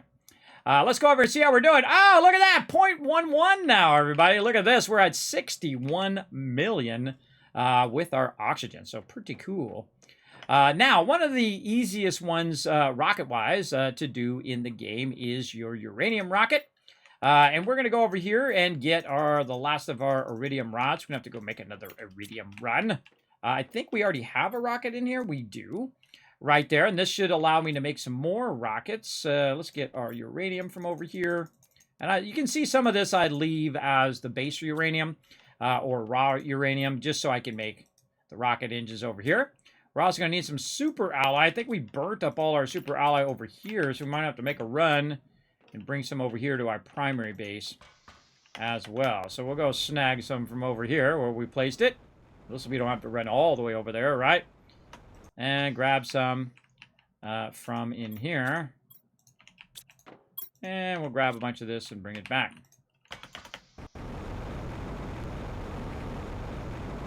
Yeah, it's good to have resources in different locations so that when you need them in the moment, they will be there. All right, oh, going the wrong way, this way. Super alloy. All right, let's just put all that in there. And we'll keep some out so we can make some more rockets. Now, what is our max rockets? Did we figure that out? I don't think we did. I don't think we figured out our max. I'm just figuring out maxes so I can figure out how many rockets I can launch from one inventory. That's what we're going to try to figure out here. Let's see. We have 5. So let's start with 5 rockets. And our rockets are going to be... I have them written down over here. They're for heat, and they're going to be super alloy and cobalt. So 2 super alloy and cobalt per rocket. So let's just assume the number 12, right? Like we had before. We'll sort those out. Let's say 12 super alloy is our magic number. And then what is the other thing? Silicon. Is it no, it's cobalt. Cobalt, yeah, cobalt for uranium. So we'll go ahead and just assume this is 12 as well, because we've been finding this magic number 12, which seems to be working really, really well in what we're doing. And so if this is 3 times 5 would be actually 15. Would be 15 on those. Because we're doing 5, we need 3 each on the cobalt. So let's go ahead and up that to 15. So that's 10, 11, 12, 13. 14, 15, and then super alloy, let's go ahead and say 15 there as well. And I think that's the magic number right there. Oh, put that back in there. I think that's the magic number. So this is 15, 15, and 5, right? Oh, but super alloy doesn't need to be that many. Super alloy is 10. So 5 times 2 would be 20.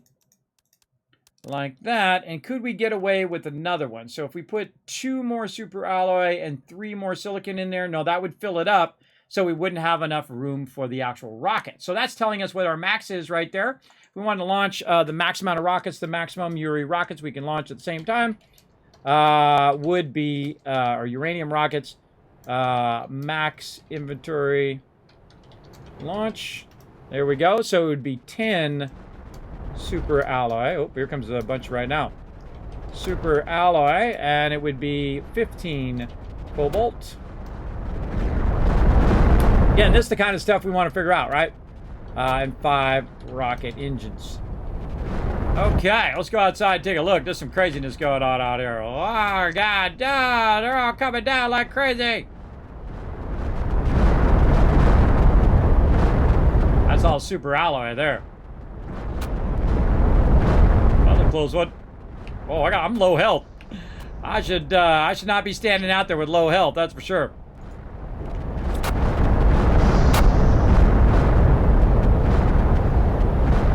Go up on top and see how many are actually hitting the top of the base.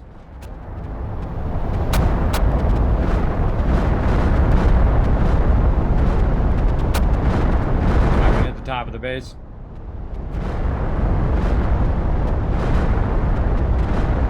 My goal is to get them to hit the top of the base. See, so they're just sitting here. See them sitting there? Well, that's a close one.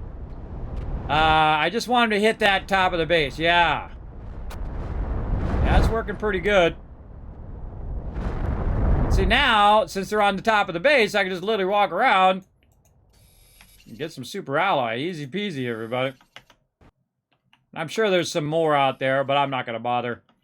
I had to go hunt all those ones down. But look how obvious it is on top of the white base, right? With the dark resource. So easy to spot. And that is the whole purpose of why I built this giant base. Now you know.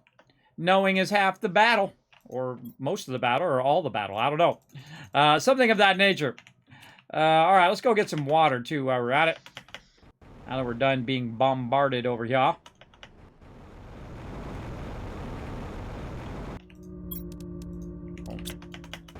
Actually, let's drink some, too, while we're at it.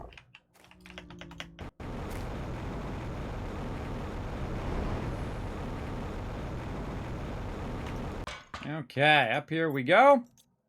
That water away, so we don't have to worry about water. And now it's the fun time. Time to launch some uranium rockets. Let's go. Now, sometimes they hit the side of my base, and it's pretty funny when they go flying in a random direction. Let's see what happens.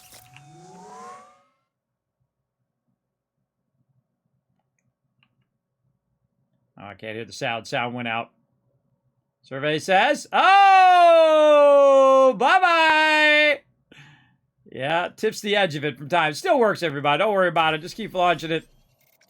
Keep launching them as much as you can. You gotta wait for them to clear the tower first, because I have accidentally did a little too early and caused them to get messed up. But if they clip the tower, oh well. That one's not bad.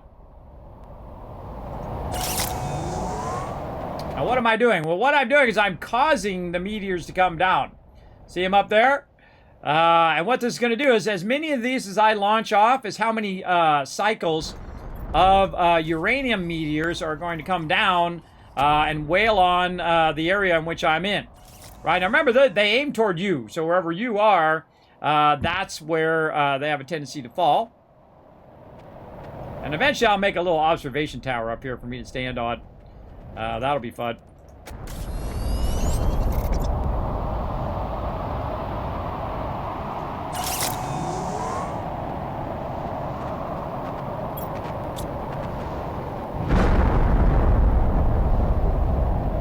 Okay, off it goes. Let's get up on top here. Yeah, that one's going off that way.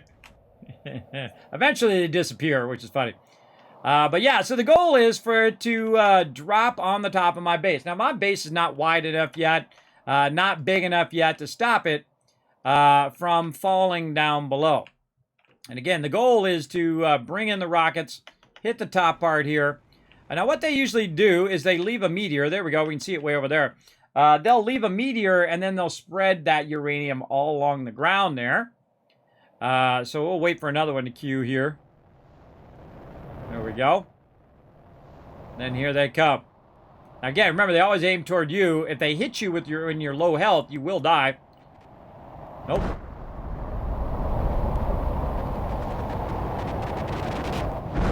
Oh, there's a winner. And then easy peasy, right? Just right here on top of your base. How easy is that? Of course, I got my back to the meteors right now, so they could end up hitting me while I'm down doing this. Now, these rocks will eventually go away, but that's basically the gist of why this base exists. All right, good enough. Now, I don't really care about the uranium there. I can always go get a bunch more on the other thing. But I do want to launch more rockets. So we're going to need iridium, I think, for more rockets. And I think we'll do one more round of iridium here, launch a bunch of rockets, get that going on. Now, while it's bringing a bunch down, as I move, the meteors will actually move with me and actually start to run this way where I'm at, right? Now, if I wanted to pick them up, it'd be a bad idea to actually move. It'd be smarter to stand in one position, wait for them all to come down, then pick them up. But I don't really care because I'm going to go down here and get a bunch of iridium. And I don't really care about the actual resources it's bringing down. I care about the boost that it's giving to my heat. It's giving 1,000 boosts for each one. So I literally just gave myself a 5,000 boost to my heat. And I find uranium is the easiest one to do out of all the ones. Because you're probably going to have a bunch of extra resources with that anyway. Again, see, I'm just going to grab all the iridium first. And we'll deal with all these other resources after. If I had to do it all over again, I would make a shredder as quick as possible and never run any of these other resources back to my primary base. Just the stuff I need, right? All the other stuff should get shredded. Because that time it takes to run back and forth, that's time you could be doing something else. Where did I put it? Oh, I put it in the food water box. Not bad.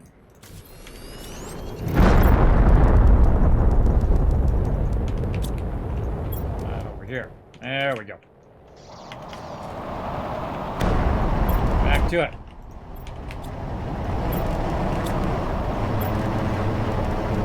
This is also multitasking too, so that those meteors are running while I'm doing something else.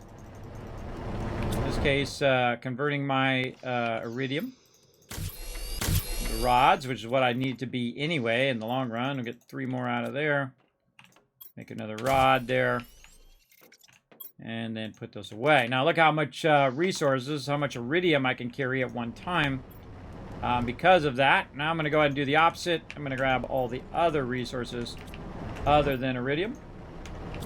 And then I'm going to use my little shredder here because I don't need to run this back to my base. I've got a bunch of extractors right next to my base in which I can get all those resources.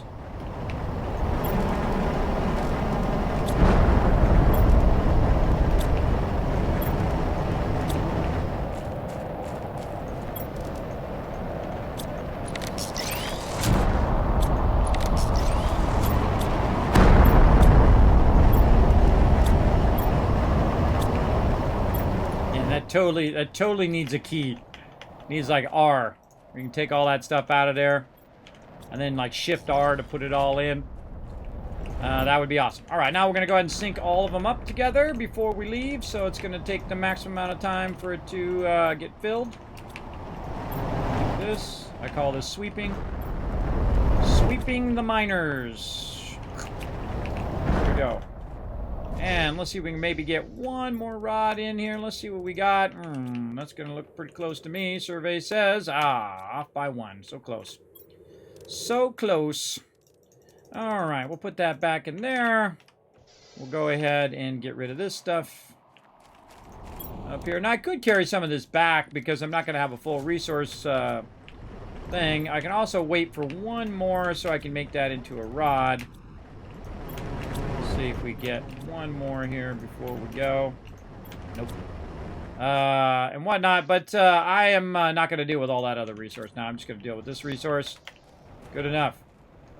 Up here, over here, click dish up on top of the base now. And it's still going. See, it's still going. It's going to go and go and go. Eventually, again, I'm going to make a little observation tower up here and just run those rockets and then sit up in that observation tower while it just puts all the resources up there on the top. And you can get in a really good cycle, by the way, of resources where you are just bringing down more resources than you're using to launch the rockets. That's a good one as well. All right, we want to try to make 5 engines. 1, 2, 3, 4. 1, 2, 3, 4, and 5. Wow, I can make 5 every time I do a round there. One more. Yeah, so 10 of them would equal 5 because it's 2, duh. And then, again, we need 2 uranium each, so... Wait, no. We only need 1 uranium rod. Oh, I forgot. Oh, we can make 10 of them. Let's make 10 of them. Screw it. So uranium, we would need 20. So we're going to take some of these uranium rods that we've made, and we're going to run back here and use our recycler. And so you put your rod in there, and then there you go. You get your resources back. Easy peasy. Too easy. All right, we'll run back over here. That rod back in there, and again, so that would be 20. And then what else am I doing? And then super alloy. And again, we're making 5, so let's just put as much in as we can. Let's make 10 rockets. Wow.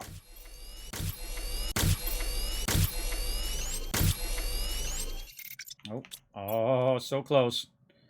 So yeah, you need 10 super alloy for that. But that's okay, we'll get 5 more.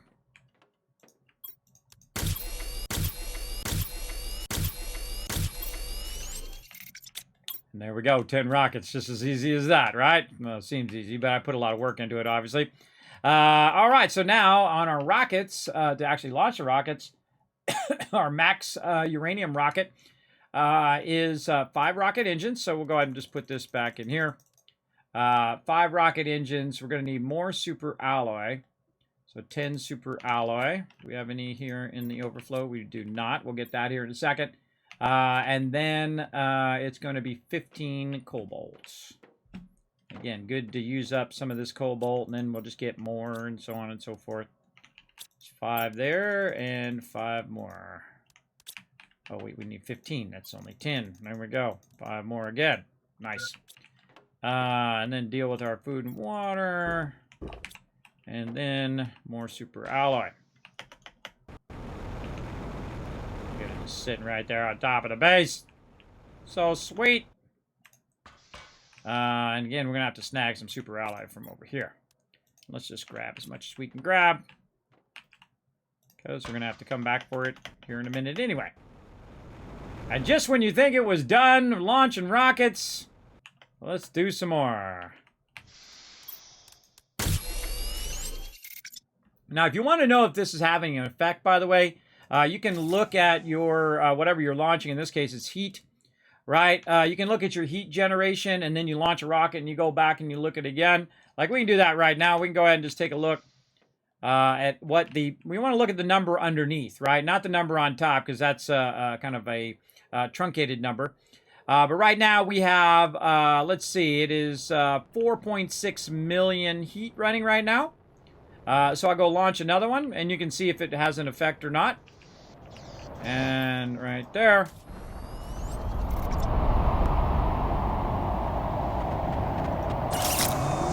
And then see, the second I hit launch, remember it was 4.6 before, and now it's 4.7 million, right? So yeah, that's a lot. That just added 100,000 heat pressure. Now, of course, it's no 61 million like oxygen, and I'd have to put more of the heat things down. But here's the thing. After you've already done the bonus and you come back and you put more things down, that counts toward that bonus as well. It's already boosted, right? It's like whatever your base number is times how many times you've boosted it. And, of course, if you add more to that base number, the more it's going to boost. So I could launch more rockets, or I could go ahead and make more items, which means I'd have to make more power. I feel like rockets are your most effective way of boosting each of those things, because it boosted by 1,000 as opposed to building out a bunch of stuff as well.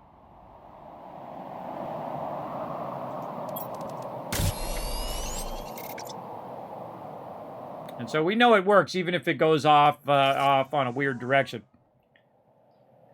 First time here. Great stream. Thank you. You've done a lot in this game, kid. I have. Yes, I have. Totally. What does it look like on the map now? Oh, we'll take a look here in a second. You can, you fly me to the moon. Yeah, well, hey, get on the rocket. Off you go. I think there's a couple moons in this game. There's one over there and a whole nother planet or something over there. You only do the one planet for right now. Again, remember, this is in early access. You're like, Kismet, I want to try this game out. This game looks fun. Well, here's what you do. You just go ahead and follow that link right there. It's a free demo. You're welcome to check it out, see if it's your jam. I played a little for hundreds of hours now. Easily 100 hours in the game. Very, very fun. Highly recommend it. All right, there we go. And now we got our 5 more of those. We're going to launch 10 rockets here. Let's look at our thing again. We're going to need 10 super hours, 15 more cobalt. We're just blasting this off. We're building it at the mega level here, everybody. We are messing around up in this stream. Let's get our 15 cobalt. Let's see, 15 cobalt, 10 super ally, and 5 rockets. All right, we need more super ally from over here. Now, I'm just launching it. I'm not even bothering picking up that resource. Look at it up here as well. You can see my base is huge, and it's like a base shield, right? The whole purpose of it is to shield the ground from those rockets hitting the ground. I want them to hit up here because this way you can even see it on stream, right? Even if it's a really bright or even dark, even better, because then they would glow.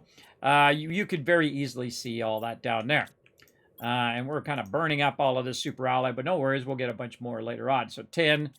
We found out the perfect ratio for how many you can do based on how much stuff you have in your inventory. Now, I'm not even launching the rockets for the resources. I'm launching the rockets for the boost to my heat right now.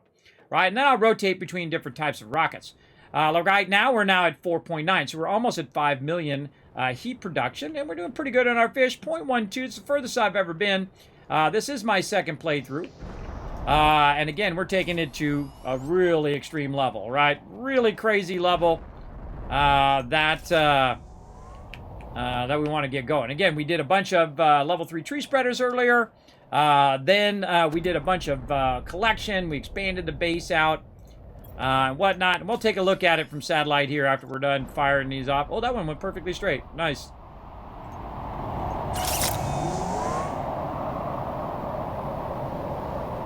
A lot of times it hits the side of my base or it shakes a little bit and then it gets off kilter.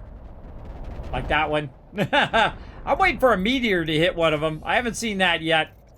I don't know if it does, if meteors can actually hit the rockets. I know that I can bump the rocket. If it does get stuck, like it starts to lean toward you, you can run and push it. Right, if it gets stuck on the edge of the launch platform. Oh, like that. Oh my God, foreshadowing. That Kismet foreshadowing there. Let's go. Bump that sucker. Oh, it's not letting me bump it now. Come on. Come on.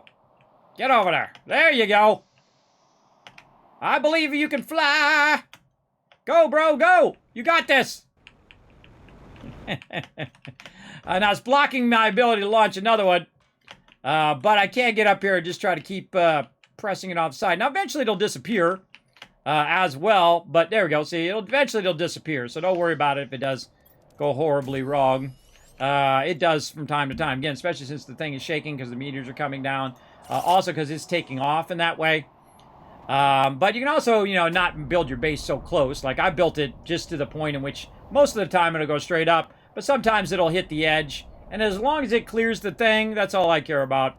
Because I'm just going to make another one and launch another one. And then we'll just keep going in that constant cycle. Look at it going way over there. It'll still go in that constant cycle. There we go. Got that done. And we'll go in here and have some food and water so we don't have to worry about it. That'll take care of itself. So now we've got that looking sharp. Yeah, 5.3 million there. Now our goal is to do enough of that, enough rocket launches and all of that, where we start to see this go and it gets faster and faster and faster, and it's starting to go really, really fast. Now right now, when you get to TTI, everybody, everything slows down. It's like a really vertical progression. I highly recommend lots and lots of rockets. You can see that my auction up there is 61 million. That's a lot. Though that's not as much as we possibly could do. We could probably do a lot more. in the long run because we could actually add more tree spreaders. Let's go ahead and see how our trees are doing. Where did I put those? Over here. I think I did 3 more over here, and I saw 1 in the box. So maybe we could do 4 more of these just to get some more trees going on. What do we put in our prep box over here? I kind of sworn we put... Oh, we already took it out and used it. Okay, let's take that. Let's go ahead and try to prep 4 more giant tree spreaders here. So we already did the hardest part, which is the conversion of those. We're going to need 4 tree barks. Now, I like a good prep box. So you can just put everything in there so your inventory is not full. Now, this one is actually 150% there, so that's nice. So there we go. So we want to basically figure out what we need here for our tree spreaders. And I already kind of know that I need 4 of this and 4 of that and 4 of that, depending on how many I'm going to put down. And then we're going to go look at our zeolite. Now, our zeolite is the rarest thing in the game. You're going to start to run out of those over time. And what I do is I start to decommission stuff. I start taking down the fusion generators. I start taking down other things that use the zeolite so I can use them for tree spreaders. Because tree spreaders, level 3, is 12,000. It's larger than anything else in the game for that oxygen. But we also need to make some bacteria samples as well. So we need to kind of go to the other side of my base, which is way over here. Now, when we move over here, of course, the meteors are going to hit over on this side as well. Every time we sweep by here, we sweep by all of our various resources.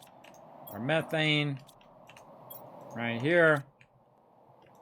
And into the base we go. And I think we used up only a couple there. We'll put the rest of this in the overflow. Right over there. Very nice. And then we probably need to use up our algae and our water. Yes, we do. So what I'm going to do is just grab a good half a box right here. Let's say somewhere in that neighborhood. And then we'll just grab the rest of it. All be water. And then we'll just go to town. Why am I making so many? Because I can. That's why. I feel like at some point when your thing gets full, burn it up, everybody. Burn it up because it's just making more of it right now anyway. And I can replace all of this fairly easily. A lot of it just sitting right underneath this part of the base right now. And so we'll backlog a bunch of these. Like so. Then I thought we had some more algae sitting over here. Let's get that. More water. And use that overflow up. Oof, lots of water in there. Get all that out of there. Meanwhile, there's a bunch of uranium rockets coming, or uranium meteors coming down while I'm over here doing this. I try to stay busy while I try to get as many things going simultaneously as I can. Use up all your resources. Don't do you any good sitting in the box. Let's do this. Put all the water back. And then we'll go ahead and replenish those resources by putting that in there. Running down here. It's just easier when you put these on the edge of the water so you can stand on the shore and grab them without having to worry about flying or being underwater or anything awkward like that. And then back up here. Then water. And up over here. And then we go collect a lot more algae again. Now, these algae generators are awesome. I suggest to put down as many as you possibly can. In my case, I have 14 going, so I can grab it. You can see them hitting the water and dropping on the thing. It's really cool to also just let them fall into this water area because you can really see the resources underwater, especially when it gets to be dark or nighttime. You can see just tons of it here. Again, I'm not even going to bother to pick it up at this stage. I'm just here for the algae. You got to have priorities.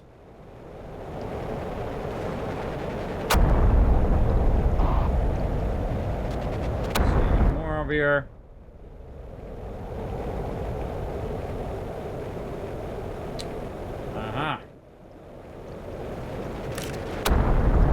Like I definitely want to turn my graphics up when I'm under here. It's a lot easier to see these things. Really hard to see in the water. It's doing like what do they call that? call it. Oh, hey, thank you for the love. What was that? Thank you for the 5 biddies. Hey, what up, Nele? Thanks for coming in and hanging out. I'm going to guess that's your name. I butcher everybody's name. Part of my chart. Hey, thanks for coming in. Show a little love to the stream. Appreciate it. Go into lurker mode. Thank you so much for that lurker love. I appreciate all my lurkers. Appreciate that, Rotisserie G.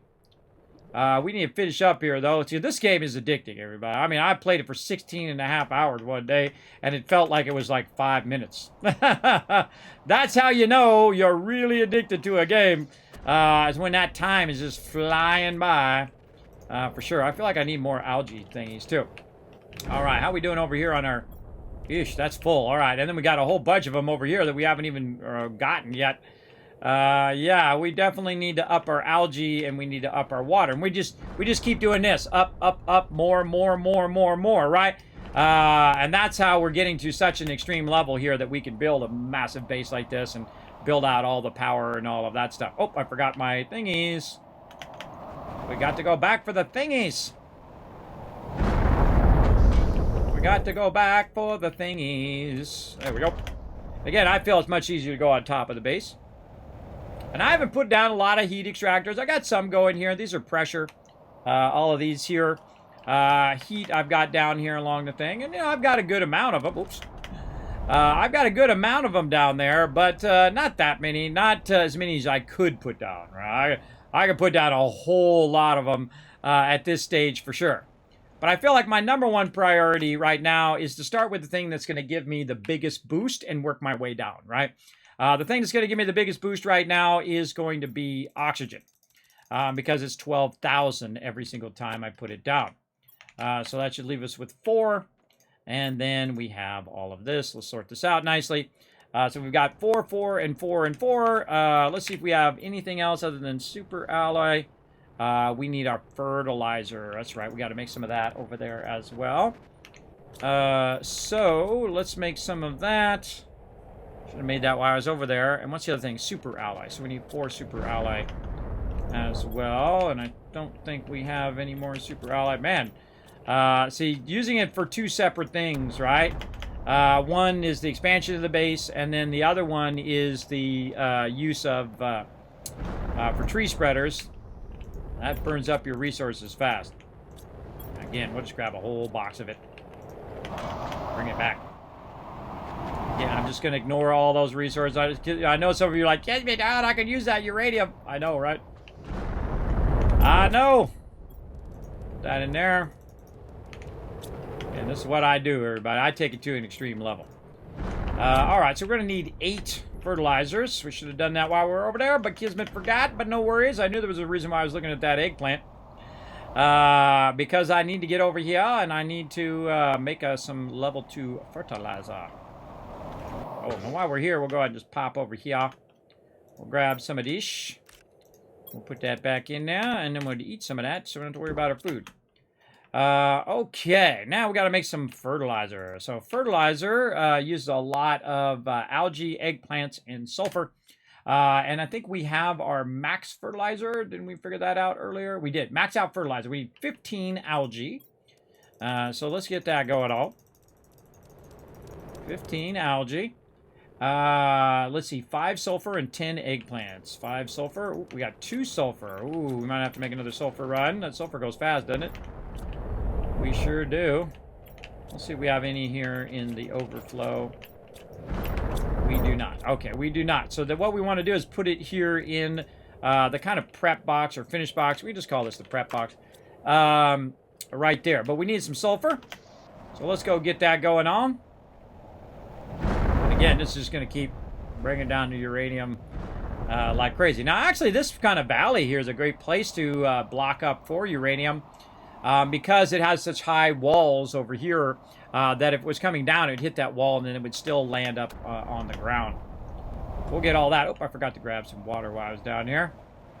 Now, I don't actually need the bottles of water anymore. I don't need to use the ice or anything. I can just drink directly out of that. Whoa, it was trying to get me there. That one was trying to get me.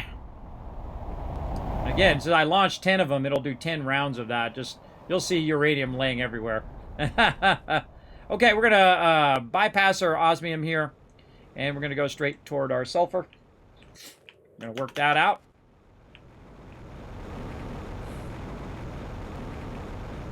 Right over here. And I only got 3 of them going because this actually produces a good amount of sulfur.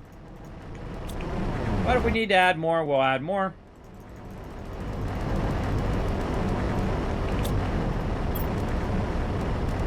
And there we go. Okay, so we'll go ahead and put this in here temporarily. Like this.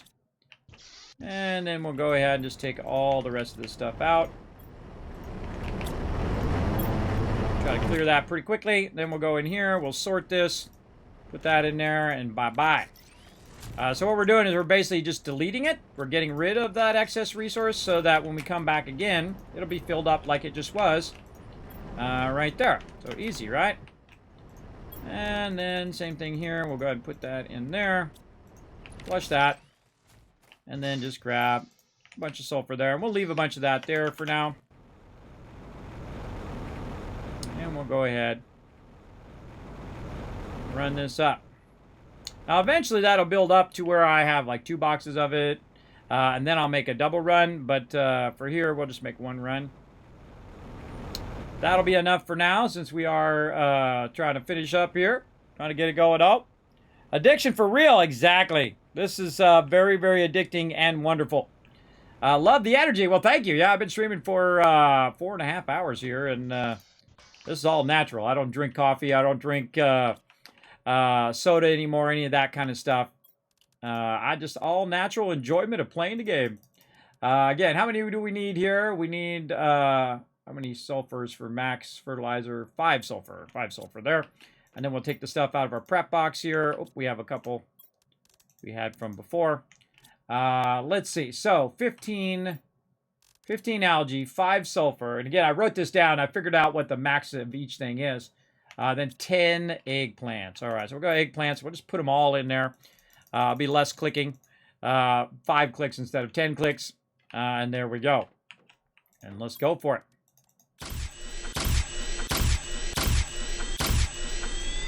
That's GG.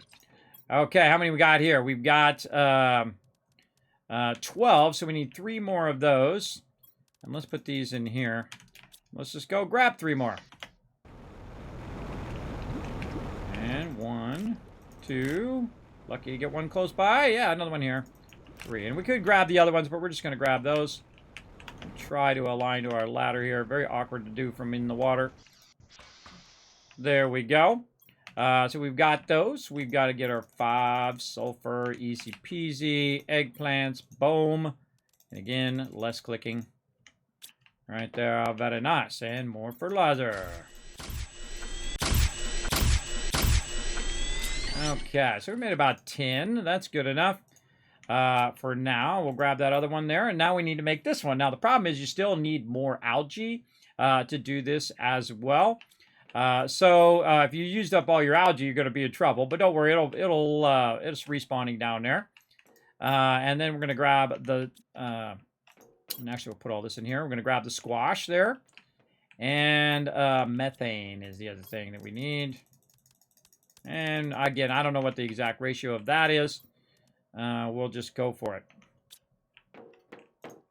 Like this. And then go get that algae again. Look at it all. Look at all that uranium. Just try to call us over to get it. But I'm going to ignore all of it. Because I already have a bunch of uranium extraction going. And so I feel like the hardest thing right now is this algae. I gotta up my ante on this algae. Maybe double it up again. Like 28 of these babies. We definitely have to add more power. But I just want to come down here and be able to see where these things are at. And then, what is the name of that feature? Graphics. What is the name of that feature? It's something that causes it to get blurrier the further. It's like the Ken Burns effect or something of that nature. But they have a motion blur, I think it is. No, not motion blur. It's depth of field. That's what it is.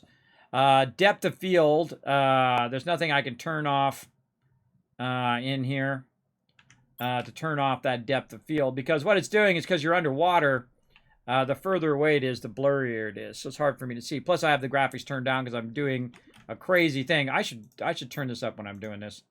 Let's turn this back to maximum. I probably should save, too. That's probably a good idea. All right, let's give it a minute to...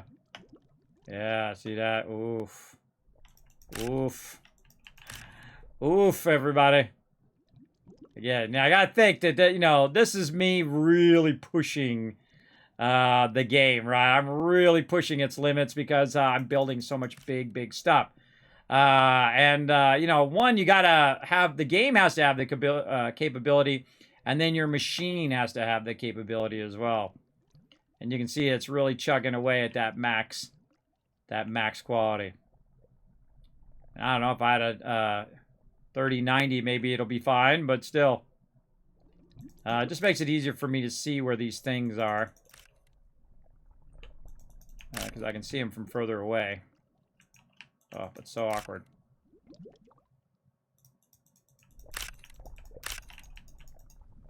Yeah, see, I can see there's one in the opposite direction because I can see really far. I gotta think also this game is not optimized yet as well, everybody. Remember, it's early access. I'm sure they'll get it all optimized up. And if you're having trouble, just turn your graphics down. I mean, no big deal. Just turn it down, and when they get it optimized, you can crank it back up again.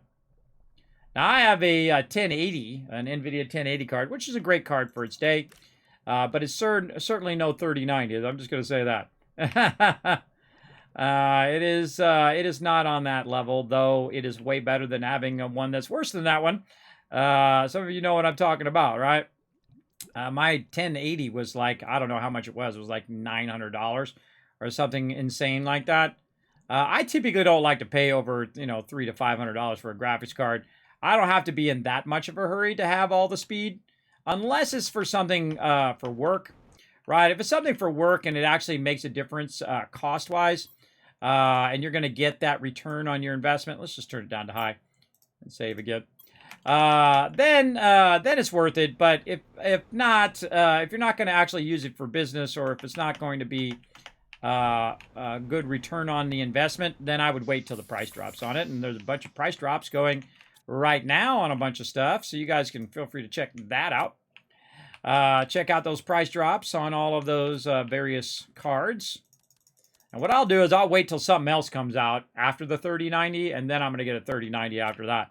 I should be doing that with iPhones and everything else. You know, after the fancy one comes out, you go ahead and buy the previous gen because it's just a whole lot cheaper. It's like buying a car, right? You can buy a brand new car, but the second you drive it off the lot, guess what? It just lost $5,000 of value. So you basically just threw $5,000 out the window. But if you only want a new car, well, there you go. You're styling. But I definitely prefer to buy a used car now. And I've bought a new car. I actually bought a new car from the factory. It was with my name on it. The first of its kind off the assembly line. Way long ago. And I would suggest that to nobody because it was incredibly expensive. I could have bought like 4 cars for the same amount. It was not too smart. But I was young, you know, and had a bit of an ego. And said, look at me, I've got a fancy car. Nobody cares, everybody. Nobody cares if you got a fancy car. Nobody cares. Only you care. It makes you feel better about you, I guess. And that's okay if it does. But nobody cares if you got a Mercedes or a Jaguar or whatever. After a while, it's just a car. And then when you throw it in other people's face, people dislike you for that. When you're like, oh, well, you're less than me because I got this piece of metal and plastic. Yeah, that's when you know that you've really gone too far. You've gone off the track. Yeah. And I know those people, everybody. I know those people who just feel like they're superior than other people. It's called low self-esteem.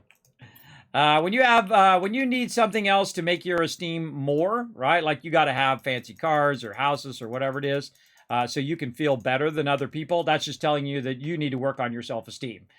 Because if you're not enough without it, you're not going to be enough with it. It'll be an endless cycle.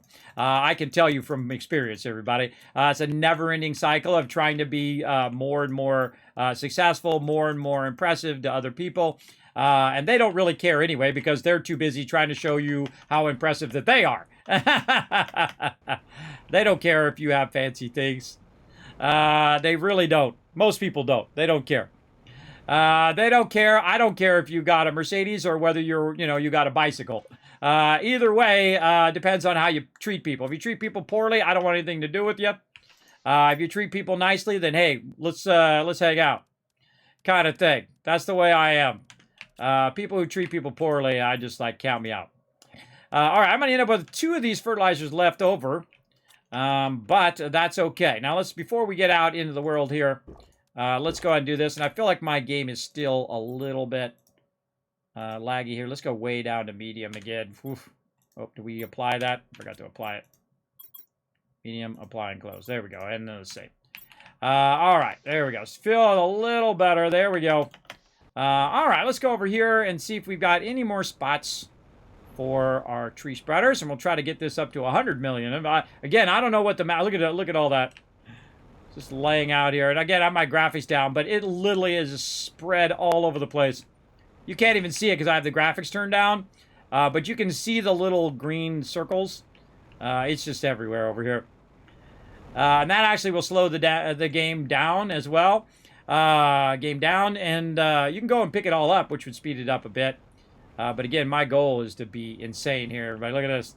I turned this desert into a botanical forest at this point. And this one's spreading away over here. Interesting, it's not spreading it up here. And so we're just kind of putting these way out here on the edge. I kind of feel like that's about good on that. Maybe up in here. Yeah, you know what? Let's go on the other side. Let's start working the other side now. All right. Fly through the forest. Whee!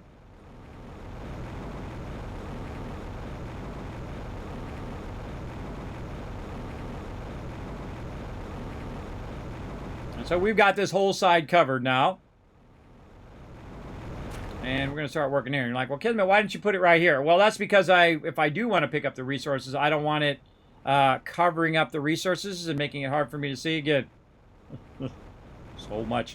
So much uranium laying there.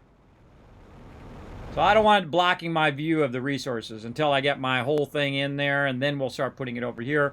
Now, usually you find something special in those, everybody. I've already gone around and tried to clear as many as I possibly could. As well, I feel like right here is a good spot. And let's give it lots of extra room there because I feel like it goes way beyond where the circle it's showing you. So give yourself a lot of room from the water. Give yourself a lot of room from whenever it's going to run up against something there. These things are absolutely massive. It's going to do that whole area right there. And again, we'll go back in here. Again, you could probably put them right next to each other and they would be just as good. Did I put the thing in that one? That's a good question. I better go back and look. I got 2 left. Yeah, so I must have. All right, now we don't want to suffocate because we're running out of oxygen. So let's run over here to our little thing. That's over here. And I could bring oxygen too. No, I got oxygen capsules I could bring, but by the time I get this done, I can just fly back again. No biggie.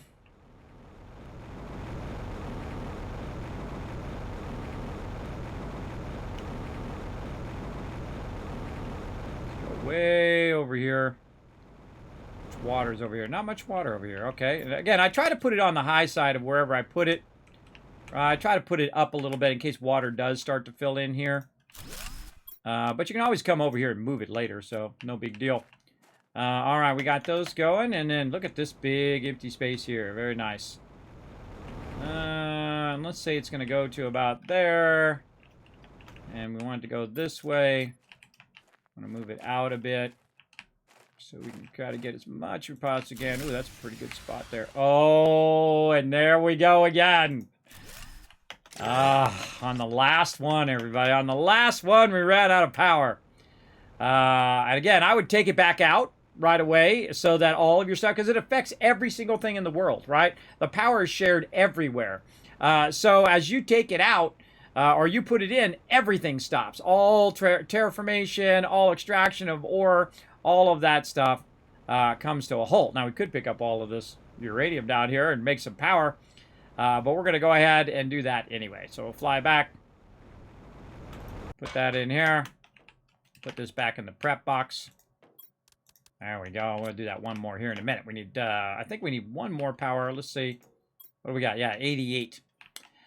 So we can get one of these going, we should be good. So we need 3 of those. What do I need? Explosive powder. Did I make any extras? I did not make any extras. Okay, so we need to go make some more explosive powder before we get into that. And up here. See, look, I was going to go a little bit longer, and I've now got an extra 45 minutes. There you go. Oh, you have 1082? 1080 is a real rock-solid card. Rock solid. It's been working really, really well. I can't even remember how long I've had it. 5 years, maybe? I can't remember when. I got it when it first came out. It was pretty expensive, but it is my primary machine. It's my primary gaming machine. I also use it for 3D animation and rendering. Very, very great card for that as well. One of the cool things about buying like an old 1080 is that you could buy a bunch of PCs and then have a 1080 in there and then use it as like a little render farm, as opposed to buying one thing. I don't even know how much the 1080s are going for now. Let's see, how many 1080s could I buy right now? NVIDIA 1080. They're still pretty popular. 1080. Let's see if they even still sell them. I'm going to go on their website, see if you can buy it.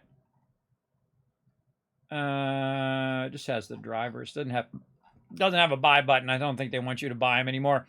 Let's check out. Let's go check Newegg. Let's see what you got, Newegg. What are we looking? Wow. What the heck? Like $1,100.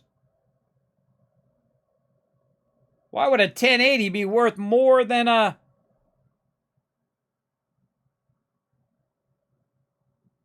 I don't get it. Why is $1,100? Why is a 1080 an old video card that's from 5 years ago? Maybe this is the new one. I don't know. That seems weird to me. That's like shocking. That's $1,000. It should be like $300. But maybe because they don't make them anymore. I don't know. It must be way better than my card for $1,000. Mine costs like $900. Yeah, so what if we wanted to get a 3080, which is way better, or even a 3070, right? Let's just look for a 3070, which is better than my card. A 3070 is $800. Yeah.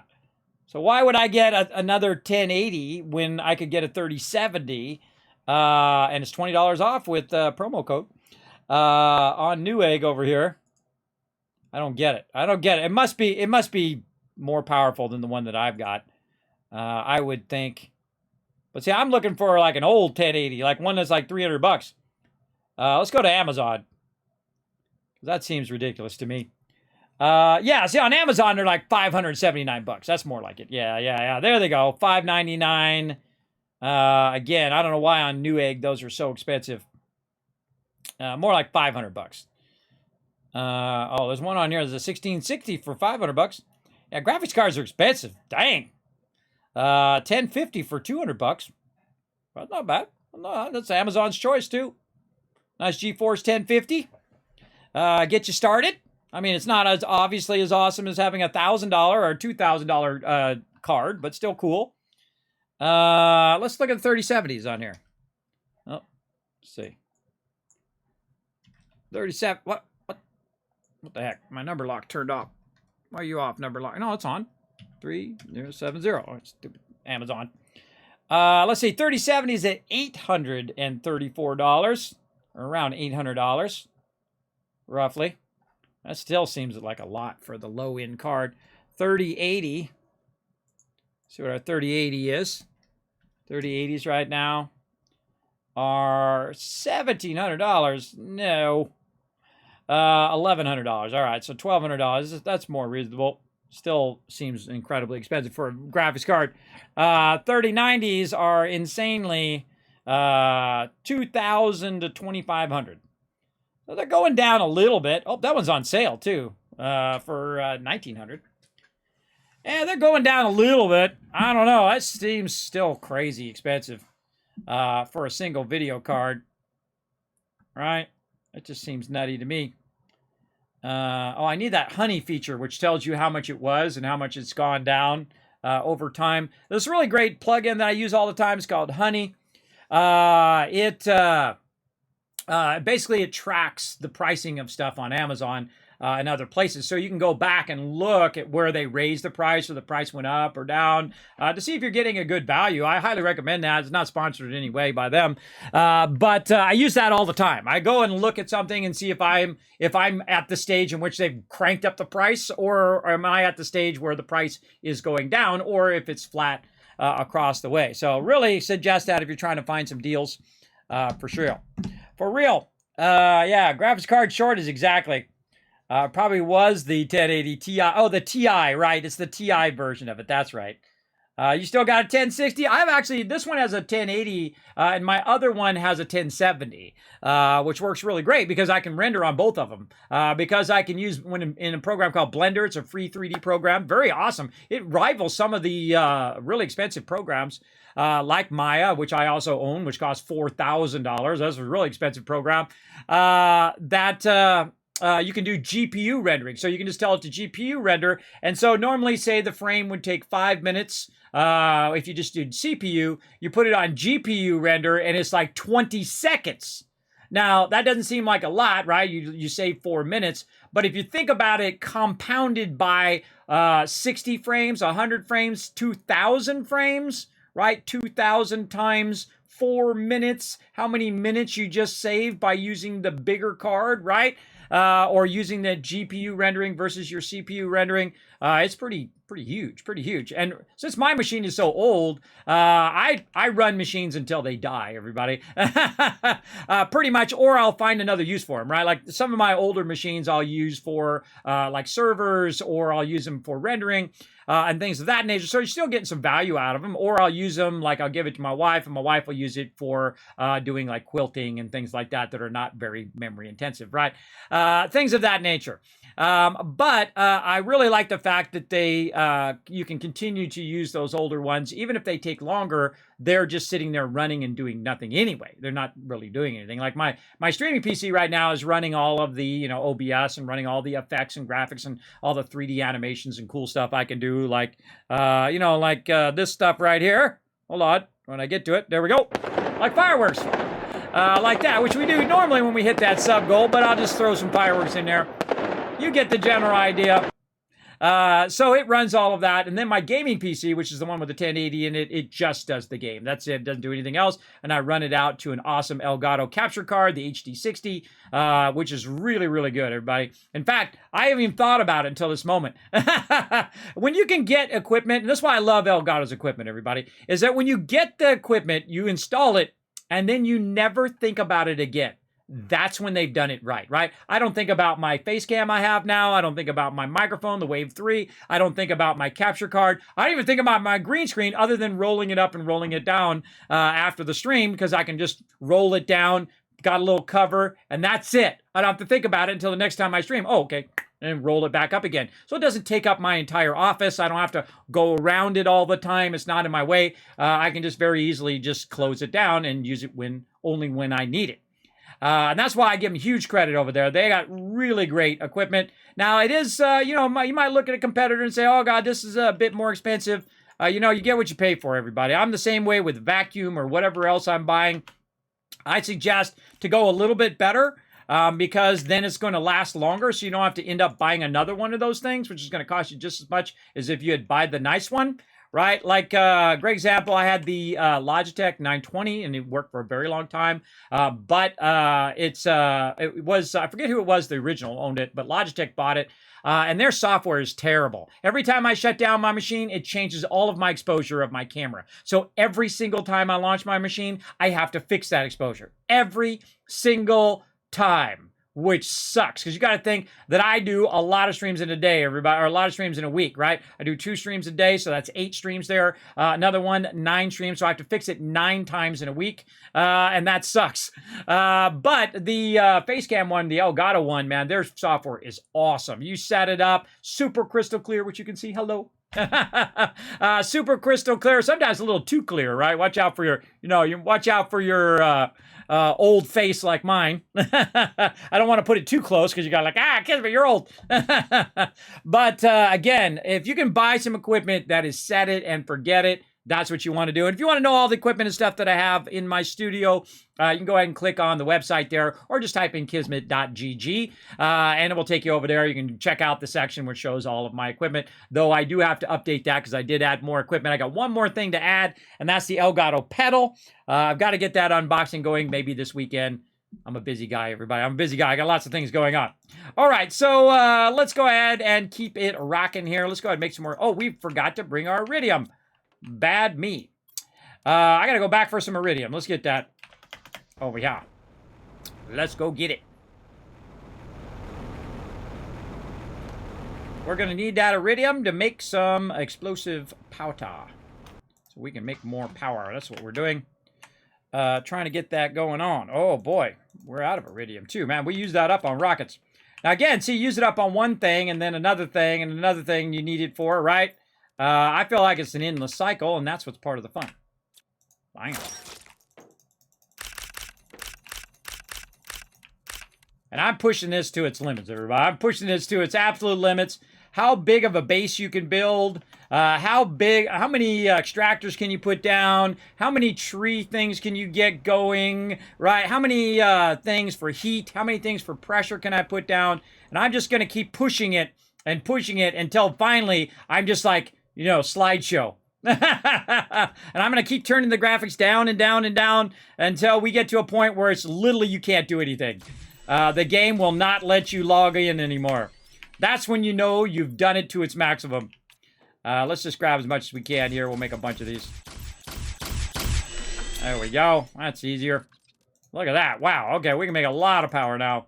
Right over there. Now, a smart thing for us to do before we go away, and I always forget this, is to get a bunch of water before we fly back. Let's get that from right down here. And then we'll have a bunch of water for this. And we don't have to fly way back over here. Okay, let's go.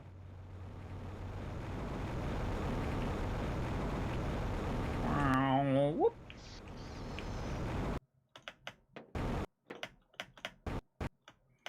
We're getting there. Okay. We got a bunch of fertilizer up there. We're trying to build some power. Did we figure out our maximum power? I think max Uri power in a single inventory is... how many explosive powder? 4. Okay, so 4 explosive powder. I'll put all these down here. Man, we have a lot. Okay. And then water. Boom. We'll put that in there and then make it easy just by taking those 4 out, putting these 3 in. There we go. So 4 of our explosive powder. We need 4 super alloys. 1, 2, 3, 4. And then we need a lot of everything else. So, oh, we don't have enough uranium rods. We're not even close to uranium rods. We got to go get more of those because we use those up to make the explosive powder. And then 12 waters. All right, so let's just put this over here in the prep thing. And we got to get uranium. Let's go.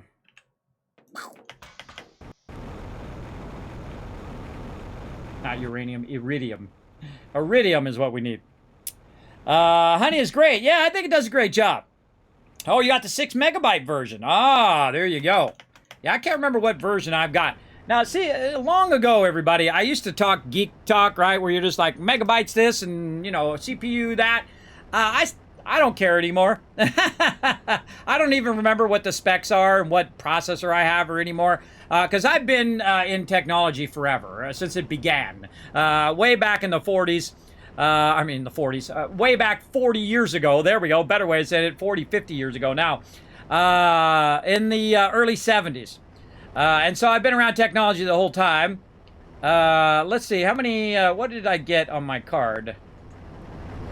I can't remember.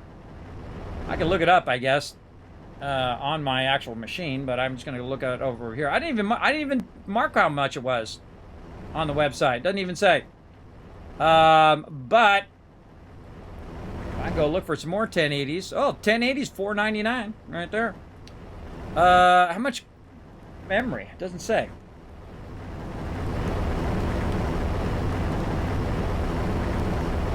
8 gigabytes. Yeah, 8 gigabytes on that one. I don't know if that's the same one as mine, but that sounds about right. Yeah, 8 gigs on my card. Ugh. Eyelash. Blinding me. All right. There we go. Okay, ore extractor. Get on point here, Kismet. Pay attention. Talking to myself. Talking to myself on that one. All right, let's go. Ooh, mama. Look at all that uranium in there. That was a good one. A little non-sorting there. Much easier if you sort it first. There we go. Now, what I've got is I got a little base over here, just specifically for the reason of coming over here and turning these into rods. Like that. And then I just go ahead and put that in there temporarily. And then we just run down the line. Like this. And you could at some point, by the way, we might do this too. We might clear this and then come back and see exactly the amount of minutes it takes for it to fill all of these, right? If it takes 10 minutes, 15 minutes, 30 minutes, that kind of thing. And then in theory, you could come back every 30 minutes and hit it right when it's ready each and every time until you've kind of maximized the cycle there. I typically don't. I typically am busy doing something else, letting it fill up. Like right now, it's already filled up with super alloy. It's filled up with uranium. And you're like, well, Kismet, you don't have any super alloy or uranium here. I'm talking elsewhere. Elsewhere, it's already filled with everything else that I need, like sulfur and all of those things. Because when I need it to be there and be in the storage so I can walk over and grab it, like we're doing right now with iridium. And then see right there, we need 4 more. Well, we can just grab a bunch of them out of there. There we go. So we just reduced basically about, I don't know, 3 or 4 inventories worth of resources down into just half of inventory. And we'll put that back. Again, we'll grab these, put the extra back right there. And then we're just flushing all these resources so we don't have to run them back and forth to our base because it comes at the cost of time. And so we don't want to spend the time doing that. We would rather spend the time just getting the resources we need when we need it. And I'm just like emptying this out. I wish this thing had a built-in feature which would just automatically flush certain resources. Like you could get it unlocked in the game and then you could go ahead and take that out automatically. So the only thing you're left with is the one that you want. In this case, iridium. I think it'd be great. Even if it was high-end, took a long time, like something to shoot for in the very, very high end of the game. I don't know why I'm clicking each one when I should be just clicking all. Oop, another one. All. Again, it'd be great to have an R command right now because I could just go to each one and hit R and empty this out much faster. It costs me less time in the long run. And, oh, wow, that one was perfect. Put that in there.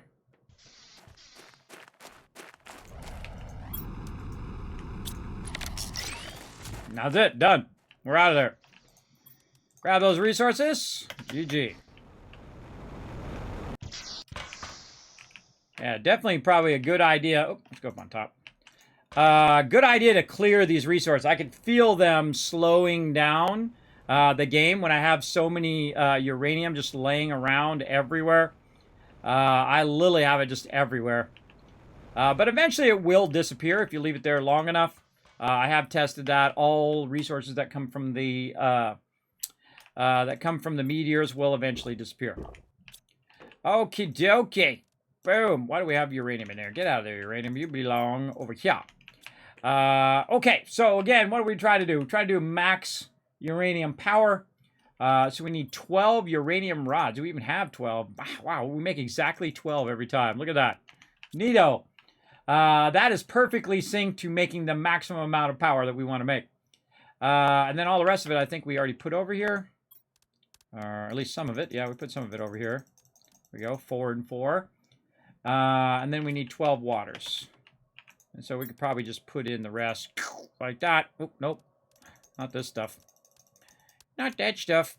And then horribly fail at clicking. There we go. All right, now we got it. And as you can see, I'm building an absurd amount of power over here.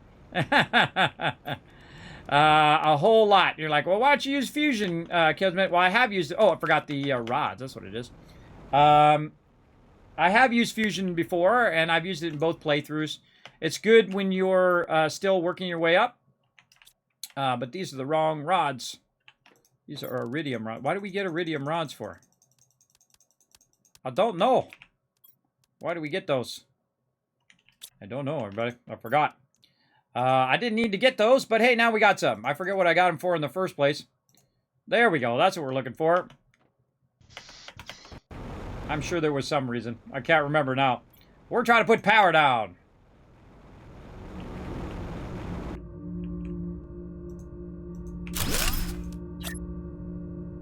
I love doing this, too, where you're just putting down a crazy ton of this. Just like, kid me, why would you do that much power? Well, because I'm doing a lot of big stuff, that's why. I'm doing some big building, as you can see. And we made huge strides today in our building, everybody, man. Huge. We built out a huge section of the base. And I could just keep going doing it because it's perpetual now. Keep grabbing the super ally, keep grabbing all the iron and all of that. But again, you don't want to burn yourself out for sure. All right, now that just leads to one more of these. Let's get this one in finally. And then we'll call it on that. All right, let's go. Wrong rods. I know, right? No, that's called sleep apnea right there. Sleep apnea makes your brain do the wrong thing. I have a pretty bad sleep apnea. And I've gone and, seen all the doctors and done all the stuff and CPAPs and all of that stuff.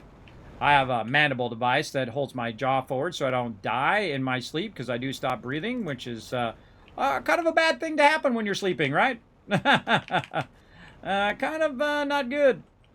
Oh, wait, I'm doing the wrong one. I can tell because it's real small. There we go. All right, let's get this closer. Let's see where. See how far it goes? It goes way further than the circle. Look at this, everybody. This is the circle that it's telling me that it's doing that at, and look how much further it is. I'm telling you, everybody, I put that way further out. So instead of putting it right on the edge there, we're going to put this way over here.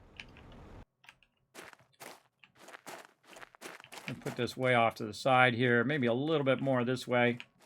So we can get up into this area. There we go. And I like to keep my stuff on the high end. And it's going to fill this whole part in with trees. And there's another 12,000 oxygen that's going up there. It's actually 12,000 times whatever thing I put in it, which I don't remember, 125 or 150%. So it's really more like, so let's say take 12,000, right, which is 6,000 if you cut it in half.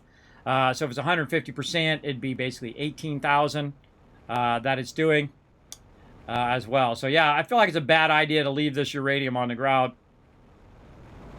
It's definitely having an effect on the redraw. Well, we'll just wait for it to disappear. And we launched off, I don't know, 25, 30 rockets today. I can't even remember. A lot. A lot of them. No, look at how much more power we can build down here, too. Nice. All right, we're looking good, everybody. I think that is an absolute crushing of Planet Crafter today. We extended this whole entire side of the base out over here. It's working great as a great thing where the meteors come down. They hit the top of that. They're just sitting right here. Super easy for us to just run around, grab that uranium all day, every day. I like how it also goes down in a little thing there. Great thing about uranium, too, is it glows. So it's really easy to see. Now, I probably don't want to leave uranium laying around. because you get radiated, right?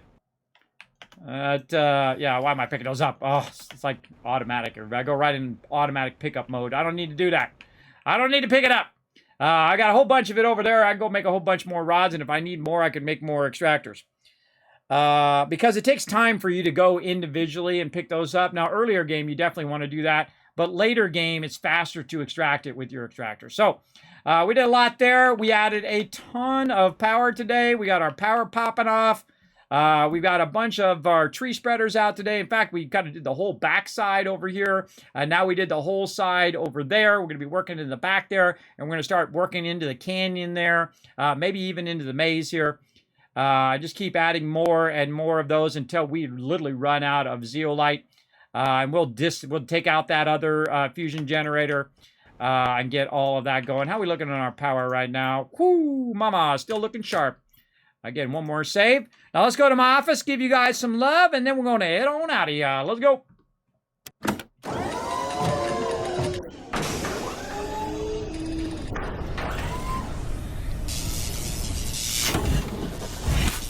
God, that game is addicting. It's so fun, though, everybody. Very, very fun. There you all are, right there. There you go. Let's give you guys some love. 1,000, 2,000, 3,000, 4,000, 5,000 caps. Now, if you haven't already done so, hit that follow button, because now you got tons of caps to win those thousands and thousands of dollars, potentially, of giveaways here on my stream. If you're like, Kismet, when are you going to stream next? Bam, right over here. Here's my schedule. I stream Tuesday through Thursday. 2 streams a day, 1 p.m. and at 10 p.m. If I'm feeling well enough. 1 p.m. and 10 p.m. Hopefully, I'm going to get now back in my sleep cycle. That'll help a lot. Then, of course, on Saturdays at 10 p.m. as well. And you can check out all the different games that we're going to be playing this week, including we're going to be playing one called Shelter Manager, which is very, very fun. I've seen, well, at least it looks very, very fun. We're going to do a learn to play on that. So if you're a Shelter Manager Pro, feel free to come join us. We're going to do highlight that indie game on the stream. Now, again, if you want to find that, you can always find it on my social media, everybody. The best thing to do to help support the stream is to pop on over to YouTube right now. Just take a moment. Click that link right there in the chat. Super easy. Don't even need to type it out. Pop on over there. Hit that subscribe. Then to do the same thing with Twitter, twitter.com/KismetBP. Hit that follow button. Now, if you're watching this on YouTube in the future, because I upload literally terabytes, I mean with a T, yeah, terabytes worth of videos, every single one of my streams up there for everybody on my YouTube channel. So do me a huge favor, hit that subscribe button. Hit the like button down there, right? Because that like button really does help a lot on YouTube as well. Now, of course, if you want to be part of the team or just see more about all the epic games that we do play here, all these games you see scrolling behind me here, I've played every single one of them on stream. Absolutely. And a whole bunch more now that I have to add to that at some point. You can check that out. Now, again, if you want to see more about my studio, what I've got going on, all the monitors and megabytes and all that other fun stuff, video cards, you can check that out, kismet.gg. Just click on Studio Equipment up at the top. It'll show you all of that with links and everything. Even oil that I use to keep my fans from rattling in my computers. Also, I got a bunch of new stuff I want to add in there as well. My Elgato stuff and all of that. So eventually I'll update that as well. Now, again, if you want to support the stream, you're like, Kismet, yeah, I had a great time tonight. I learned some things. I had some fun. I smiled along the way. If I brought a smile to your face, then I'm doing it right. What you can do is go above, beyond, and support via Patreon. Patreon.com/Kismet. Was me. And you can show some support. Even $5 over there does make a huge difference. Allows me to do more videos and, of course, do more fun things like giveaways here on the stream, as well as you get behind-the-scenes look at everything that I'm doing. You get to see it before anybody, including all the graphics and animations. I've been a graphic designer for 30 years, so I do share my thought processes over there. You also get to see ad-free videos over there as well of my highlights and guides before anybody else gets to see them. Typically, they will go up on to Patreon first. And of course, if you do have some feedback, suggestions, and whatnot, you can go over there and also give me some feedback and ideas. You can do the same thing on the Discord, all right? So I appreciate everybody who does help support the stream. The next time you're going to see me is today, depending on your time zone, or basically Wednesday at 1 p.m. Eastern Standard Time. So whatever time that's going to be for you. For me, it's going to be in about oh man, not long. 6, 7, 8 hours from now. Yeah. 6, 7, 8. Yeah. So 8 hours from now, and I still have to sleep, help with my kids, and then go back to sleep again, then get up, prep the stream, and then be back here again in about 8 hours. So I need to get cooking, everybody. We'll see you all next time. Thanks for being here. Appreciate each and every one of you. Bye, everybody.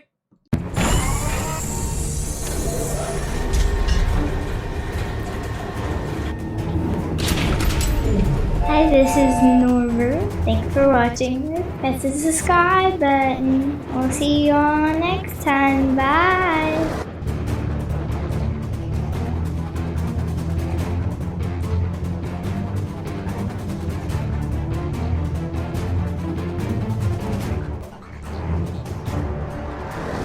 Hey, thanks for watching this video. Help support more videos just like this one and keep the Kismet love train a-going by dropping by my Patreon and showing your support. Big thanks going out to Resident Spike, Riverdog, Rotisserie G, JC Hunter, AMZ, and Carlos. Click to watch more videos, and I'll see you next time.